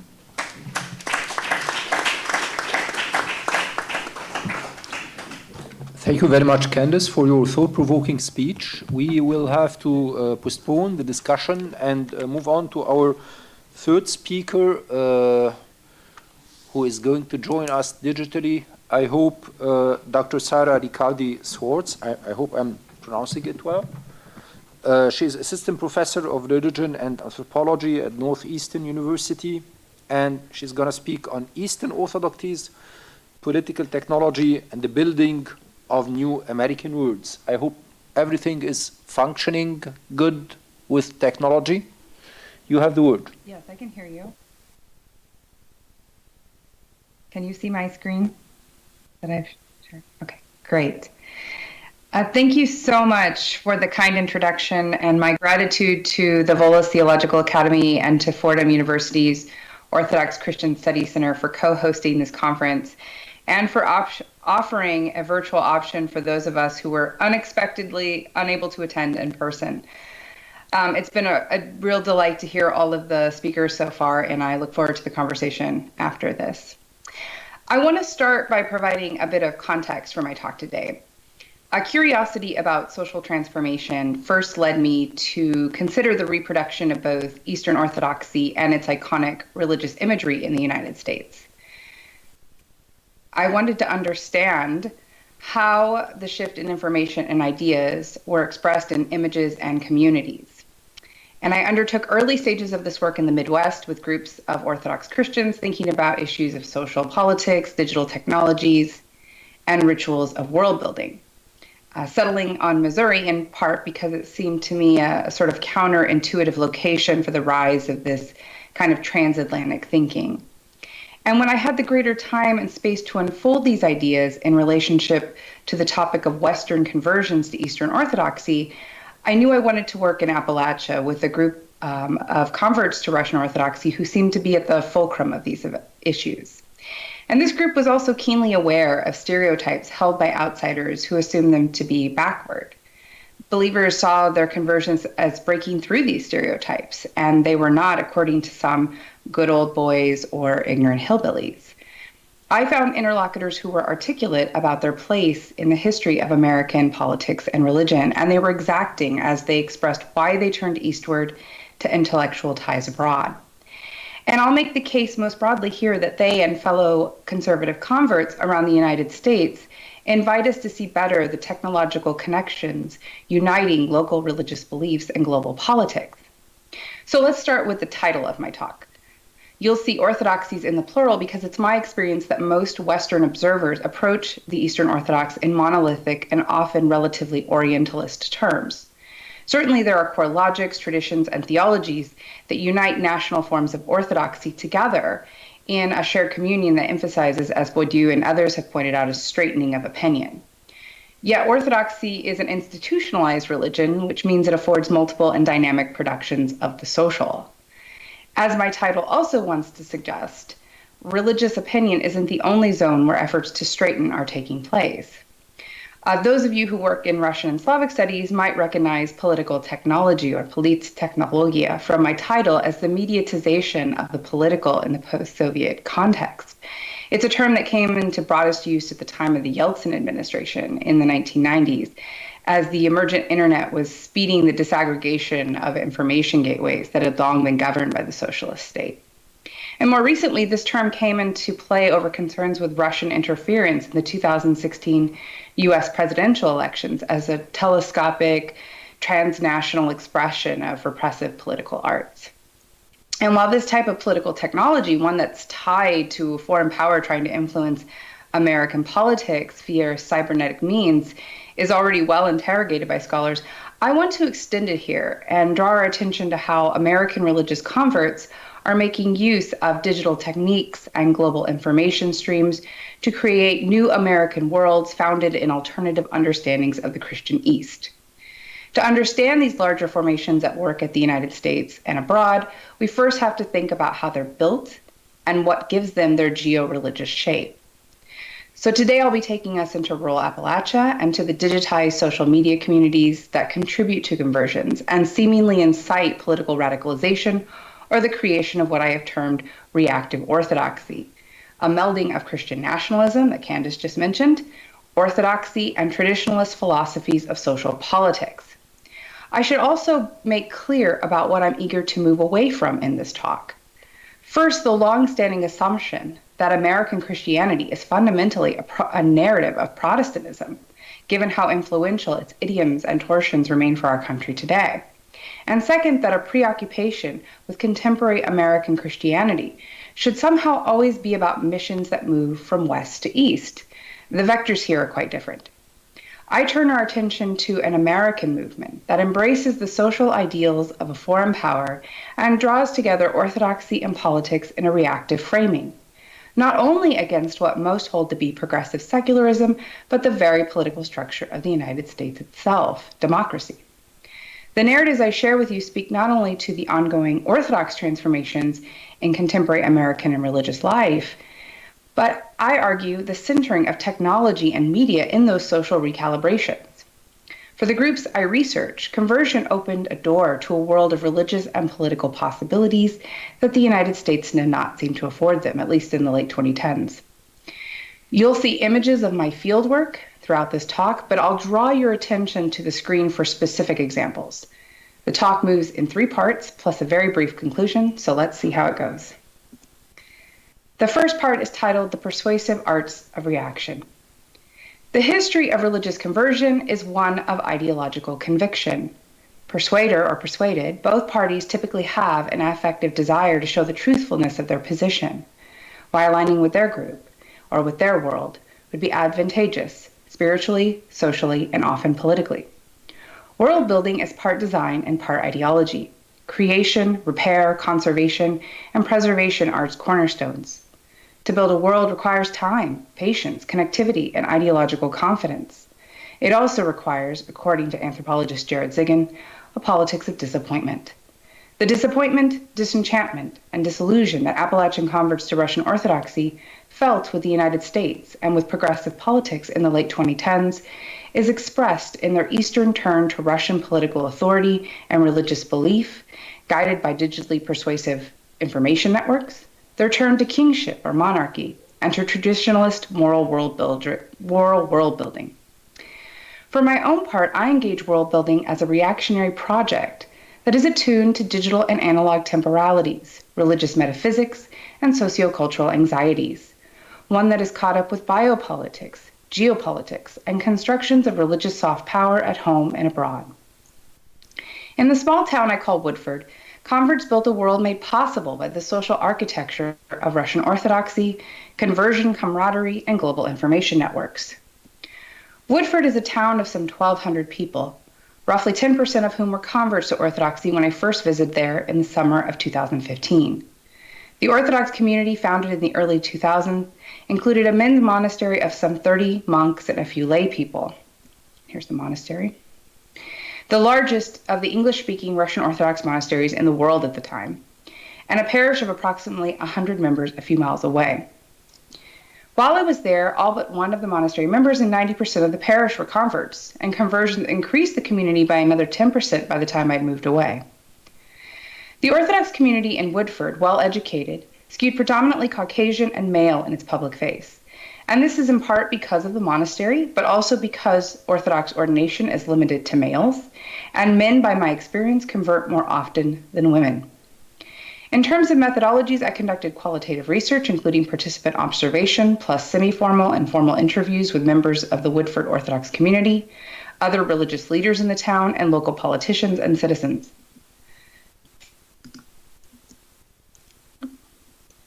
I was also engaged in digital ethnography with other Orthodox Christians online to whom Woodford residents directed me, typically white males who were quite active on Twitter, YouTube, Gab, and Telegram. The Appalachian converts, along with other established highly conservative convert communities throughout the United States and online, are part of a new type of Christianity, or what I have termed reactive orthodoxy. This form of religiosity, reactive orthodoxy, is a world-building project built on an imagined nostalgia for pre-revolutionary Russian Orthodoxy and its monarchic politics, American Christian nationalism, traditionalism, and an apocalyptic disenchantment with democracy. By traditionalism, I mean the political philosophy that focuses on the defense of primordial and universal truths, angst about racial and sexual purity, and fears over white extinction, particularly the strain espoused by Julius Evola, a thinker much favored in fascist Italy, who is now evoked in the American far right and across Europe in radical groups, including the now convicted Golden Dawn in Greece. Together, these ideas give reactive Orthodox a language for their world-building project of moral securitization. Quote, traditionalists and monarchist-leaning people, not people who believe in capitalism, democracy, and the Constitution, end quote, are a threat to the devil, according to Michael Witkoff, a popular Orthodox convert YouTuber with thousands of subscribers, who goes by the moniker Brother Augustine. In June 2021, far-right internet celebrities from across the U.S., including Witkoff, gathered in Argos, Indiana to host a trad forum. And you'll see Witkoff on the left holding a biography of Franco, who he considers a hero. And here is the flyer for the trad forum. Organized by Michael Sisko, a failed candidate for the U.S. House of Representatives, the conference featured E. Michael Jones, a Catholic activist labeled by the ADL as an anti-Semite. Speakers held a wide range of political views, often associated with the far alt-right. Crucial to their platform was the idea that a return to a broadly cast tradition, not limited to, but most often conjured through firm social boundaries and gender binaries, is needed to thwart secular modernity in the U.S. Aspiring to everything modernity is not, reactive orthodoxy make use of storied thematic elements, a triptych of family, morality, and purity, long associated with white Christian hegemony, to make their political vision a transnational reality. And while these values have long been the project of conservatives in the United States, as one might easily track back to Weber, my suggestion here is that Orthodox converts and others are mobilizing around these issues in far more globally connected and digitally savvy ways. As I advance this category of reactive orthodoxy, I want to be clear that it should not be read as American Orthodox Christianity writ large, in the sense of a classical movement of immigrant believers and converts, expressed in the pan-ethnic attempts in the late 19th and 20th century to create a homegrown form of the faith in the United States. American Orthodoxy historically has not been tied to white Christian nationalism or a disillusionment with democracy. Rather, groups such as the Orthodox Church in America, coming out of the Russian tradition, the Antiochian Archdiocese, comprised of Middle Eastern Christians, and then in the late 20th century, Evangelical Orthodox Church members, EOC members who converted, and the Greek Archdiocese have used their ethnic identification as part of social solidarity building projects and as outreach through heritage festivals. At the same time, however, they also took part in American enculturation and assimilation processes, including the abrasive cleric collars for some rather than robes and the use of pews, and engagement with socially conscious organizations that might appear alien to most Orthodox on the other side of the Atlantic, at least in Russia. In some contrast, Russian Orthodox parishes preserve much of their heritage through strict adherence to pre-revolutionary Slavic practices. Although by the 21st century, practices began to transform and English language use skyrocketed, in part because of American converts, and most of whom, from my experience in West Virginia, did not take it upon themselves to learn Russian or the liturgical language of Church Slavonic. Yet, however these jurisdictions in the 20th century expressed themselves, they were still under the larger umbrella of American Orthodoxy that was synonymous with diaspora and mission. Overall, American Orthodoxy in the 19th and 20th centuries was far too concerned with the interchurch politics of creating a cohesive pan-Orthodox community to be deeply caught up in American social politics, although we know that the Greek Orthodox Church was instrumental in supporting the civil rights movement. In some current formations of Orthodox Christianity, especially ones rich with convert populations and often in ROCOR, believers are more invested in having their political ideologies, often framed as them by theologies, not only supported by state policies, but perhaps also enforced by them. Conversion is a central aspect of contemporary Orthodoxy in the United States. Since the latter half of the 20th century, and particularly in the 21st century, the immigrant faith has become a home for American converts. Often hailing from evangelical and Catholic backgrounds, converts have a large hand in shaping or perhaps colonizing what many see as the new social ethos of U.S. Orthodoxy. The growth of converts in conservative forms of Orthodoxy, and specifically in the Russian tradition, reflects an epistemological shift in how religion is perceived of in relationship to the Western, specifically American cultural body politic. In a recent survey study I conducted with Orthodox women's groups on Facebook, I found that 32% of respondents were either unsure about or opposed the separation of church and state. Most wanted a Christian nation to become a legal reality. This politically assertive strain of Orthodox Christianity in the United States, one that emphasizes traditionalism, is often, again, but not always, found in Russian Orthodox communities. And it is at the core of the reactive movement that views democracy as devilry. It is fair to say that the contemporary political preoccupations that many converts have with traditional values and their accompanying hallmarks, homophobia, xenophobia, science denialism, anti-intellectualism, anti-public education, anti-higher ed, have brought about the rise of reactive orthodoxy, a movement that shares many similarities with evolving forms of QAnon, the America First Party, and evangelical expressions of Christian nationalism. What makes reactive Orthodox adherents distinct is their geopolitical impulse towards salvation from political authorities outside the United States. This next section is called the Eastern Promise. Quote, "The only thing that can save the world is Russia," end quote, said a young convert monk from evangelical Presbyterianism on one spring afternoon in Woodford. Note that the monk said Russia rather than Russian Orthodoxy. In a geopolitical spiritual statement, he found salvation through nation rather than church. He was not alone in his apocalyptic embrace of Russia. Community members saw Russian Orthodoxy, and by extension the Russian state and Putin, as defenders of conservative morality in, quote, a world gone mad. Post-Soviet Russia, the creation of both church and state, as it were, a geopolitical, religiously attuned country, becomes a beacon of hope for the eschaton, or as one of my digital interlocutors termed it, quote, a lodestone for the compass of my soul, end quote. Far-right American converts to Orthodoxy are not alone in their emphasis on foreign authoritarian politics as salvific. During a 2013 interview between far-right conspiracist Rick Wiles and World Congress of Families then managing director Larry Jacobs, Jacobs proclaimed that, quote, the Russians might be the Christian saviors of the world at the UN because they are standing up for these traditional values, faith and family, end quote. More recently, right-wing American communities are turning to Hungary, with Tucker Carlson, Rod Dreher, and other conservative pundits suggesting that through the adoption of Viktor Orban's authoritarian ideas, they might find a political respite from the diversity of democracy. These communities are done with the American democratic project, including Trump, turning instead to authoritarian king figures abroad who might offer examples for a different political future. The American far right is a phantasmagoric amalgamation of groups that self-select through global currents of information, camaraderie, and disciplinary drive.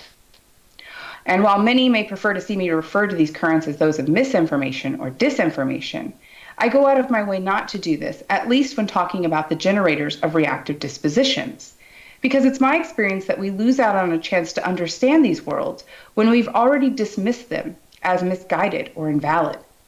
The point instead is to understand their power, how it circulates, and their place in a changing American landscape. An apocalyptic rhetoric of fear among Putin's conservative comrades in Appalachia was on display daily. The abbot of the monastery, a convert by way of Catholicism, firmly believed that only Russia was, quote, trying to turn away from abortion, sensuality, and immorality, end quote. During my time in Woodford, converts readily engaged Russian state-sponsored media, including Russian Today and the English language service of Pravoslavy, alongside Russian conservative American media outlets. Through these media sources, they crafted fictive narratives about Russia that reinforced their world-building project. As the dean of the monastery, a convert monk in his mid-20s pledged to me, quote, "There's a glimmer of goodness in Russia that we can't see anywhere else in the world. Putin is an echo of Tsar Nicholas II," end quote. While we tend to think of conversion in spiritual terms, most of these believers also converted to Russia's contemporary illiberal ideologies, seeing Putin as the guardian of family values, or the divine institution, as anthropologist Sophie Bjork-James terms it, and the potential creator of contemporary monarchic governance, not just in Russia, but perhaps in the United States too. For many in Woodford who viewed the United States through the narrative of decline and fall, their support for democracy faltered too. Some suggested that Putin should invade the U.S. Others, channeling political messianism in an inverted Cold War model, believed that only Russia could save the world from the blight of liberal progressive politics. As one elder cleric explained, quote, "It used to be in the past that it was the conservatives who were anti-Russian and the liberals who were pro-Russian, and now it's all flipped. A lot of it, as far as I'm concerned, is on the spiritual level. The two roles of our country, as I knew them as a child in the 50s, have completely reversed. Our country now represents anti-Christianity, and Russia represents Christianity," end quote. Mapping their onto-theological views onto contemporary global politics, radicalized actors drew on the political technologies attached to Russian media worlds to form their opinions about America's demise and Russia's salvific political climate. The community in Woodford participated in online social discourses and media worlds of reactive orthodoxy, posting Russian government fiat as news and sharing conspiratorial ideas, fears, and anxieties with their online compatriots. This media engagement began in the mid-2000s with the arrival of a bishop. Benedict, a former monk in Woodford, recounted how the bishop would spend hours surfing the internet, sharing videos from Russian media. Enamored with, quote, early QAnon type stuff, end quote, the bishop's media engagement transformed the monastery. A pro-Putin convert, the hierarch's influence trickled down to younger monks who could be found watching expose documentaries about 9/11 late at night. Internet usage to engage with Russian political technologies increased, and Benedict noted that by 2008, political conversations became, quote, ubiquitous. And I want to note here that this is the kind of thing we would see online. Rod Dreher telling you that if Putin says wokeism is bad, it's time to wake up.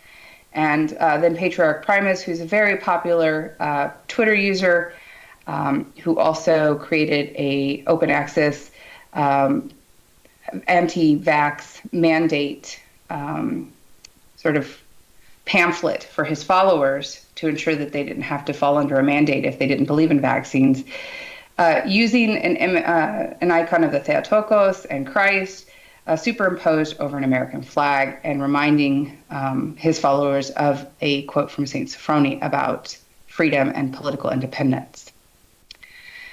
These converts engaged with the political, using a rhetoric of spirituality to make sense of their ideologies. Putin often served as a king figure in their narrative of oppression, believing themselves to be oppressed by the freedom of democracy, the freedom to practice their religious beliefs openly. Orthodox ideologues take to social media to praise countries in which religious belief is employed by the state as a form of social control, such as through anti-LGBTQ+ laws in Russia. They especially find community in alt media where their transnational views are validated by other far-right ideologues.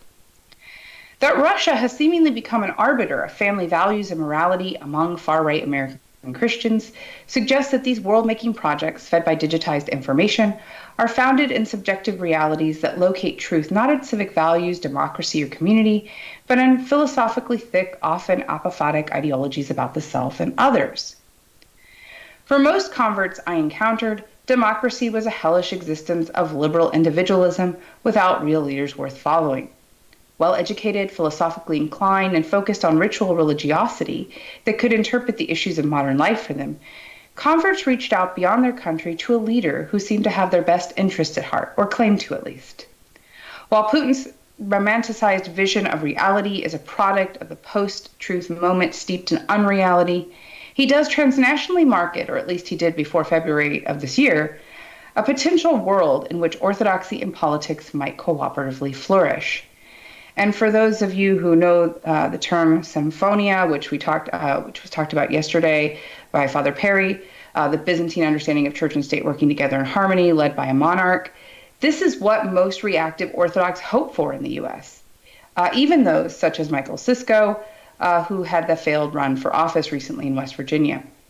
And here he was on a live stream back in December of last year, asking, is Orthodoxy right-wing? Which he answers, no, it's beyond right-wing.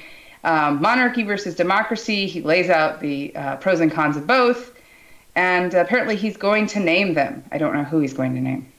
And if you notice, he fashions himself as a monarch in this sort of amusing photo. This is not theocracy, but it is a philosophical fellow traveler. While most converts with whom I spoke understood that the Russian church and state were separate entities, they nevertheless seemed to view them through the lens of symphonia, which they believed would aid the return of traditional values to the United States. Finian, a middle-aged historian born in Appalachia, converted shortly before I arrived in Woodford. He supported Putin, suggesting that Russia should, quote, crown him czar and let him rule for life, end quote, and that he should, quote, invade the U.S., end quote. Others, including the abbot of the monastery, saw Putin as a model Christian national leader. He explained, quote, Russia is trying with all of its might to hold up Christian morality and belief and to defend Christians. President Putin is personally rebuilding all of the churches in Syria that were destroyed. Not just Orthodox, but Catholic and Uniates. He's rebuilding all of the churches there. And there's no offer like that from America. There's no one speaking up for persecuted Christians except for Russia, end quote. Here, the abbot specifically notes that Russia is a global purveyor of morality. And as I hope is becoming clear as we go along, this language of morality, purity, and tradition is a reimagining of the culture wars that takes on globalized geopolitical aims bent at fracturing democracy.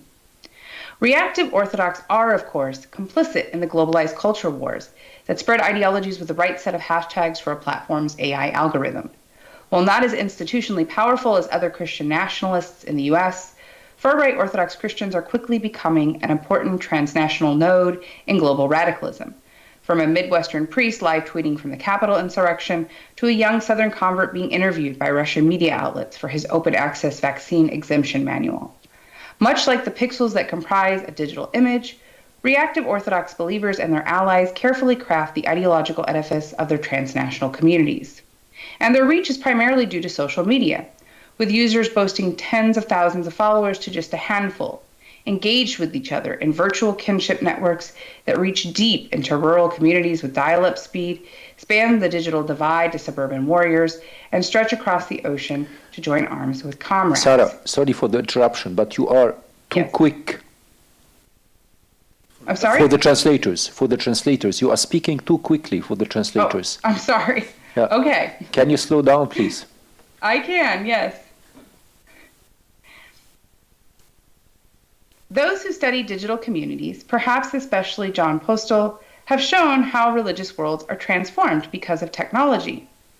This is readily seen in the rise of conspiratorial tweets about big tech, anti-Semitic Jewish social control narratives, and COVID-19 hoax memes. And this is one of the memes that was shared widely back in 2021. How do you know you're exempt from the vaccine? You email a priest and you wait for a response. Contemporary Orthodox Christianity is one that is largely connected through digital channels because of the diffuse geographical nature of the church, particularly in the US. Through digital networks, believers send prayer requests, swap liturgical text, connect to current political and social affairs going on in regions considered to be traditionally Orthodox, and engage with the curious alike. The OrthoNet is seen as both a benefit and a pitfall depending on its usage. In the United States, converts make up a good deal of the English language Orthodox media traffic, and they're quite candid about their ideological beliefs, and that they use digital technology to facilitate collectivity, fight back against the deep state, and monitor subversives, a term they use in reference to those who do not share their moral framings for society. When I left West Virginia in 2018, I launched more fully into the digital portion of my research, since I was no longer beholden to dial-up speeds. Transcribing interviews, reading Orthodox social media, and watching the increasingly jarring actions of both Putin and the Moscow Patriarchate with respect to Ukraine and Africa, it became clear that reactive Orthodox Christians in the United States are a far more integral part of the media networks of the far right than I had imagined when I first went south. It is not surprising that Orthodoxy finds much of its social traction through digital media worlds. What is surprising, however, is how the connections forged by Orthodox Christians through technologies are transforming global Orthodoxy. For a church that has built its social logics around the stalwart defense of text, tradition, and hierarchy, the accelerated spread of information online means a new period of religious sociality and authority, spurred on by American converts, may just be a tweet away. This third section is titled Brave American Worlds. Ideological conviction is often at the heart of conversion. Recently, conviction has changed because of digital technology and connectivity. In Woodford, most early converts made use of analog media resources, interpersonal encounters, and institutionalized or autodidactic education. In our conversations, they were often cautious about these new digital worlds around them, observing that the internet is changing the Orthodox Church. But they nevertheless engaged actively in reactive media worlds. While Patriarch Kirill suggested in 2019 that the internet could usher in the Antichrist, signaling the risks of AI and godless technocracy, reactive Orthodox saw it as a space of religious mobilization. At the same time, however, they expressed concern over data privacy issues and government tracking. Despite hesitations, Orthodox Christians use the internet, and nowhere is that more evident than among the far right. Technology, often unmoored from geography, becomes the link through which they paradoxically build their ideological movement, even as they decry big tech. The 2020s, and perhaps because of the time the pandemic provided for content creation with everyone staying at home, brought to the fore more social media focused members of reactive Orthodoxy, who are much younger in terms of age and their engagement with Christianity. Many of them are recent converts or even catechumens. The Woodford community, despite their political views, were not comfortable with public hate speech or violence.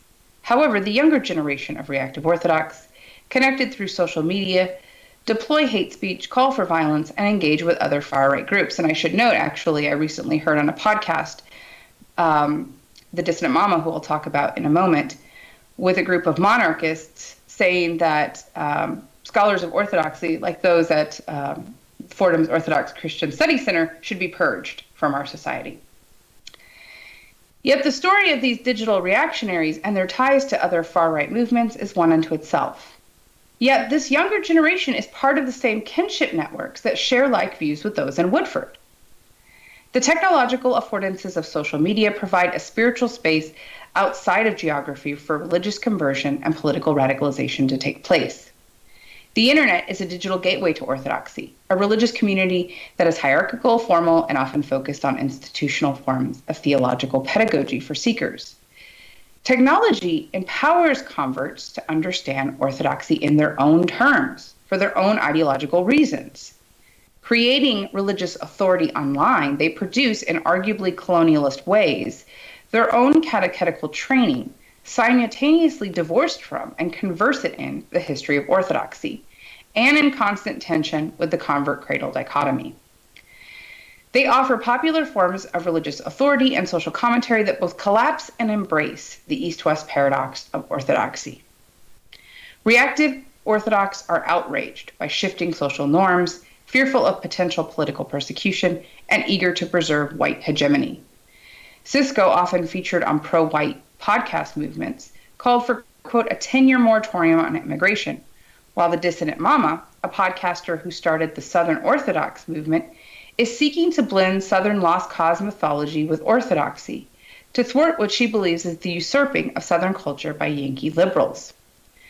To do so, she networks with Southern secessionists and nationalists, arguing on a recent podcast episode that, quote, Southerners were doing just fine before the puritanical progressives started demanding reforms, fomenting peak strife, and telling otherwise happy black bodies that they were being perpetually persecuted by systemic racism and whiteness, end quote.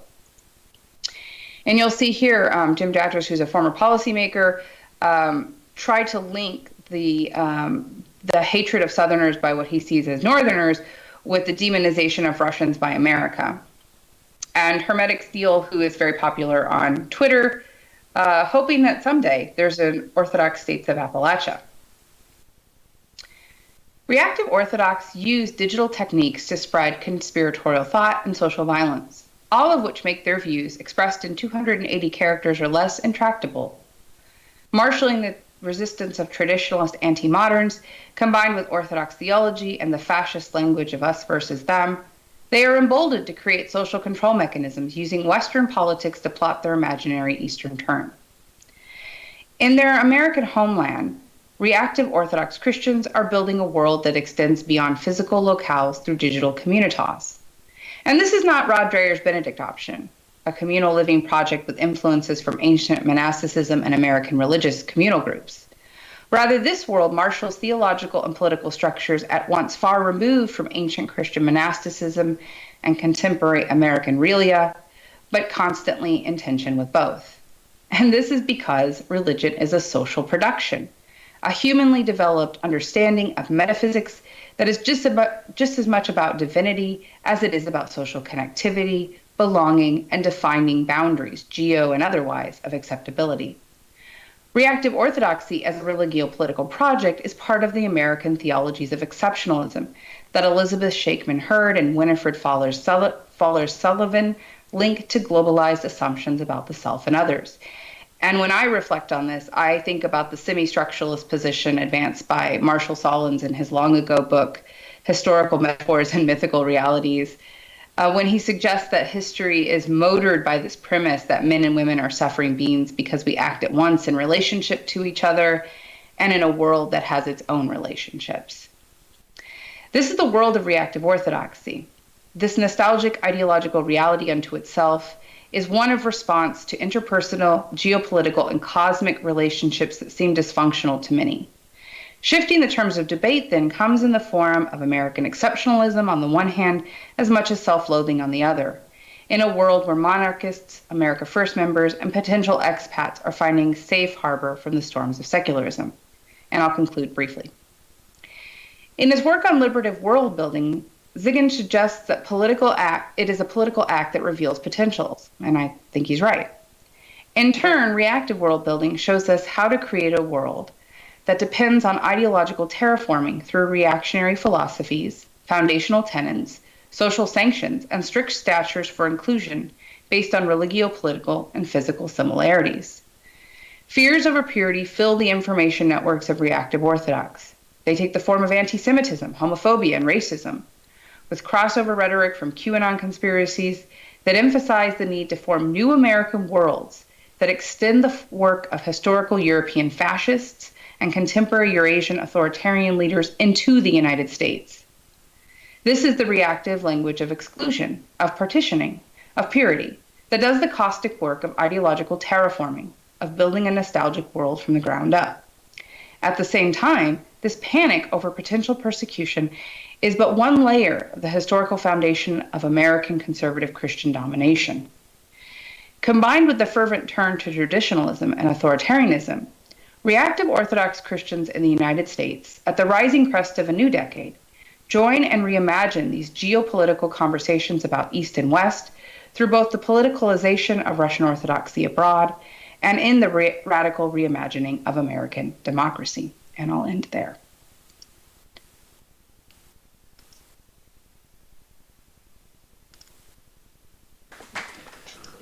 Thank you very much, Sarah. We have got something like 40 minutes for our discussion. You have the floor.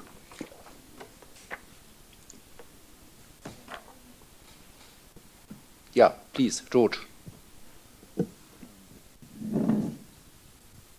All of these papers were fabulous. I just have a quick question for Pantelis, actually. I find it fascinating with Losky and Florovsky that, I mean, the central role of Pseudo-Dionysius for both of them. And they're both so, even though they're ecumenically minded to be sure, they are both so very, very Chalcedonian. When they think of ecumenism, they are typically looking west. They're not looking south or southwest or southeast, right? And Pseudo-Dionysius was a Miaphysite. Now, I don't know that that was known when Losky was writing. Florovsky may have known. Meyendorff did. But anyway, that just strikes me as, I mean, for Losky, Pseudo-Dionysius is so central, and it's almost indisputable now that he was, in fact, a Miaphysite author. Anyway. Yeah, thank you for this remark, which is very relevant. I never got the impression, reading Losky, I never got the impression that he was interested in this kind of issues. Besides, it is clear for him that he is not interested about the identity of the mysterious author of these writings. And also, I think in one of his texts, he claims that it is not so important who is the author, because the church recognized in these writings the authentic Christian theological expression, so he didn't pay so much attention in this kind of details, quotation mark. I think Florovsky was more sensitive about this, and probably under the influence of Meyendorff, he wrote the last paper published, the last article actually published in Religious and Moral Encyclopedia, a Greek encyclopedia, about the article he wrote about Pseudo-Dionysius, and he's very, very sharp in his critique. Yeah. So also Florovsky was a little bit more sensitive and more open to the question of Orientals, and he discussed Chalcedon in one of his papers. Okay, thank you. More questions, more comments? Yeah, Elias.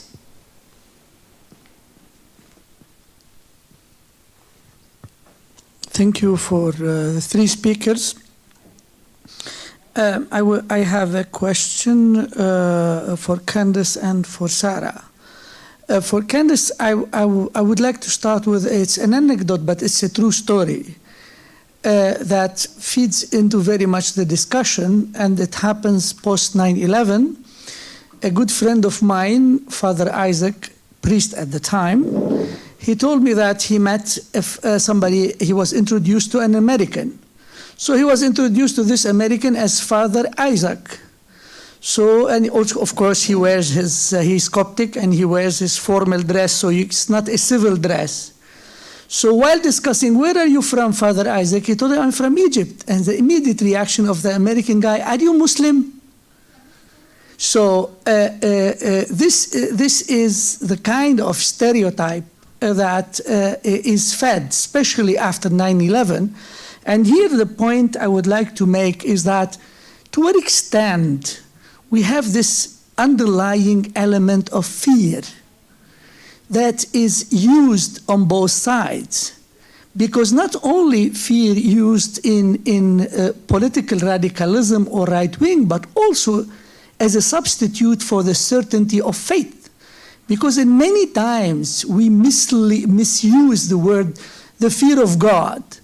So it is used as an element in many times to attract people, especially to the most conservative forms of religious expression, especially in times of crisis, and where the identity of the people, whether religious or ethnic or religio-ethnic identity, is a threat. So the second point I address to you also is you've made this radicalization of blood. But also there is another version that may also apply, but in a more positive way, and it is mentioned by Pope Francis. It is the ecumenism of blood. So we see the same incident seen from either inclusive or a divisive way.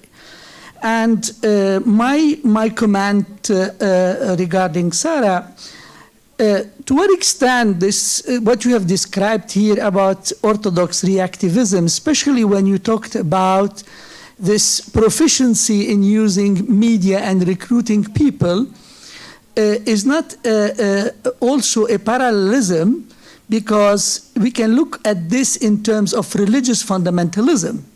Because what you described applies to the late 19th century, early 20th century Protestant fundamentalism, to the recent Al-Qaeda and ISIS fundamentalism. So there are lots of joint elements or ingredients in both phenomena. And especially knowing that with ISIS in Syria, all the recruitment of combatants from all over the world happened via social media. They were all recruited with the media.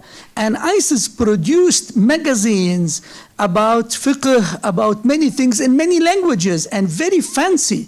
Even a video that you've showed, this video of beheading and other videos, it's like the best Hollywood style videos with all the hidden messages inside. Thank you. So Candice and then Sarah. Thank you so much, Dr. Halabi. I'll be very brief because I want to hear from Sarah. To the point about, actually one of the things I did want to address is the ISIS video, because what's so interesting about that video is that it's very much directed towards a Western and particularly American audience, right? So cops there are really used, yes, they're martyrs for sure, but like they're used as symbols for something else, right?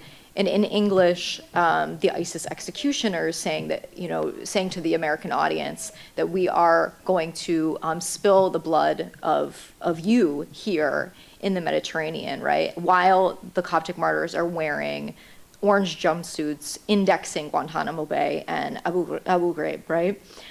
So cops become this in-between character between, right, a Islamic East and a Christian West. And that kind of feeds into your comment about this being a post-9/11 phenomenon, because what I would say is that, and I didn't have time to do this in this presentation, but a lot of these discourses about Middle Eastern Christians as being in between, maybe being Saracen-minded or Islamic-minded, or being a racial other, but a semi-religious kin member with Western Christians, has been a long discourse from the colonial period, and even prior to that, but most explicitly in the colonial period, and missionaries were writing about this. So I would say that even this issue about aesthetics, Middle Eastern Christian aesthetics in the United States, what they were addressing, like their names, how speaking in Arabic, etc. This is something that goes back to early migrations of Middle Eastern Christians, and explicitly since the 1960s and 70s. And just one quick point about the ecumenism of blood. While I agree it offers a little bit of hope, I do think that it's very much included within the economy of blood, in the sense that there is a way in which the blood of Coptic martyrs and other Middle Eastern Christians is used as a strengthening of Western Christendom, right? The Catholic Church is a Western Christian institution. And there was a lot of backlash when Pope Francis said that, to say that these are not Catholic martyrs. right? That they are heretics and theologically different. So there is this kind of inclusion-exclusion factor there. Sarah, would you like to react? Yes, thanks so much. I'll be really brief. First of all, I was just thinking about the aesthetics when Candace mentioned that, because the community that I worked in West Virginia moved to the area in 2000. So it was before 9/11. And one of the things that the monks told me was that they were concerned that they would be seen as Muslim because of the garb that they wear, the robes, the long black robes. And the abbot was very clear, and he said to me, if we had come after 9/11, I don't think that people here would have accepted us.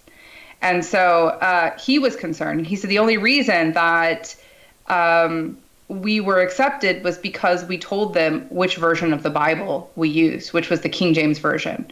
And that text created a social solidarity with other Christians in the area. But also at the same time, they were very isolated in terms of sociality from the other Christians in their area. Other Christians saw them as kind of weird and Catholic. Catholic was the denoter that most non-dom or evangelical pastors would use when they were talking to me about this group. In reference to your comment about fundamentalism, I think absolutely these converts are building on that language of fundamentalism that we saw in American Christianity in the 19th and 20th, 21st century. They're part of the American Christian far right, which builds upon that whole discourse and has a very long history, which I actually lay out in my book. And they're kind of late to the game. As you point out, other people have been using social media very well to sort of curate these social networks online. And the Orthodox are kind of late to that. And I think it's in part because of the analog tradition that they have of sort of converting via text and interpersonal relationships. But now that they're using it very well. And they're connecting to conversation partners all across the world. And one of the interesting things that I'm finding is it's not just Americans who are reaching out, but Russians who are reaching out to Americans. So you have Russian materials, media materials, being translated into English and having secondary English language sites, and then taking a sort of like a social media hub, taking texts and articles from converts in the United States and publishing them on these sites, both in Russian and English. So they're publishing them for Russian speakers in Russia, but they're also publishing them in English through a Russian media source. So, for example, Russian Faith often will use articles from the Dissident Mama. They'll retweet articles or repost articles from very conservative Rokor priests, even Rokor priests who have actually moved to Russia and are now expats. So absolutely, there's this dynamic discourse going on. It builds on American fundamentalism, but it also builds on this sort of Russian understanding of the Russian world expanding outwards in sort of an imperial domination along with state. Thank you. Yeah. Hi, this comment / question is for Sarah. I was inspired both by this presentation and also your talk was it last week in Frankfurt, when you presented also on a similar topic. So, you described, I think, very well the madness of those extremely conservative groups and elaborated on them. So I don't have questions about that, but I do have a question about a broader framework, conceptual framework, and which kind of shapes your approach. In a couple of times you mentioned things like democracy as the political structure of the U.S., American democratic project, liberal progressive side, freedom of democracy, and so on. So am I misunderstanding you? But it seems like that, to use that without some kind of critical examination strikes me as using just propaganda slogans that just lack any kind of scholarly grounding. Really, to call the United States a democracy is a caricature. I mean, there is a long history of serious scholarship documented that shows, I mean, if we call it democracy, then everything is a democracy. Then like North Korea is some kind of democracy. It's just doesn't seem to me to actually have any weight. And the question is whether the United States has ever been a democracy. There is still a scholarship showing that actually it was designed to prevent democracy, and certainly the way it evolved is now radically anti-democratic. So, first of all, what's the purpose of that? Like, and then you kind of criticize the others for using, I quote, fascist language of us versus them, which it might be fascist, but like, are you not in a danger to also fall in the trap of using the same kind of conceptual apparatus where enlightened, Western, liberal, democratic is contrasted to kind of crazy traditionalist? You used also concepts like anti-intellectualism, anti-science, as if in the mainstream liberalism there were no anti-intellectualism and anti-science. Just think of cancel culture or political correctness. It's enough anti-intellectual to me. So in a certain sense, I think like as a subtext, what people less experienced with propaganda narratives might get is that there is like this evil power, imperialist, crazy traditionalist, which is of course Russia, and there is the enlightened democratic power, which is in a danger of being corrupted by foreign influences. While in actual reality we are dealing with two radically anti-democratic systems, two imperial projects. It's an aesthetic choice to choose which one is worse. You can argue about them, but both of them are radically anti-democratic. So, like, am I missing something, or? Well, let me drink a sip of coffee before I answer you, Davor. Because I can't see you, but I know it's you. All right. So I'm thinking about democracy in sort of the vein of American religion and politics that we understand in religious studies.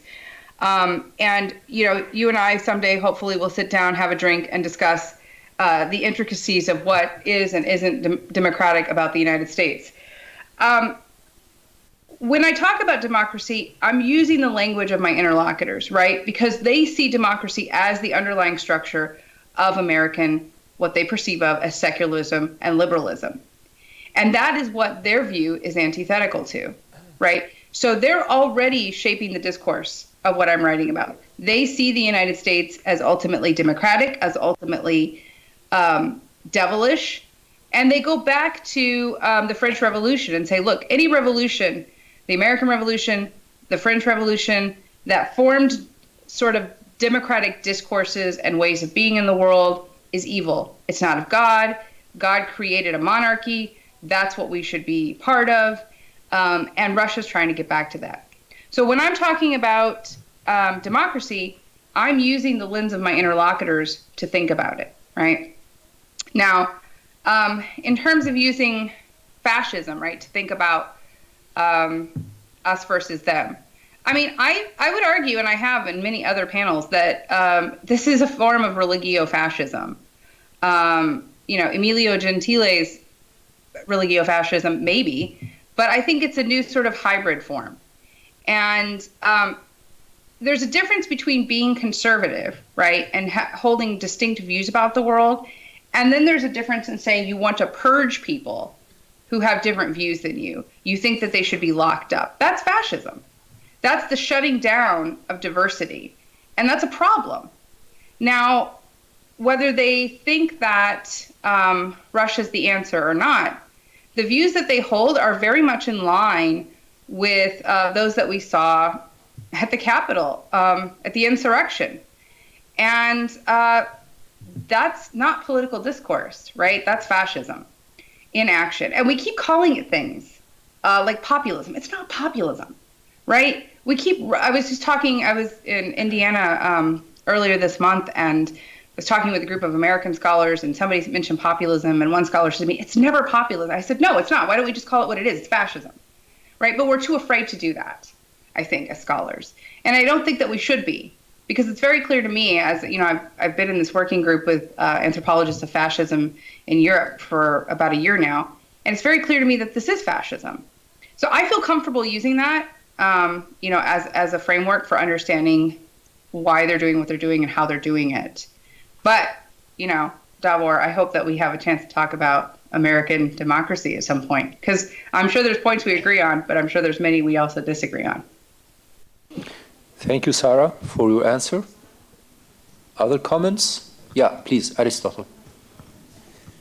Pantelis, I just wanted to comment on the Florovsky quote you had, where Florovsky says that Losky doesn't begin with Christology, and he puts his chapter on Christology in the middle. That comment that he puts is he should have started with he should have started his book with Christology. That's a Barthian comment. I mean, that's like a pure Barth kind of critique, and so in many ways, I won't be the first to say that to some extent Florovsky is Barthian in inspiration, but it's also inaccurate. It's like it's just wrong, because Losky, right at the beginning of the Mystical Theology, says point blank that he's beginning with the incarnation, and he's beginning with the incarnation is a revelatory fact, right? So we begin with the fact of revelation. So footnote here, that phrase, fact of revelation, he actually gets from Bulgakov, one of the many phrases he gets from Bulgakov, actually. And apophaticism is not simply about sort of an epistemological problem. It's sort of an attitude for union with God, which is revealed in the fact of the incarnation. So I'm not saying that you get Losky wrong, but Florovsky for sure gets Losky wrong. I don't necessarily disagree with Florovsky's pushback on apophaticism, but I just think that he's not getting Losky correctly. So, Pantelis, would you like to react? Yeah. Look, I need actually to check what you say about the way he starts Losky his mystical theology. Yeah, he's criticized by Florovsky because he follows the general philosophical scheme. I mean, God.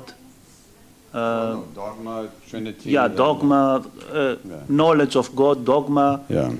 And then in the middle of the book is coming the. But Christ is at the beginning, because incarnation is where he starts, because because he says in the very first pages that the point of dogma is to live the dogma. And the reason why he says that is because the goal of incarnation is a mystical union with. Yeah, but this is a kind of aphorism, or this is a kind of claim. The whole structure of the book is has not a kind of Christological beginning. That's my impression. I need to check again, but. The whole idea, the whole impression I got from Losky's, and not only from Losky, but from other people too, is that the point, the center of gravity is not about revelation, is not about Christological event, it's about apophaticism.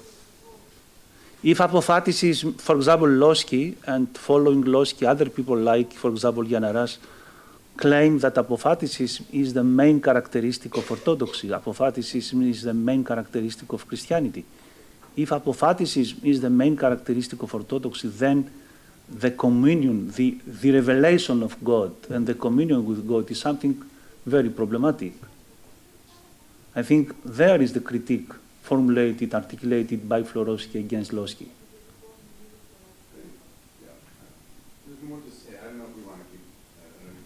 You can react. Yeah, there's more to say. I mean, I think I actually don't think apophaticism is the center for Losky. What the center for Losky is deification, because he's reacting both against Bulgakov and the neo-scholastics, because he thinks in the end that they develop systems and that the end goal for both of them is simply the system itself, right? So, in other words, it's the end goal is the knowledge. So, to some extent, the gnoseological is at the heart of what he's doing, but he's trying to claim that knowledge of God is union with God. And apophaticism, you need what he calls an apophatic attitude, where reason plays some role, but it has its limits. And so to some extent, I would agree with the critique that you can be a little bit more cataphatic. So I'm not disagreeing with that.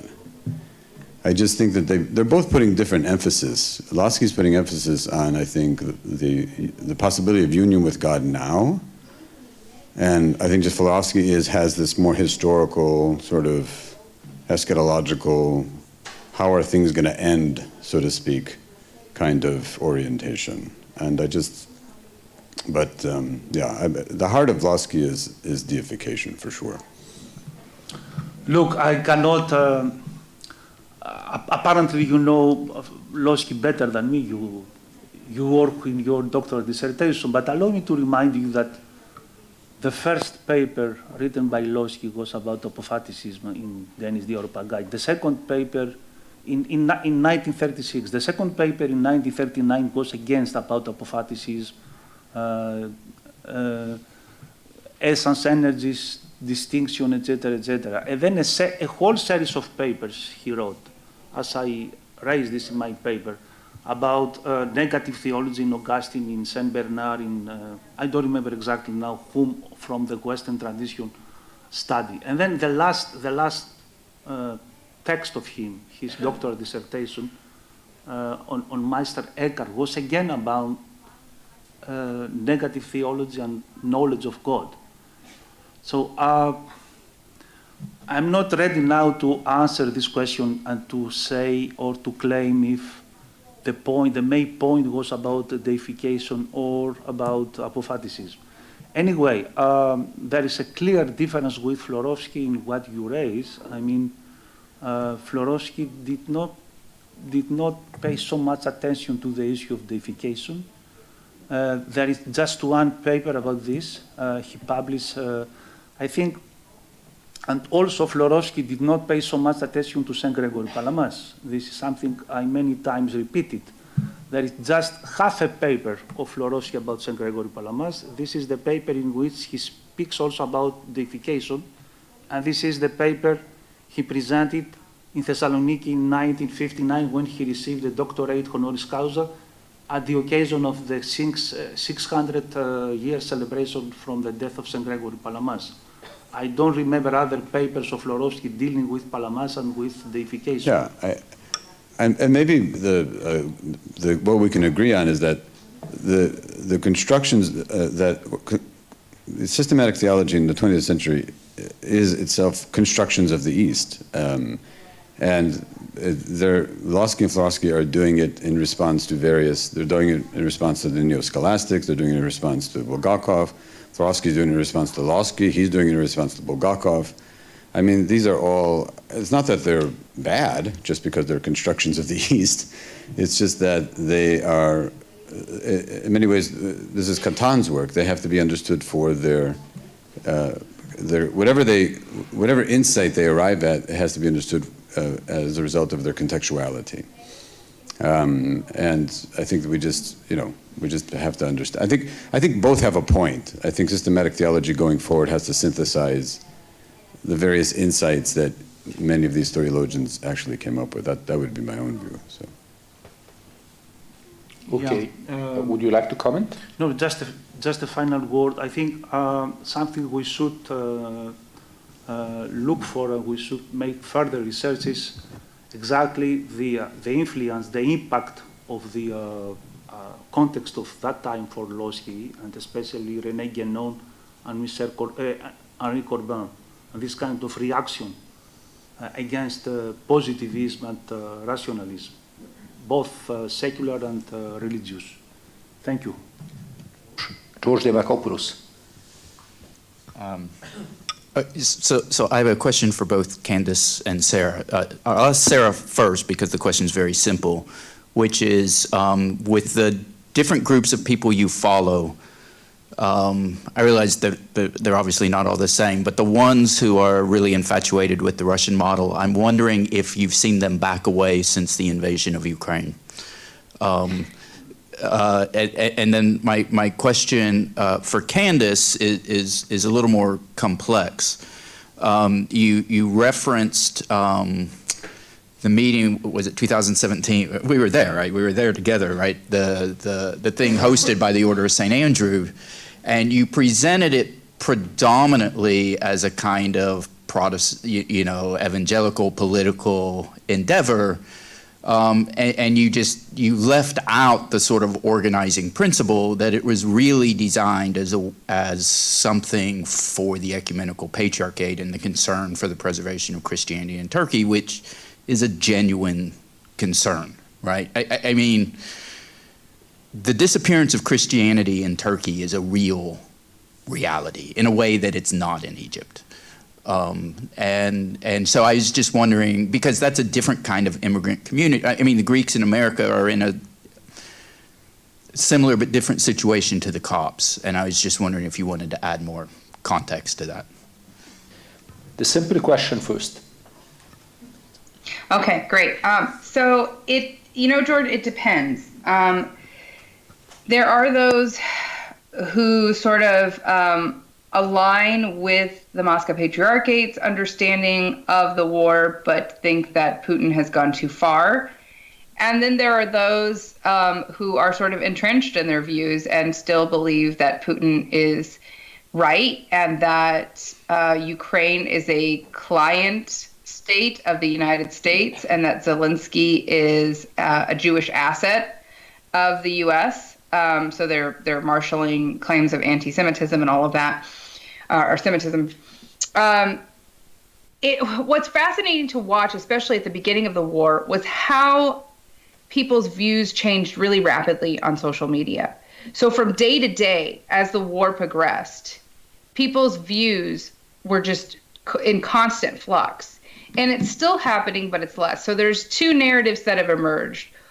One is that the narrative that Putin puts forth, which is that this has always been Russia's territory, drawing on the Ruski Mir idea that this is the Russian world and that this land is Russian and that there are Russian-speaking Ukrainians who really desire freedom and they're not getting it from the Ukrainian government and that they're being oppressed, right? So it's using that persecution narrative to reinforce empire.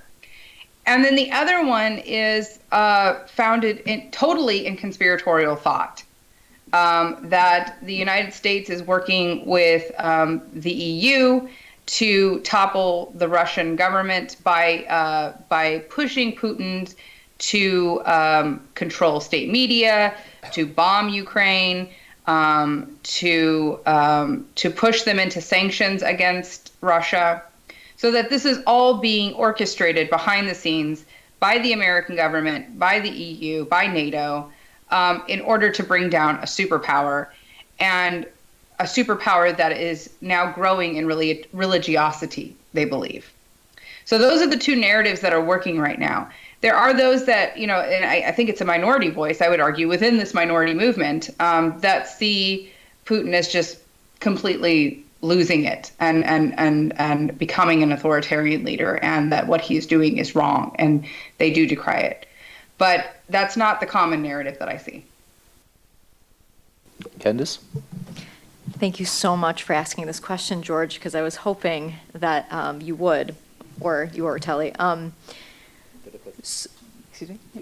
Yeah, so from the outset, let me address something that I didn't include in this talk, but I did include in a published article about this, is that absolutely, at base, the archons are very much focused, right? And even in this conference, we're very much focused on the future of Christianity in Turkey, Christian communities that remain, and the status of the ecumenical patriarchate. Absolutely, 100%.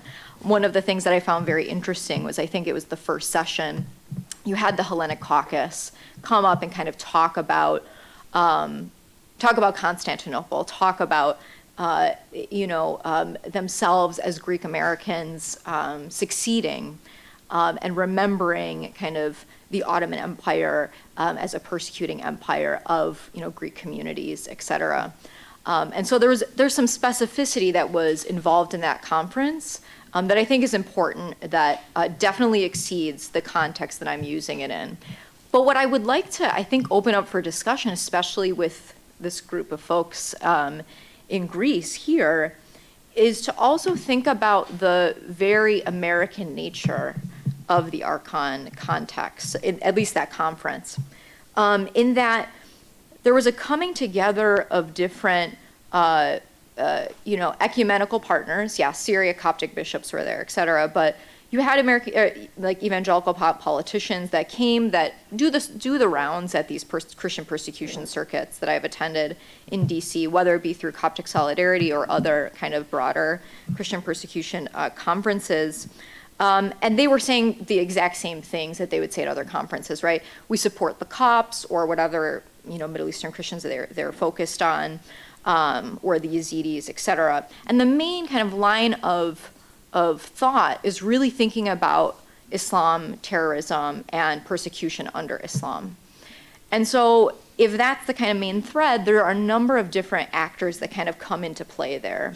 And some of them even being, Greek Orthodox converts too, thinking about, at the conference, and again, I'm opening this up for a conversation, having a convert like Hank Hanegraaff, the Bible Answer Man, and having his, but having his book entitled Muslim, and I forgot what the subtitle is, but it's very much about kind of the increase in the Muslim population globally and how that's a threat to kind of Christianity, right?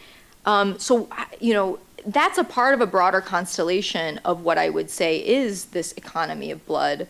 And not even that, just the conference dinner having kind of associates with the Trump administration. And it's not necessarily about Trump, but it's about the kind of interlayers of not just blatantly American evangelicals doing these things, but other ecumenical partners, Eastern Orthodox Catholics, others that are saying very similar things to one another. So I'm thinking about Jordan and Jay Sekolo. Yeah. If I can just add, Yeah, please. Almost like, Microphone. yeah, sorry. Archon leadership is smart enough to understand if they're going to have influence in Washington, Right. they have to play this game that sometimes turns their stomachs, but they're willing to do it to achieve their ends, right? Right. At least to my mind, that seems to be exactly what's going on. Right. So they're exactly. That's my point, is that it's not necessarily that the Archons are like leading this economy of blood, but they're a part of it in that there is this necessity to engage certain narratives to become legible in a place like Washington, D.C., which, as much as the American evangelical movement is being fractured, et cetera, under this current moment and thinking about Christian nationalism, et cetera, you still have their strength in their kind of political offshoots that Sarah obviously is really bringing forth here. So I won't speak anymore, but thank you for bringing that to my attention, because these things are a lot messier than people imagine. Say something about George. Yes, of course. Yeah, θα μιλήσω ελληνικά αυτή τη φορά. Θυμήθηκα κάτι στην ερώτηση. Remembered something about the question asked by George Dimakopoulos at the beginning. At the question George Dimakopoulos asked before, I remembered something that I forgot in my answer when it comes to Florovsky and Florovsky and their involvement in the ecumenical dialogue, which was always about the West and didn't take into account the Orientals. I would like to remind that Florovsky died in 1975. The dialogue, the so-called Eastern Orthodox dialogue among Eastern Orientals began in 1964 in Denmark. It was the first theological meeting within the framework of the World Council of Churches. So it wasn't much to be expected by Florovsky, because the question wasn't raised back then. These were two religious families ignoring each other, living side by side, though. I would like to remind you both that as early as St. Maximus the Confessor and John of Scythopolis, there existed a Chalcedonian interpretation of Pseudo-Dionysius, the Areopagite. And I think this should have been decisive for Florovsky. When in his interpretation, in his reading of Pseudo-Dionysius, because at that time, of course, there existed theories that he's monophysite, but it seems to me that this Chalcedonian interpretation of Pseudo-Dionysius was actually important and perhaps decisive for Florovsky. And one supplementary remark concerning Terry's objections. Well, I'm not very knowledgeable about the whole issue of the book, but it seems to me, I read it twice. It seems to me that the whole music of Essai de la théologie sur la théologie mystique de l'Église d'Orient, mystical theology, the whole music is ontological and apophatic, whereas the tenor or the whole music in Florovsky's writings is Christological. I would frame it as... This is my impression. I would frame it as speculative versus historical. I would frame it that way. And Florovsky hated the speculative. He hated it. He didn't, he didn't like the speculative. He didn't like Bulgakov. And in many ways, maybe Florovsky's insight was that Losky was actually kind of doing the same thing, which in fact he was, right? And he was basically, it's very, very clear that even though Losky was claiming to go back to the fathers, he was appropriating the categories of Bulgakov and apophaticizing him to respond to Bulgakov. That's very clear. But what's really irritating about Losky is that he drew on Palamas, and he tried to. Right. But Palamas is much more favorable to cataphatic theology. Right. I think they all misrepresent. Like, there's a kind of over. I mean, Losky overemphasizes certain aspects of Palamas. He misrepresents Bulgakov. He misrepresents Aquinas. Florovsky misrepresents Losky. I mean, they're all kind of hitting on something that they think is. But they're not kind of really seeing the whole picture to some extent, which maybe, now, decades later, we can all kind of look back and see what's going on here and kind of see what's happening. But I think Florovsky didn't like the speculative. He thought that was too metaphysical, and that's the irony is that Zizioulas loves Florovsky so much, and Zizioulas is speculative and ontological, right? So I think Zizioulas is doing something that Florovsky himself would disapprove of, quite honestly. This is part of the Orthodox constructions of the East. Right. And also, unfortunately, Nikolaos Asproudis left the conference, but it is unfortunate. He could have added. Yeah, in his doctoral dissertation, he showed, I think, clearly that, Zizioulas also, Asproudis also is a disciple of Zizioulas, but he showed clearly that Zizioulas took a lot of things from Bulgakov.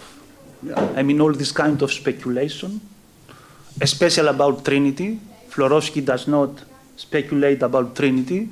The speculation about Trinity, even the idea of personhood, comes more from Losky, Bulgakov than from Florovsky. So all these are part of the Orthodox constructions of the East, and actually the reason why I presented this topic is because quite often the Orthodox, especially here in Greece, we confuse. We make a kind of amalgam. We say amalgam. We make a kind of mixture. Our mixture, yeah. Yeah, a mixture between. For example, many theologians in Greece, they think that Florovsky and Losky are exactly the same thing. They are not able to make this distinction.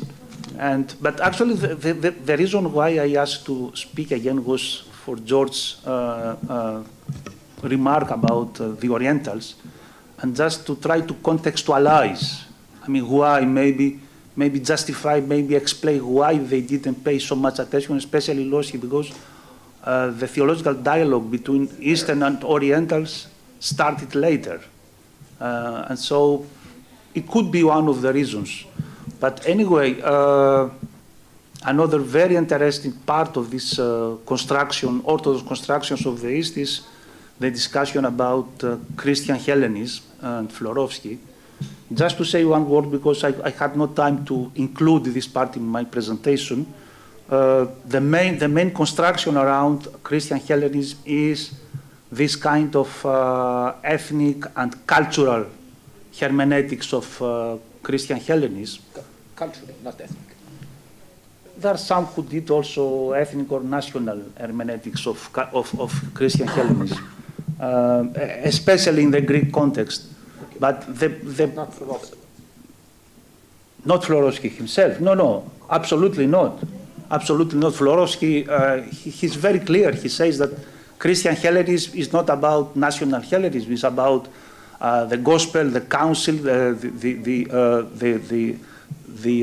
fathers.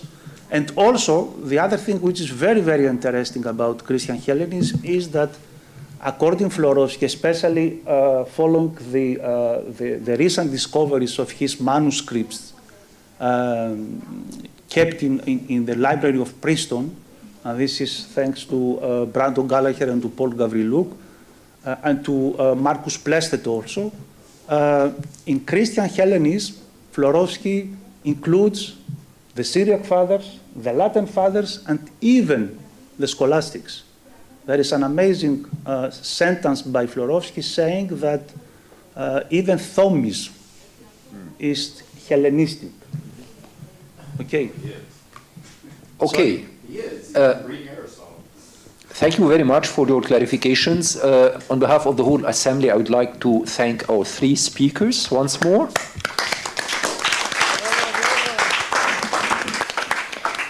Our time is over. Wish you a nice coffee break. Actually, for half an hour, isn't it? No, for 1 hour. In 1 hour? Yeah, because we should prepare the room for the concert. Okay. So in 5:30. 5:30, yes. Okay. 1 hour. Okay, 5:30. So plenty of time.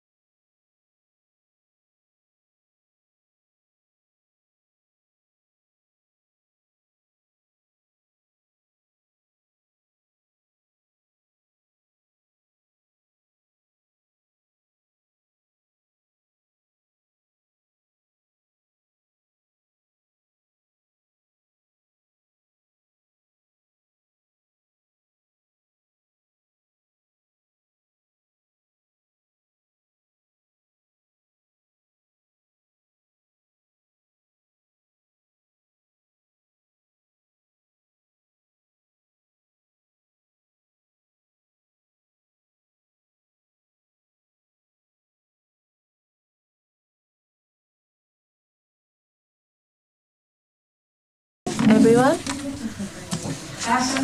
We are reaching now the end of this very interesting conference. And in my opinion, this closure would be really nice with two speakers who have been observers to this conference. They have been observing the works of this conference. Could you please be seated in order to start, in order to honor our dear colleagues who will speak their own thoughts on what we have heard today. There is one observer from the Catholic tradition and one from the Evangelical tradition. Both of our honored guests had the chance to listen to the works of this conference, and I dare say that they will share with us their own thoughts and proposals. Why not? Critique. And in my opinion, this is something very important, because we should always listen to the voices of the other Christian traditions and learn from their own experience and listen to their own voice as well. So we will start with Dr. Peter Demey, who is professor and vice dean at the Faculty of Theology and Religious Studies of Law in Belgium. And he will try to present us the view of the Roman Catholic Church. The floor is yours.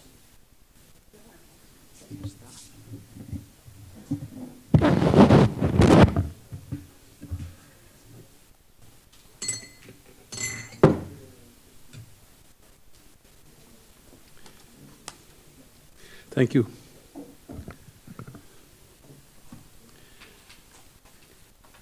As a Roman Catholic observer, I first of all must admit that I have been enriched by this intensive intra-Orthodox reflection of what the concept of the East actually means for Orthodox theology and Orthodox believers. I appreciated that for most speakers, it is no longer necessary to promote a return to the rich tradition and theology of the East as an act of liberation from the Babylonish captivity of Western theology. Just in the same way as a research application aiming at developing new approaches has to start with a status questionis. In the opening lecture, we were invited to listen to the author of Orthodoxy and the West, who has indeed inspired generations of Orthodox theologians to draw from the East, albeit through the means of an anti-Western discourse. In his opening lecture, Dr. Yanaras blamed, for example, Western missionaries for having contributed to the distortion of the ancient Eastern practice of a direct relation between the sinner and God, and for having introduced a more legalistic approach to confession. Even if Yanara's claim were historically correct, such stereotypical descriptions of Western theology and church practices, which have indeed a long history in Orthodox theology, as both Dr. Zwahlen and Dr. Bathrellos have pointed out with regard to Kyriakos, insufficiently respect the many attempts that take place in my church, especially in circles of new religious movements, to revitalize the sacrament of reconciliation by returning to practices of spiritual accompaniment that find their inspiration in the monastic tradition of the East and of the West. In his contribution to the 2019 Routledge volume Christosianaras, Philosophy, Theology, Culture, now Metropolitan Kyrillos Katerelos is also convinced that it is no longer necessary, quote, to glorify Eastern Christendom at the expense of its Western counterpart, end of quote. In his contribution, Dr. Kalaitzidis reminded us of Florovsky's criticism in his review of the mystical theology of the Eastern Church, that Losky probably also has exaggerated the tension between the East and the West. Second point. For most speakers, the concept of the East coincides with the spiritual heritage and patristic tradition of Byzantium, which emperors from Justinian to Putin claim to protect. Especially Dr. El-Halabi reminded us that the Muslims were confronted with Christian churches that were defending different Christological views. Since a divided church has difficulties in effectuating its missionary task, the Muslim communities started to interpret the significance of Jesus afresh. The lecture of Dr. Lukasik today about shameful reactions of American citizens and authorities against Coptic Orthodox immigrants, of course, also made use of a wider concept of the East. This is not to deny that in their other publications, several speakers at this conference have pleaded for an intensification of the dialogue between the Orthodox Church and the non-Chalcedonian churches. In his article on this theme in Science et Esprit, Dr. Yangazoglu is, however, aware that the theological progress that has been made in this dialogue needs to be received by the local churches and eventually lead to the lifting of the anathemas. I also refer to the chapter by Kalaitzidis and Asproulis in the 2016 Volos publication on the dialogue between Eastern Orthodox and Oriental Orthodox churches, in which they insist that, quote, the fundamentalist resistance towards the profound affinity of faith with the Oriental Orthodox, unquote, among certain circles of Eastern Orthodox believers needs to be overcome. In the mission statement of IOTA's Ecclesiology group, Dr. Hjelm and Dr. Hovorun question, quote, the tendency to confine the Orthodox Church within the limits of the Byzantine heritage. For them, quote, the deconstruction of the imperial idea will open a way for unity with the pre-Chalcedonian churches, unquote. I had personally expected that our conference would have dealt more with this highly needed geographical extension of the concept of the East. This brings me to my final and longest point. Your work during this conference has invited me as a Roman Catholic observer to reflect on whether there does not exist something like a Catholic construction of the East, and whether it is not even a construct that needs some self-criticism as well. Many Catholic theologians have published books that reflect their willingness to be enriched by Orthodox theology. The title of Aidan Nichols' well-known 1995 overview of 20th century Orthodox theology, Light from the East, Authors and Themes in Orthodox Theology, is a paraphrase of the Latin expression Orientale Lumen. Starting with Catherine Lacunia's 1991 classic God for Us, The Trinity and Christian Life, many Catholic theologians have sought inspiration in Orthodox triadology. In order to arrive at a joint declaration on the doctrine of justification, Catholic and Lutheran theologians needed to be enriched by the Orthodox understanding of theosis.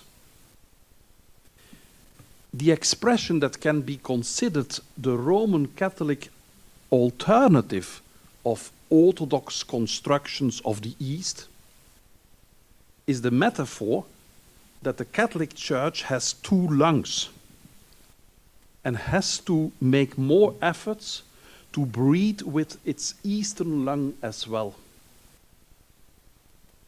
In the informative article, Church with Two Lungs, Adventures of a Metaphor, which the Italian Catholic priest and former professor Basilio Petra has published in 2002 in Ephraim's Theological Journal, the author indicates that a Russian convert to the Catholic Church coined the term in 1926, thereby indicating that he was not willing to give up the spiritual riches of the Orthodox Church after having become Catholic.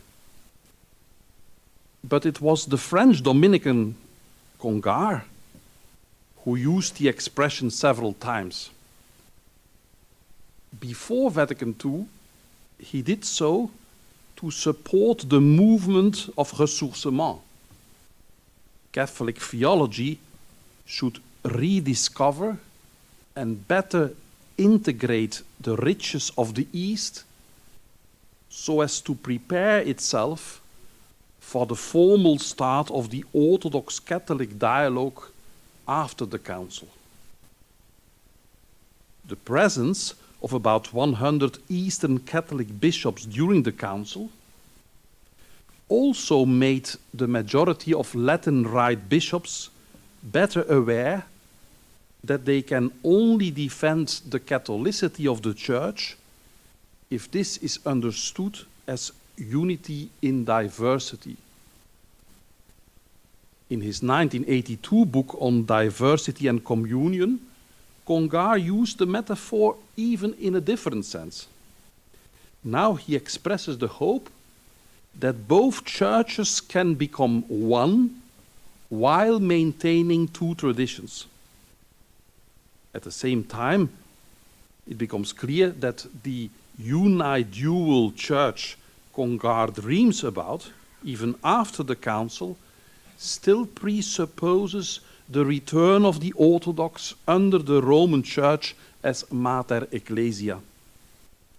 This aspect of the Catholic construct of breathing from two lungs, which luckily is no longer the hallmark of Catholic understanding of ecumenism today, is probably one which my Orthodox friends are not willing to accept.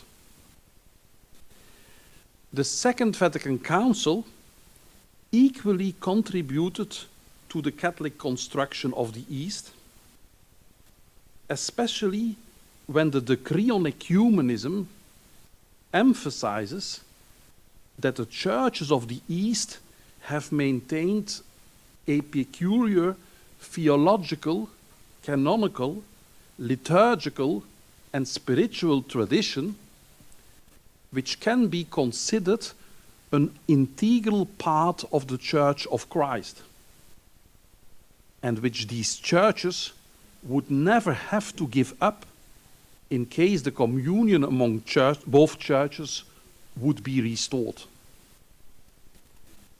Both Unitatis Redintegratio and Ecclesiarum Orientalium suggest that the Eastern Catholic churches have a special role in preparing Orthodox Catholic unity. See, for example, Orientalium Ecclesiarum 24 and Unitatis Redintegratio 17.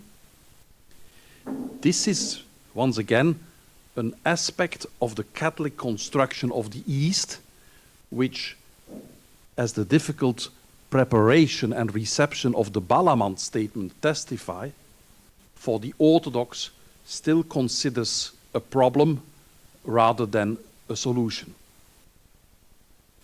Under the pontificate of John Paul II, the expression was regularly used.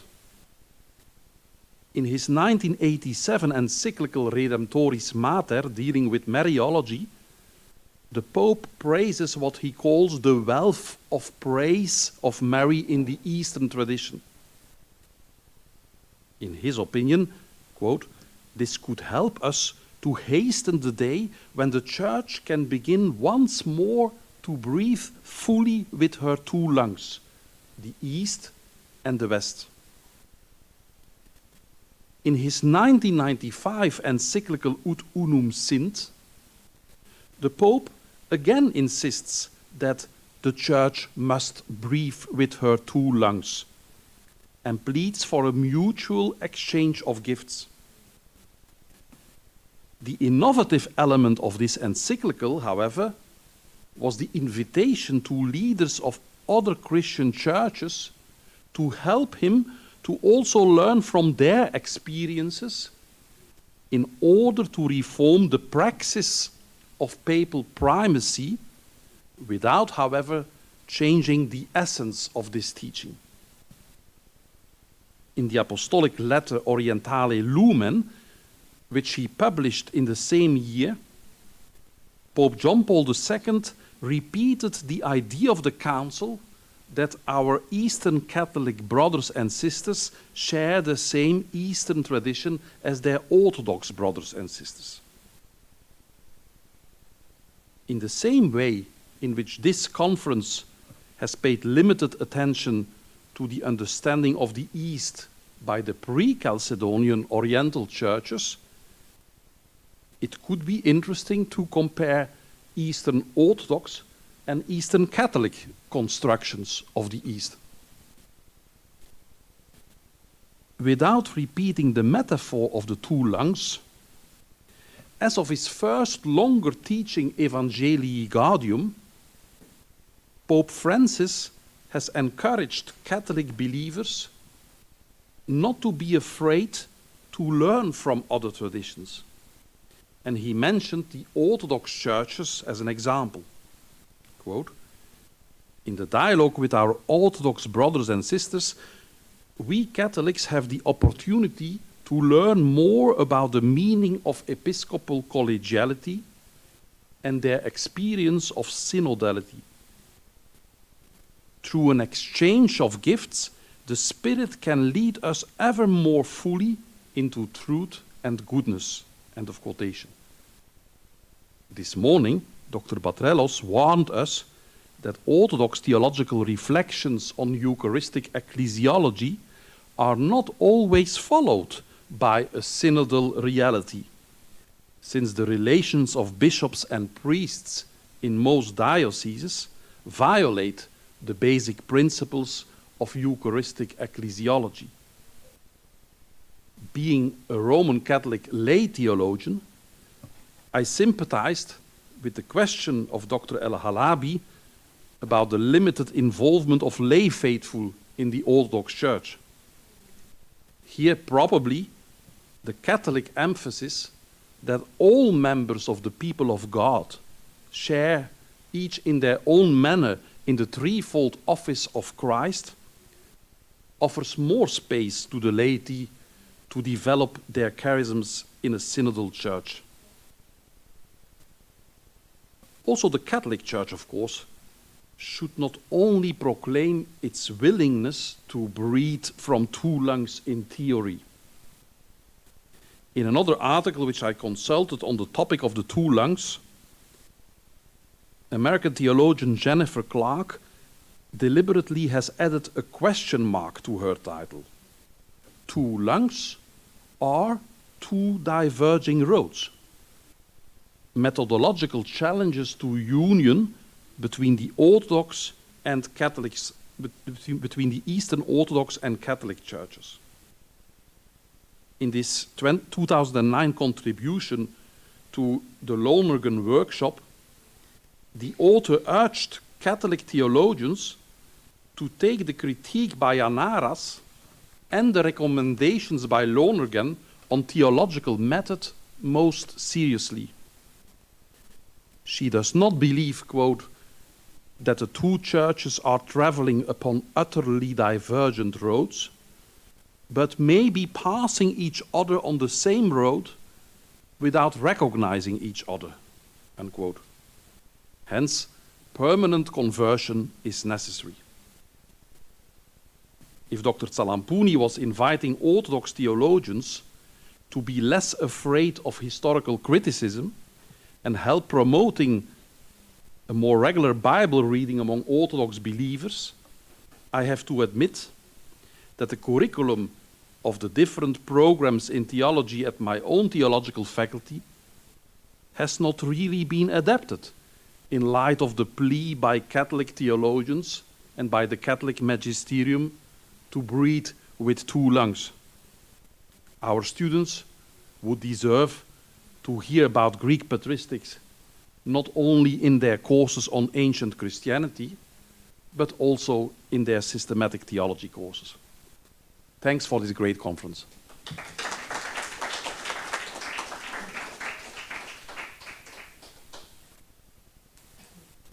Thank you very much, Professor Demey. Και συνεχίζουμε με τον δεύτερο. We will continue with the second observer and speaker, our dear Dr. Kantartzis. He knows us well and we know him well, and this is something very important.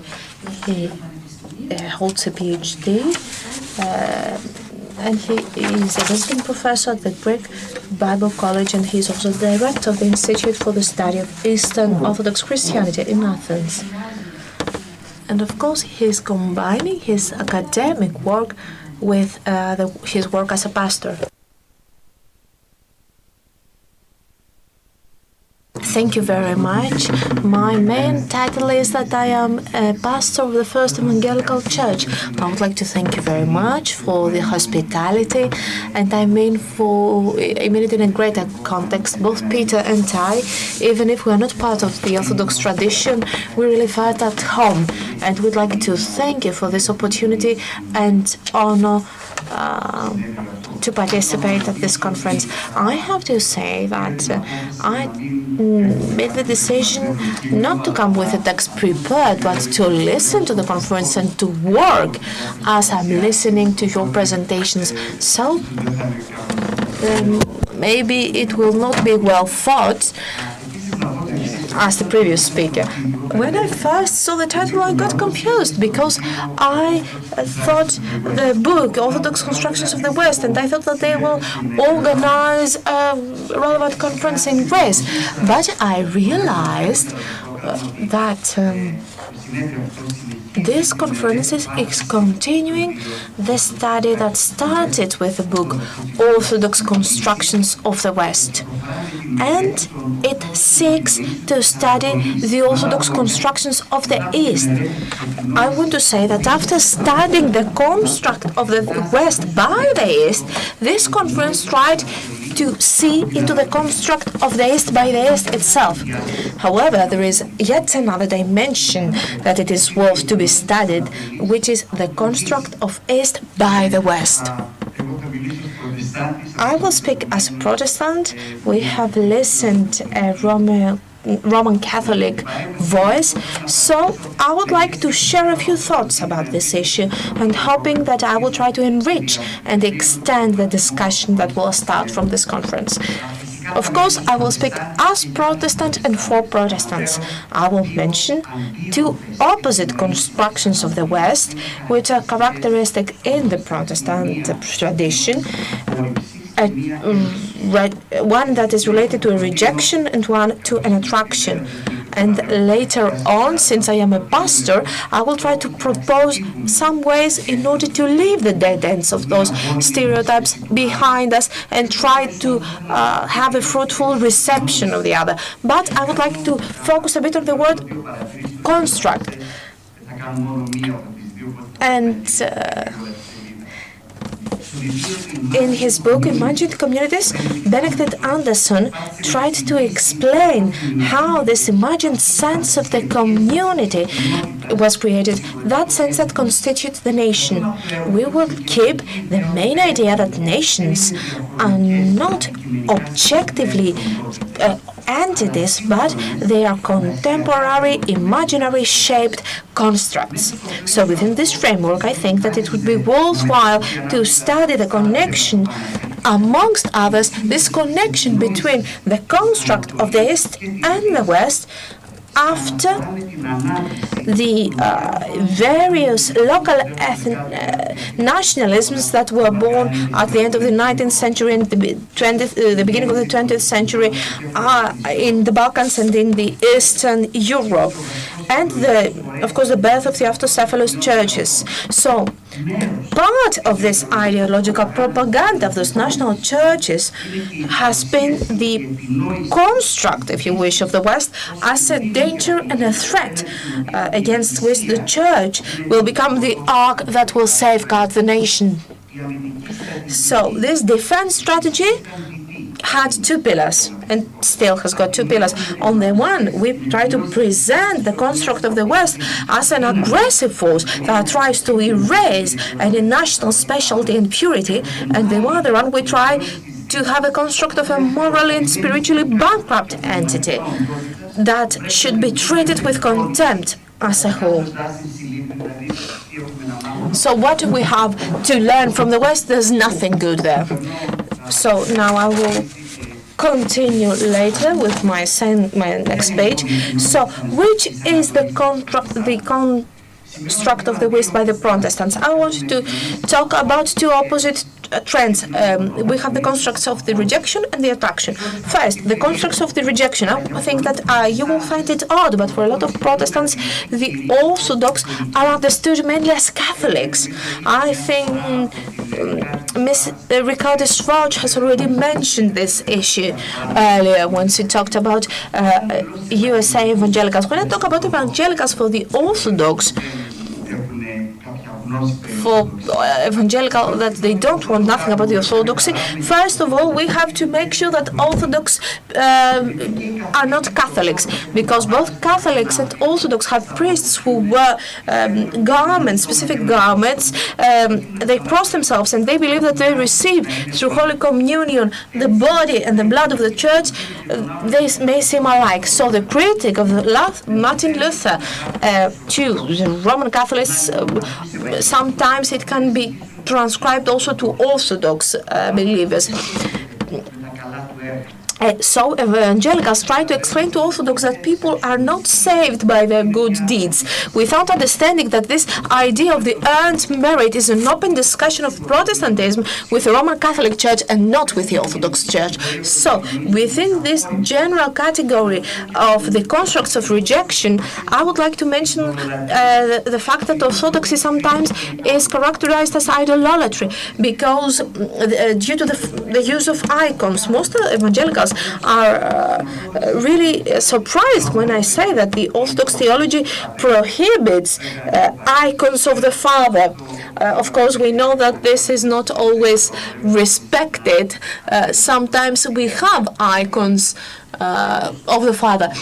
So the problem of the anti-Western feeling or sentiment, there is also a relevant feeling of anti-orthodoxy as a reflection in the Protestant world. For example, in our church, we are the Reformed Presbyterian Church, and we are affected by the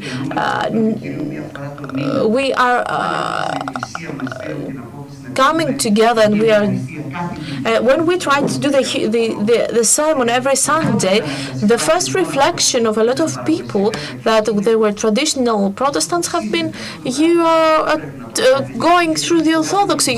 This is not a Protestant trait, this is an Orthodox trait. Or we had a long discussions if we will allow marriages, since in our marriages we have the two candles that you put them off because then you light a third candle. It was a huge discussion if we should allow candles in the church, because this is where you start from and then you become an Orthodox, alas. So those two constructs are constructs of rejection. However, there are also constructs of attraction, and I think that this is the most interesting part. So during the last decades, we have another very interesting construct of the Orthodoxy. After the secularization and let's say the spiritual poverty of the West and the modernity, there is a so-called nostalgia towards Orthodoxy as a place and a way that kind of keeps a lost, long forgotten purity. I would like to remind you what Mrs. Zwahlen said about the Goethe's poem, according to which the East is described as an untroubled, pure and true place. And there's also another adjective that I didn't have the chance to note down. So I want to speak about two books. The first is written in 2007 by an evangelical writer, and I'm talking about a traditional American Protestant, James R. Payton Jr., and was with title, and its title, which will remind you, another book, Light from the Christian East, an introduction to the Orthodox tradition. So,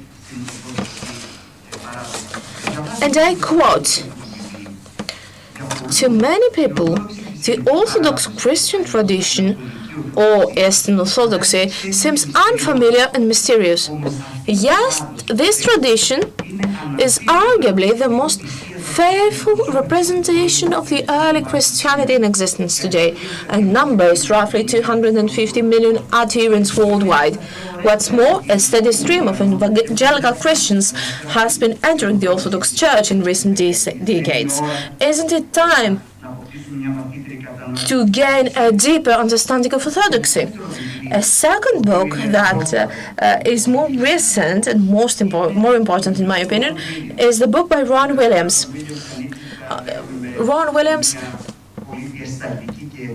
let's say that is part of the Protestant world. He was the former Anglican Archbishop, and he wrote a book with the title Looking East in the Winter, Contemporary Thought in the Eastern Orthodox Tradition. So apart from reading the book, it would be good to listen to some interviews that he gave where he explains why he wrote that book. And it is his narrative is clear in those interviews, that through the dead ends of the West, the spiritual bankruptcy, the decade, I am looking to find a light. So I turn towards the East, because the East, the so-called Orient allows me to orientate myself. So he's using this image that comes from Diadochos of Photiki, which says that even if we live in winter, you turn towards the east, towards the sun, and even if it is still winter, you get warm. So what is really interesting is to take into consideration that the text that is used here by Ron Williams is Philokalia. So I want to remind you Yanara's speech in the beginning of this conference, and the Russian version of Philokalia. And he's also mentioning the Russian tradition of Sophronius and various others, people. So maybe one could say that those books are a fruit of personal concerns. However, there is a rather structured narrative that now it is self-explanatory almost. Protestantism is connected So this reformation is, let's say, an effect of nominalism and leaving behind this metaphysic analogy of metaxis. Nominalism brought realization, and this modernity allowed us to go to this winter of secularization. However, in order to leave this dead behind, we have two choices: either to go back to Roman Catholicism, which is rather difficult for Protestants, or to turn towards Orthodoxy, which is unknown to a lot of people, or it is known by the books, not the reality, but the books of theologians such as Florovsky or Zizioulas.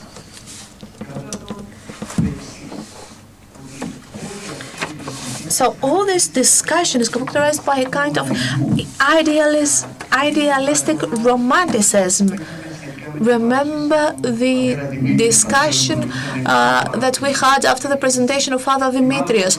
I remember that when I read in the USA in Boston, when I was studying at the university, the book of Zizioulas, I was astonished. I said, well, I felt an attraction towards all these issues. And after I slapped myself and I say, where can you find it? Where did all these things take place? Is this like real? So there is an idealism, a romanticism of a thing that I don't know if exists in reality, but of course it is attractive. I could say more, but I don't want to bore you with details and take a lot of time. So I would like to continue and give some proposals how we can continue together. And I want to propose three main solutions, 3 main points. The first is the need to have a parallel self-criticism.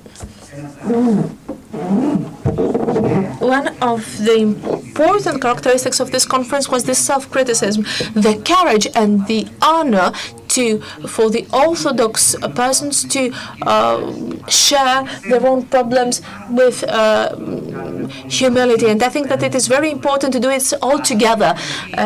And reference was made to the speech of Mr. Dimarkopoulos about the nationalism and the relationship of Orthodoxy and nationalism. And Mr. Makridis has a very interesting article titled Why are Orthodox churches particularly prone to nationalization and even to nationalism? So I would like to use the opportunity, starting from the comment of His Eminence, to ask, is this only a problem of Orthodoxy? No, of course not. We heard earlier about Franklin Graham and Eric Metaxas, who came to our church one time before doing that, and now have erased him from... I couldn't read anymore those things. The problem of Christian nationalism is a problem that has various manifestations, and Christian nationalism in America is different from the nationalism here in the Balkans or in Greece, has different characteristics, but this is a phenomenon that unfortunately exists worldwide. So it is important for us to make some healthy self-criticism. The second thing is, in my opinion, the need to know us better. It is very important that you had the chance today to listen to a Protestant and a person from the Roman Catholic Church. When I read the works of Florovsky, what I found familiar is this emphasis that theology is not an academic act. However, it is a part of the life of piety and prayer. I'm sorry for saying that. Maybe I'm bringing calls to Manchester, but I was brought up with this idea that when I went to go and study in Boston, my father told me, be aware, because seminaries, they often became cemeteries. He wanted to say to me that theology should not be just an academic endeavor, but rather something that it is linked to the experience of the holiness with the life of the church. So those issues, of course, exist in our tradition too. Of course, we have also different things. What does it mean for the Protestant and for the Orthodox Church? However, I would like to stress that we have a lot of common elements, common things. So it is important to get to know each other better. And last but not least, we need to revisit the texts, to go back and read the texts more carefully. The references of Professor Yagazoglu to Palamas, and to go back to Palamas and understand that Palamas is receiving St. Augustine, is he does not believe that St. Augustine is the source of everything evil. There is a book that I was discussing it with Father Demetrios Bathrellos, and so by Kalaitzidis. It is called Deification Through the Cross, and has a specific characteristic, and namely, there is an Orthodox, I don't know if she can be described as an Orthodox, nevertheless, it is up to you to decide. However, he tries to come into dialogue or to incorporate the various traditions. So, he has a text from Kavasilas, and I quote. The first is the one from Kavasilas, who says, "It was not possible for them to live in the God those who did not die for the sins. The only person that can forgive sin is God, because, yes, they ought to do by humans who have the right to repeat the fight after having been voluntarily defeated, but they could not come closer to that because they have already become slaves to the sin. How could we overcome sin since we have been enslaved by sin? It was impossible to have a new real life in front of us, since another person ought to lift up the trophy of the victory, and someone else had the actual power to lift it up. This is why we needed to this and that to come together, and the two natures to become one. The person who had to fight and the nature of the person who could actually win. He suffered wounds and he died on the cross, as according to Paul. Despite of enjoying the joy in front of him, he suffered on the cross in contempt. However, he did not commit any sin or injustice in order to have this punishment, and he didn't have anything that someone could accuse him of, while the wound and the pain and the death was set from the beginning as a punishment for sin. So, since this punishment could not be given to the actions of the Christ, and the Savior had no illness that in order to cure by the medicine, the power of the drink comes to us and kills the sin within us, and the wound of the innocent becomes our punishments. Since we have a great debt, and since the punishment has been very big and wondrous and bigger than one would need in order to make justice to all the bad things by people, it did not relieve us from guilt, but it gives us so many goods that allows us to participate at the kingdom of the God. So, within this quote, we can, let's say, bring all the traditions. The Protestants feel very good. A Roman Catholic also is familiar with the text, and an Orthodox is also familiar with the text. And if we go back to the texts, we could see that there is a better generosity and a lot of place that allows us to be together in common instead of leaving each other aside as we usually do. So before reading the last quote, I would like to say the following. By listening to the speech by Professor Yanaras, which was very important, and I listened to the bus coming from Katerini. I felt all this focus, and I understand it despite our differences and despite other issues that may exist.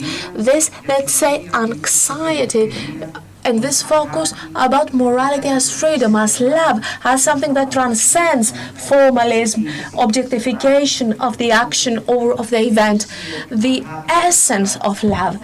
So as I have been listening to Professor Kenoras, a quote came to my mind.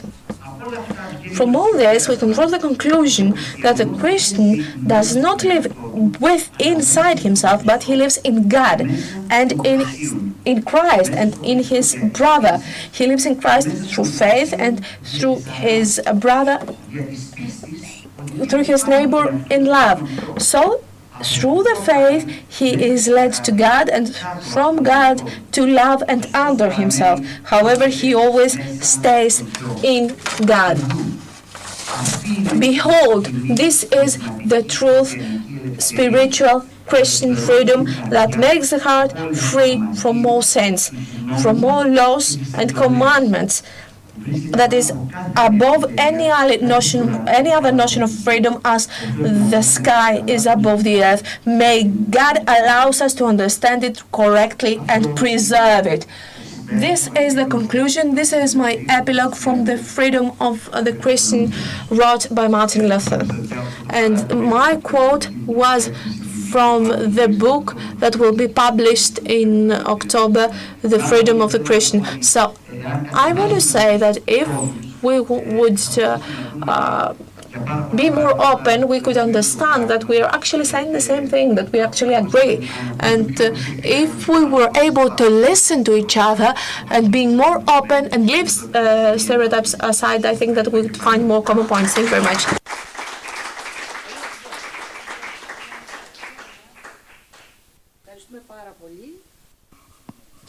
Thank you very much, both our speakers. And now we have about half an hour in order to open the floor to questions, comments,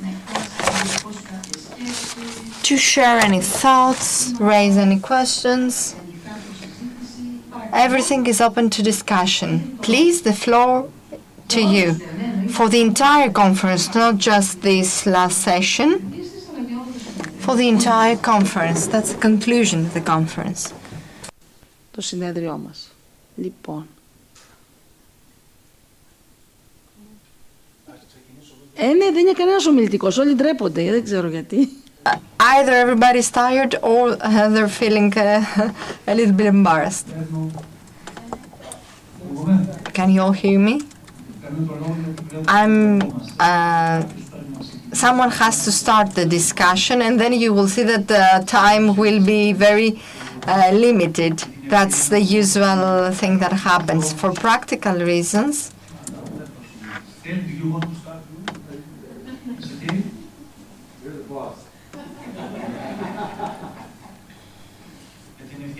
so on the occasion, just 10 minutes before the concert, we have to empty the room in order for the musicians to set up. Anyway, we have to do it. Anyway, first of all, on behalf of the Volos Academy of Theological Studies, we undertook this organization upon agreement by the cooperating institutes. So I would like to thank the cooperating agencies, institutes, Fordham University, Münster University, St. Ignatius, Trebinge, Belgrade, those that are present here. Have I forgotten anybody? No. And the rest of the institutes that couldn't attend. As you might remember, this conference was scheduled for March 2020. It was postponed due to the pandemic. It was postponed second time in 2021, and this year we managed to organize it with physical presence, even though we hesitated. This is why we started rather late the preparations. By February or March, we weren't even sure if that would have been possible. We were expecting of how the pandemic would turn out. Some people couldn't attend due to the pandemic, so this is why they connected through Zoom or Skype. So clearly, there were some weaknesses in the organization of this conference. I would like to apologize for these weaknesses and for any deficiencies. We did our best under the circumstances. And I would like now, before giving the floor to the rest of you, I would like to do something that I didn't do in my opening speech because I didn't want to bore you at the time. We were waiting for Mr. Yanaras. I wanted to give the floor to His Eminence. I would like to thank by name all the associates of the Volos Academy of Theological Studies. Nikos Asproulis, the Deputy Director of the Academy.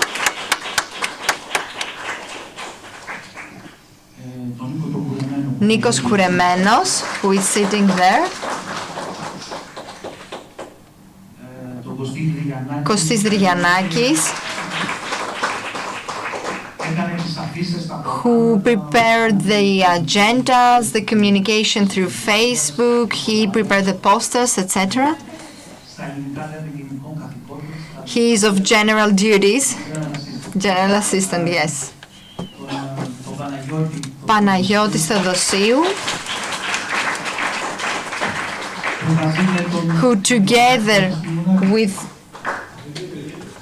Dimitris Klidonaris ensured the live streaming of the conference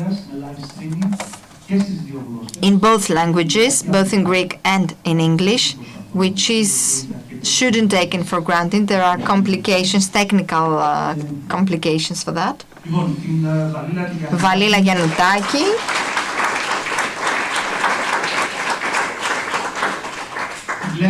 Claire Nicolaou,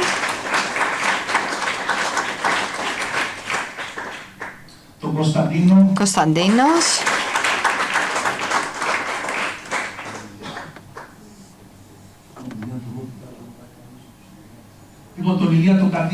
Ilias Patikos,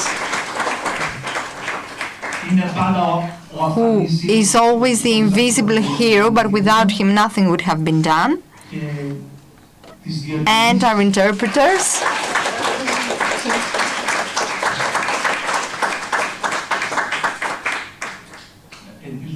I hope I haven't forgotten anyone. I'm looking around just to be sure. And Theodora, who is also general duties around here. Now the floor to Telis. To start the discussion, we have a little bit of time. Don't hesitate to take the microphone because comments are always welcome. Anamias weaknesses in the organization, I didn't notice any of the Anamias. So there was everything was perfect, smoothly. Food was excellent, hospitality, everything was great. So again, one more time, let's give a good to. Because even though there's organizing partners, the Volos Academy, the Academy for Theology, here, the Volos Academy for Theological Studies, assumed the whole responsibility for all the organization. And so, Pantelis, you're the boss, so we thank you and all the team here for everything that you've done. So thank you again. So I did, getting back to the theme of the conference, I'm glad, Professor Kalaitzidis, that you brought up the Orthodox Constructions of the West. I mean, I thank you for bringing up that book. And you know, when we did that project, I mean, Orthodox Constructions of the West, we immediately kind of thought to ourselves that, well, this is a bad thing, so let's... Okay. We immediately thought to ourselves that this was a bad thing, right? Because thinking that somehow our identity is created in opposition to the other. And to some extent it is, but a couple of things I want to mention is, one thing is this identification. One of the things that Constructions of the West conference did was bring out this anti-Western tendency in Orthodoxy. But over the years, I've come to notice that this critique of the West has been echoed in a lot of different places. One is now more sort of leftist intellectual circles within the West, right? We've obviously heard that from Davor over the past few days. But another one also is coming from, at least within the theological world, from black theologians, especially using post-colonial and decolonial studies as well. And I actually find that kind of interesting and something maybe worth exploring, how there is a certain sense in which other voices in the sort of intellectual world and even beyond are actually agreeing with the thing that we were critiquing, right? So we're critiquing maybe people like Ganadas and others for this anti-Westernism, but in many ways there are other voices echoing some aspects of his critique. And so, like, where am I going with this? I think that's actually worth exploring. I mean, that sort of parallelism. But I also think that maybe Orthodox constructions of the West wasn't all bad, right? Maybe there were actually some things that they pointed out about Western discourse that actually, needed to be highlighted, needed to be corrected, that perhaps Orthodoxy can offer an alternative. Maybe the way it was framed, it could be critiqued, but maybe in fact, constructions of the West wasn't necessarily a bad thing in terms of highlighting certain aspects that are problematic. And getting to this conference, it occurred to me today that, again, we thought about, I'm not saying everybody did, but I thought Orthodox constructions of the East, again, we sort of highlight sort of the negative aspect of that construction, how it's used for identity formation, but maybe it's not so bad. Maybe that's what we do. We construct. And so the constructions themselves aren't necessarily it's not bad by virtue of the fact that they simply are constructions. I think there needs to be a critical lens to these constructions that to some extent would highlight that which I think is helpful and would promote certain goals, and that which I think is not beneficial. There are Orthodox constructions of the West and East, in fact, that I think are in fact very problematic. I think the all or nothing critique of modernity, I think, is a problem. But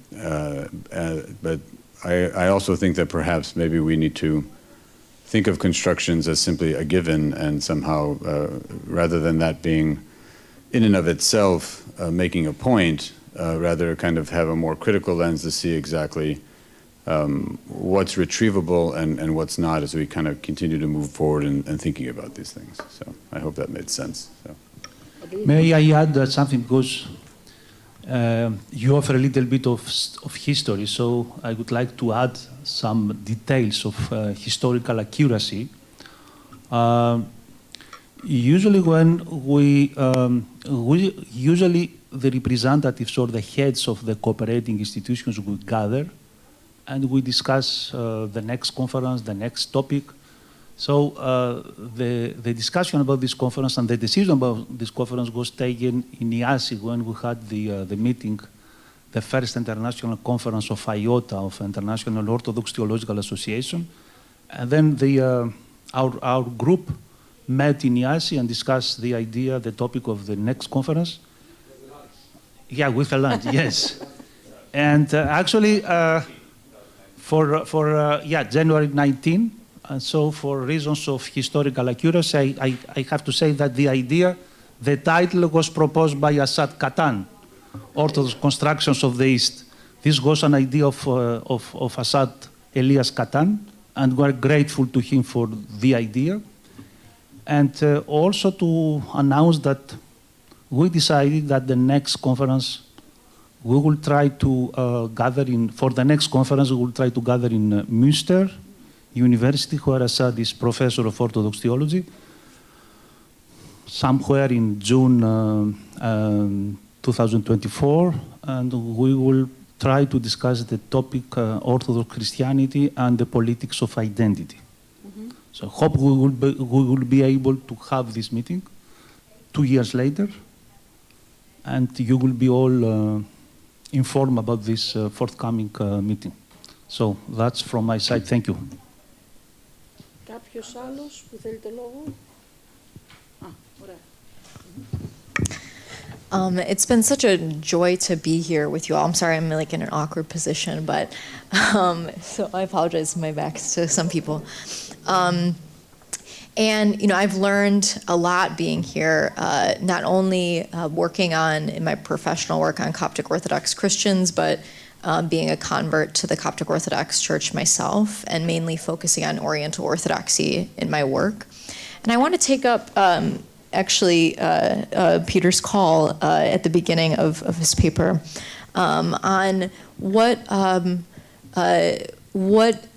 this conference would have been like if there was a conversation between Eastern and Oriental orthodoxies in thinking about constructions of the East. And the reason I want to push this a bit more is that I think that there is not only fertile ground to be explored in thinking about what orthodoxy means for different churches.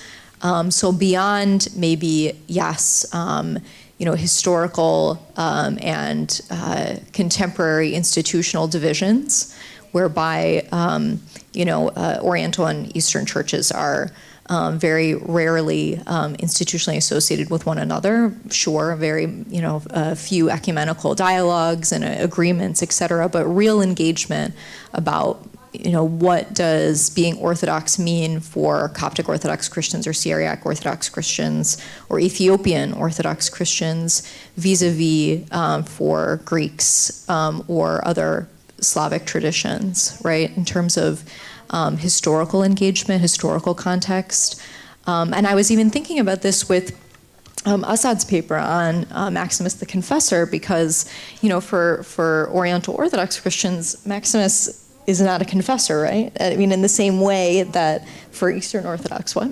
Yeah, right. So what does that mean for, you know, Coptic or Syriac Orthodox Christians when St. Maximus is not a confessor, right? Somebody like St. Samuel, the confessor, or other saints of that nature. And I think that would be really fertile ground not only for scholarship, but I think that having an honest conversation could lead to other kind of broader ecumenical and institutional change, right? So instead of always looking to the West of how Catholics or Protestants have conceptualized Orthodox, how have Orthodox traditions conceptualized one another, I think would be really important to explore.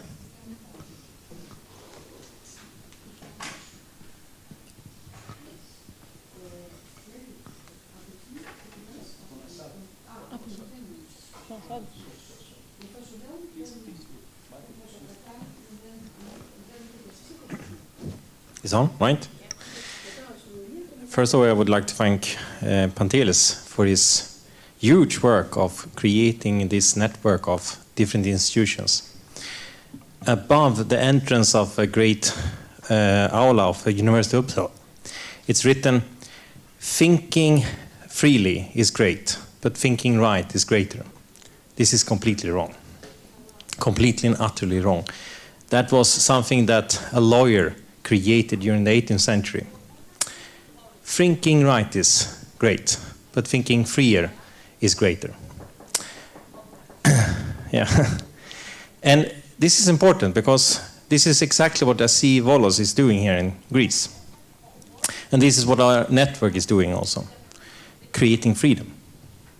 Not to think rightly, that's for all academic institutions to do, but to convey freedom in the Orthodox environment.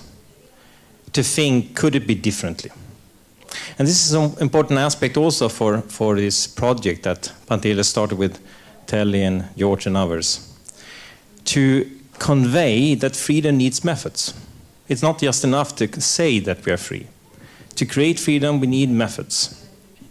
And the best option for methods for creating freedom, that is critique. Not just to allow critique, but to advance critique so it becomes professional in the Orthodox environments. I was in Athens, and I've been a lot in Athens during years. I've been only twice in Volos. And they were talking about Volos Academy in Athens at the university. Not entirely positive that time, but for me, as a scholar coming from a completely Western country, for me it was like hearing music. Someone was having his finger in the eyes of all scholars in Greece, and I realized about Pantelis, and that way of creating freedom, to say, no, it could be differently. That is the contribution that I realize that Volos has been doing here. And for that, I'm very thankful, Pantelis. It's not just for Greece, it's for Europe also. So, thank you so much.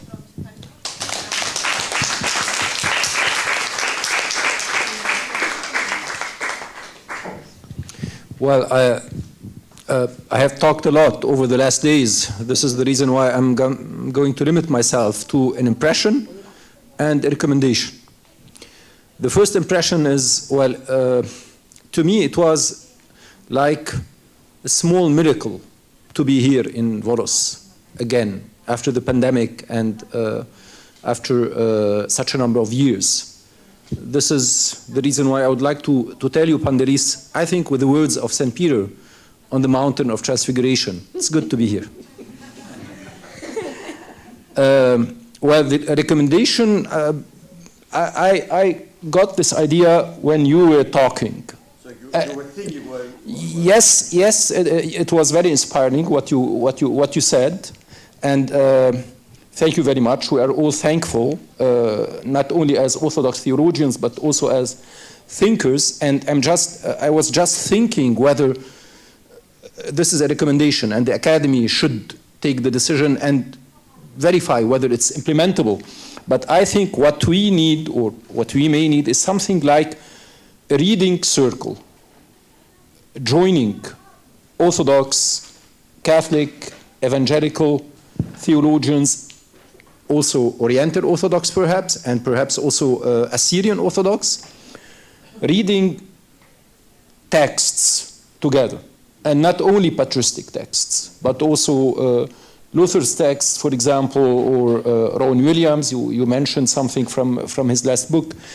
I'm not sure whether this is implementable. I'm not sure whether this fits into the, well, it fits into the program. It fits into the agenda of the Academy. But you should verify whether it's affordable time-wise. But I think this is something only the Volos Academy can implement, and it seems to me, after what we heard today, that it's very urgent.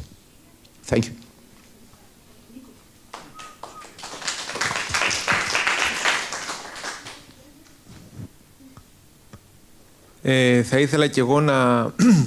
So I would like to continue on the thoughts started by Candace earlier on the importance of having, let's say, or putting more emphasis on the Oriental traditions, and how they are, and how the idea of the Orient and of the East has been received, but also the interaction between the Eastern and Oriental Orthodoxies, and starting from the reference made by Asad Elias Katan to the Assyrian tradition. It is something that came to my mind as I was browsing through the program, the agenda, that we did not include a reference to the Assyrian church, a church that is self-identified with the adjective Eastern, and that may not be included in Orthodoxy. However, it would be worth to see, since they use this adjective, the Eastern, and it is somehow different from our version of Eastern. It is a non-Byzantine East, and to see how we receive as the other Orthodox churches that church. I think that this point of view could be useful or fruitful. This is my observation, my remark, if you wish.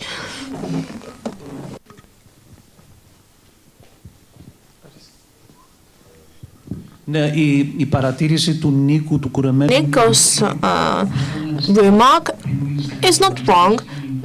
So we have some weaknesses. This is what I've been talking about in the initial planning of the agenda that was done in Athens in July 2019. Michael Yelm has proposed someone, I don't recall the name, he has proposed the speaker to talk about this issue, but our communication with him were not fruitful. I don't know, we didn't have the right email.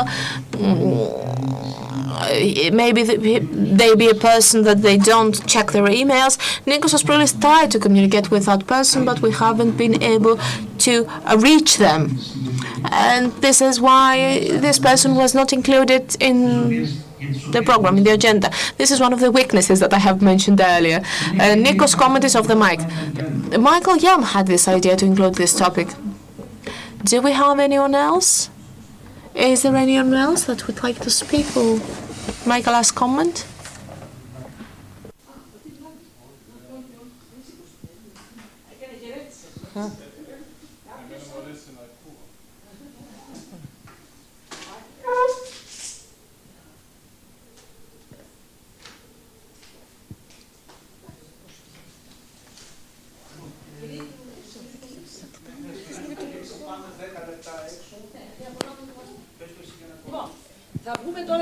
I will go outside the room for 10 minutes. To enter the room, take your things, your personal things with you. Ωραία.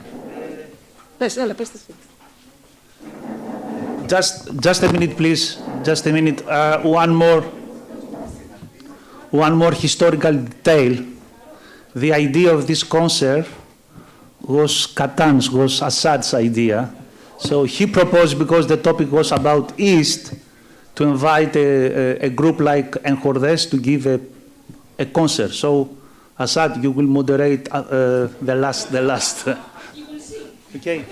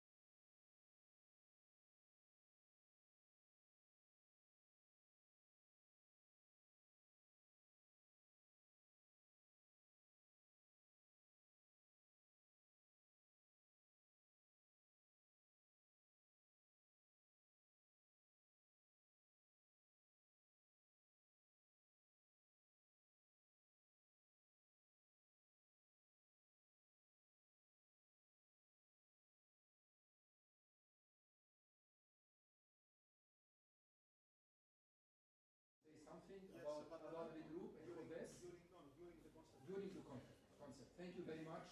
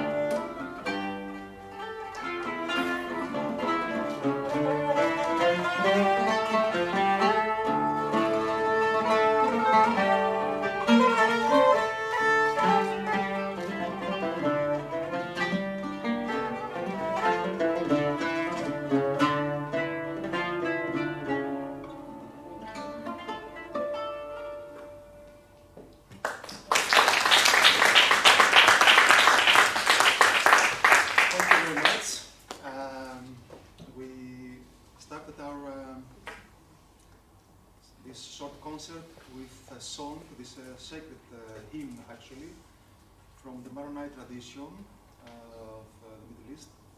And well, the next piece as well, it's coming from the same tradition. But I have to point here that the music is based on a melody composed by Giambattista Pergolesi, Italian composer from 18th century. We don't know, somehow has been transferred to Lebanon, and it is in use from the Maronite Church as a hymn. We're going to listen it, first of all, one strophe in the original language, and then two strophes in Greek, with Greek verses composed by Vasiliki Novokopoulou.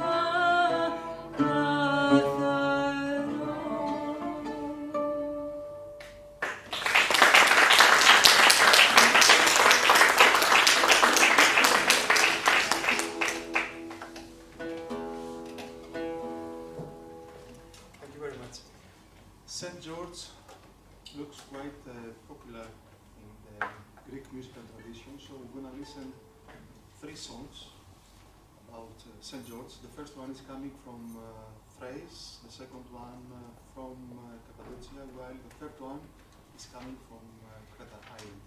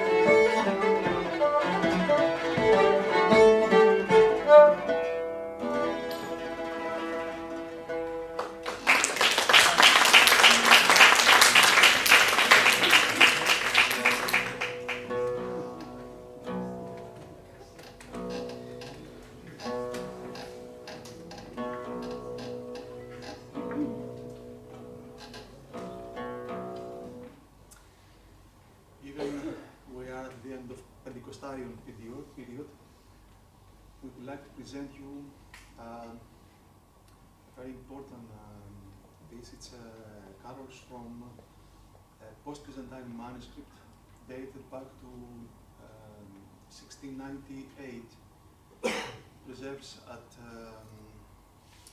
the library of Holy Metropolis of Zakynthos, and it is the oldest notated version, I mean of Byzantine notation, of such a piece.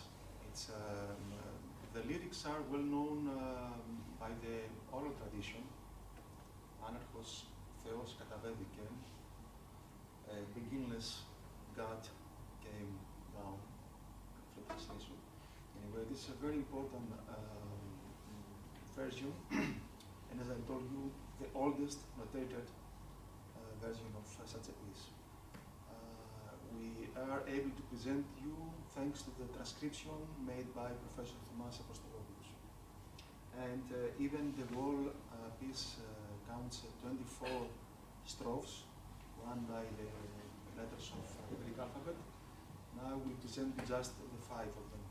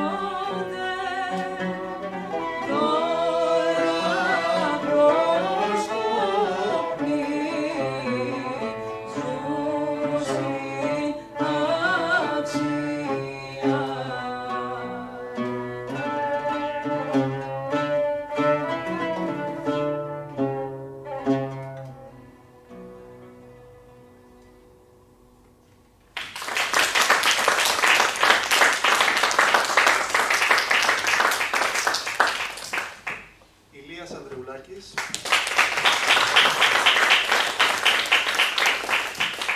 Thanasis Koulentianos, and Emanuela Mandrila, who is coming from Bukovina, Romania, and she's going to sing a song from her motherland.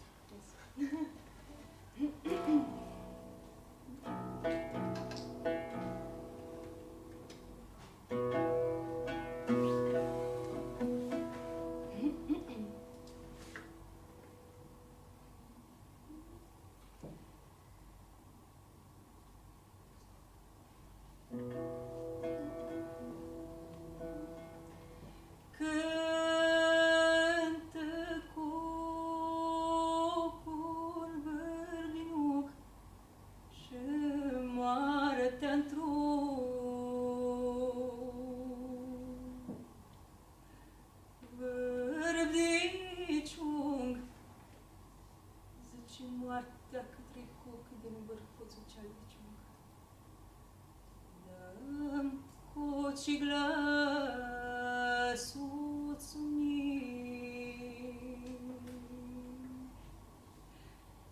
când soi bun însoțăi tu te moarte la naiba că glasul țunuță-i da o vine primăvărașul ce pleacă că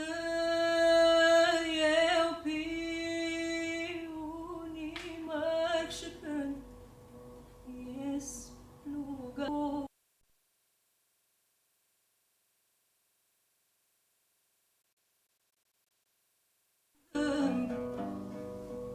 ies plugari cu plugurile ciobanași cu oile neveste cu pânzări și flăcări cu fetele tu piunim glasuiești tu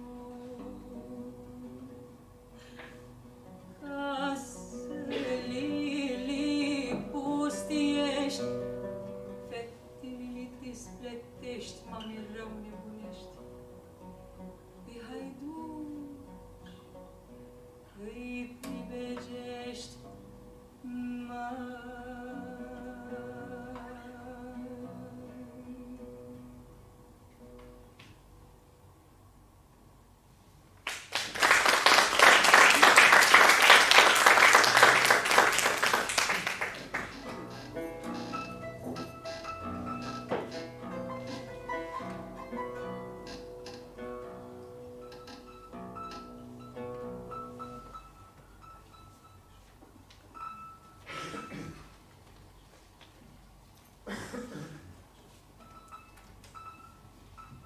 And the last piece is one of my compositions in lyrics by Vasilikina Tokopoulis, who is among us.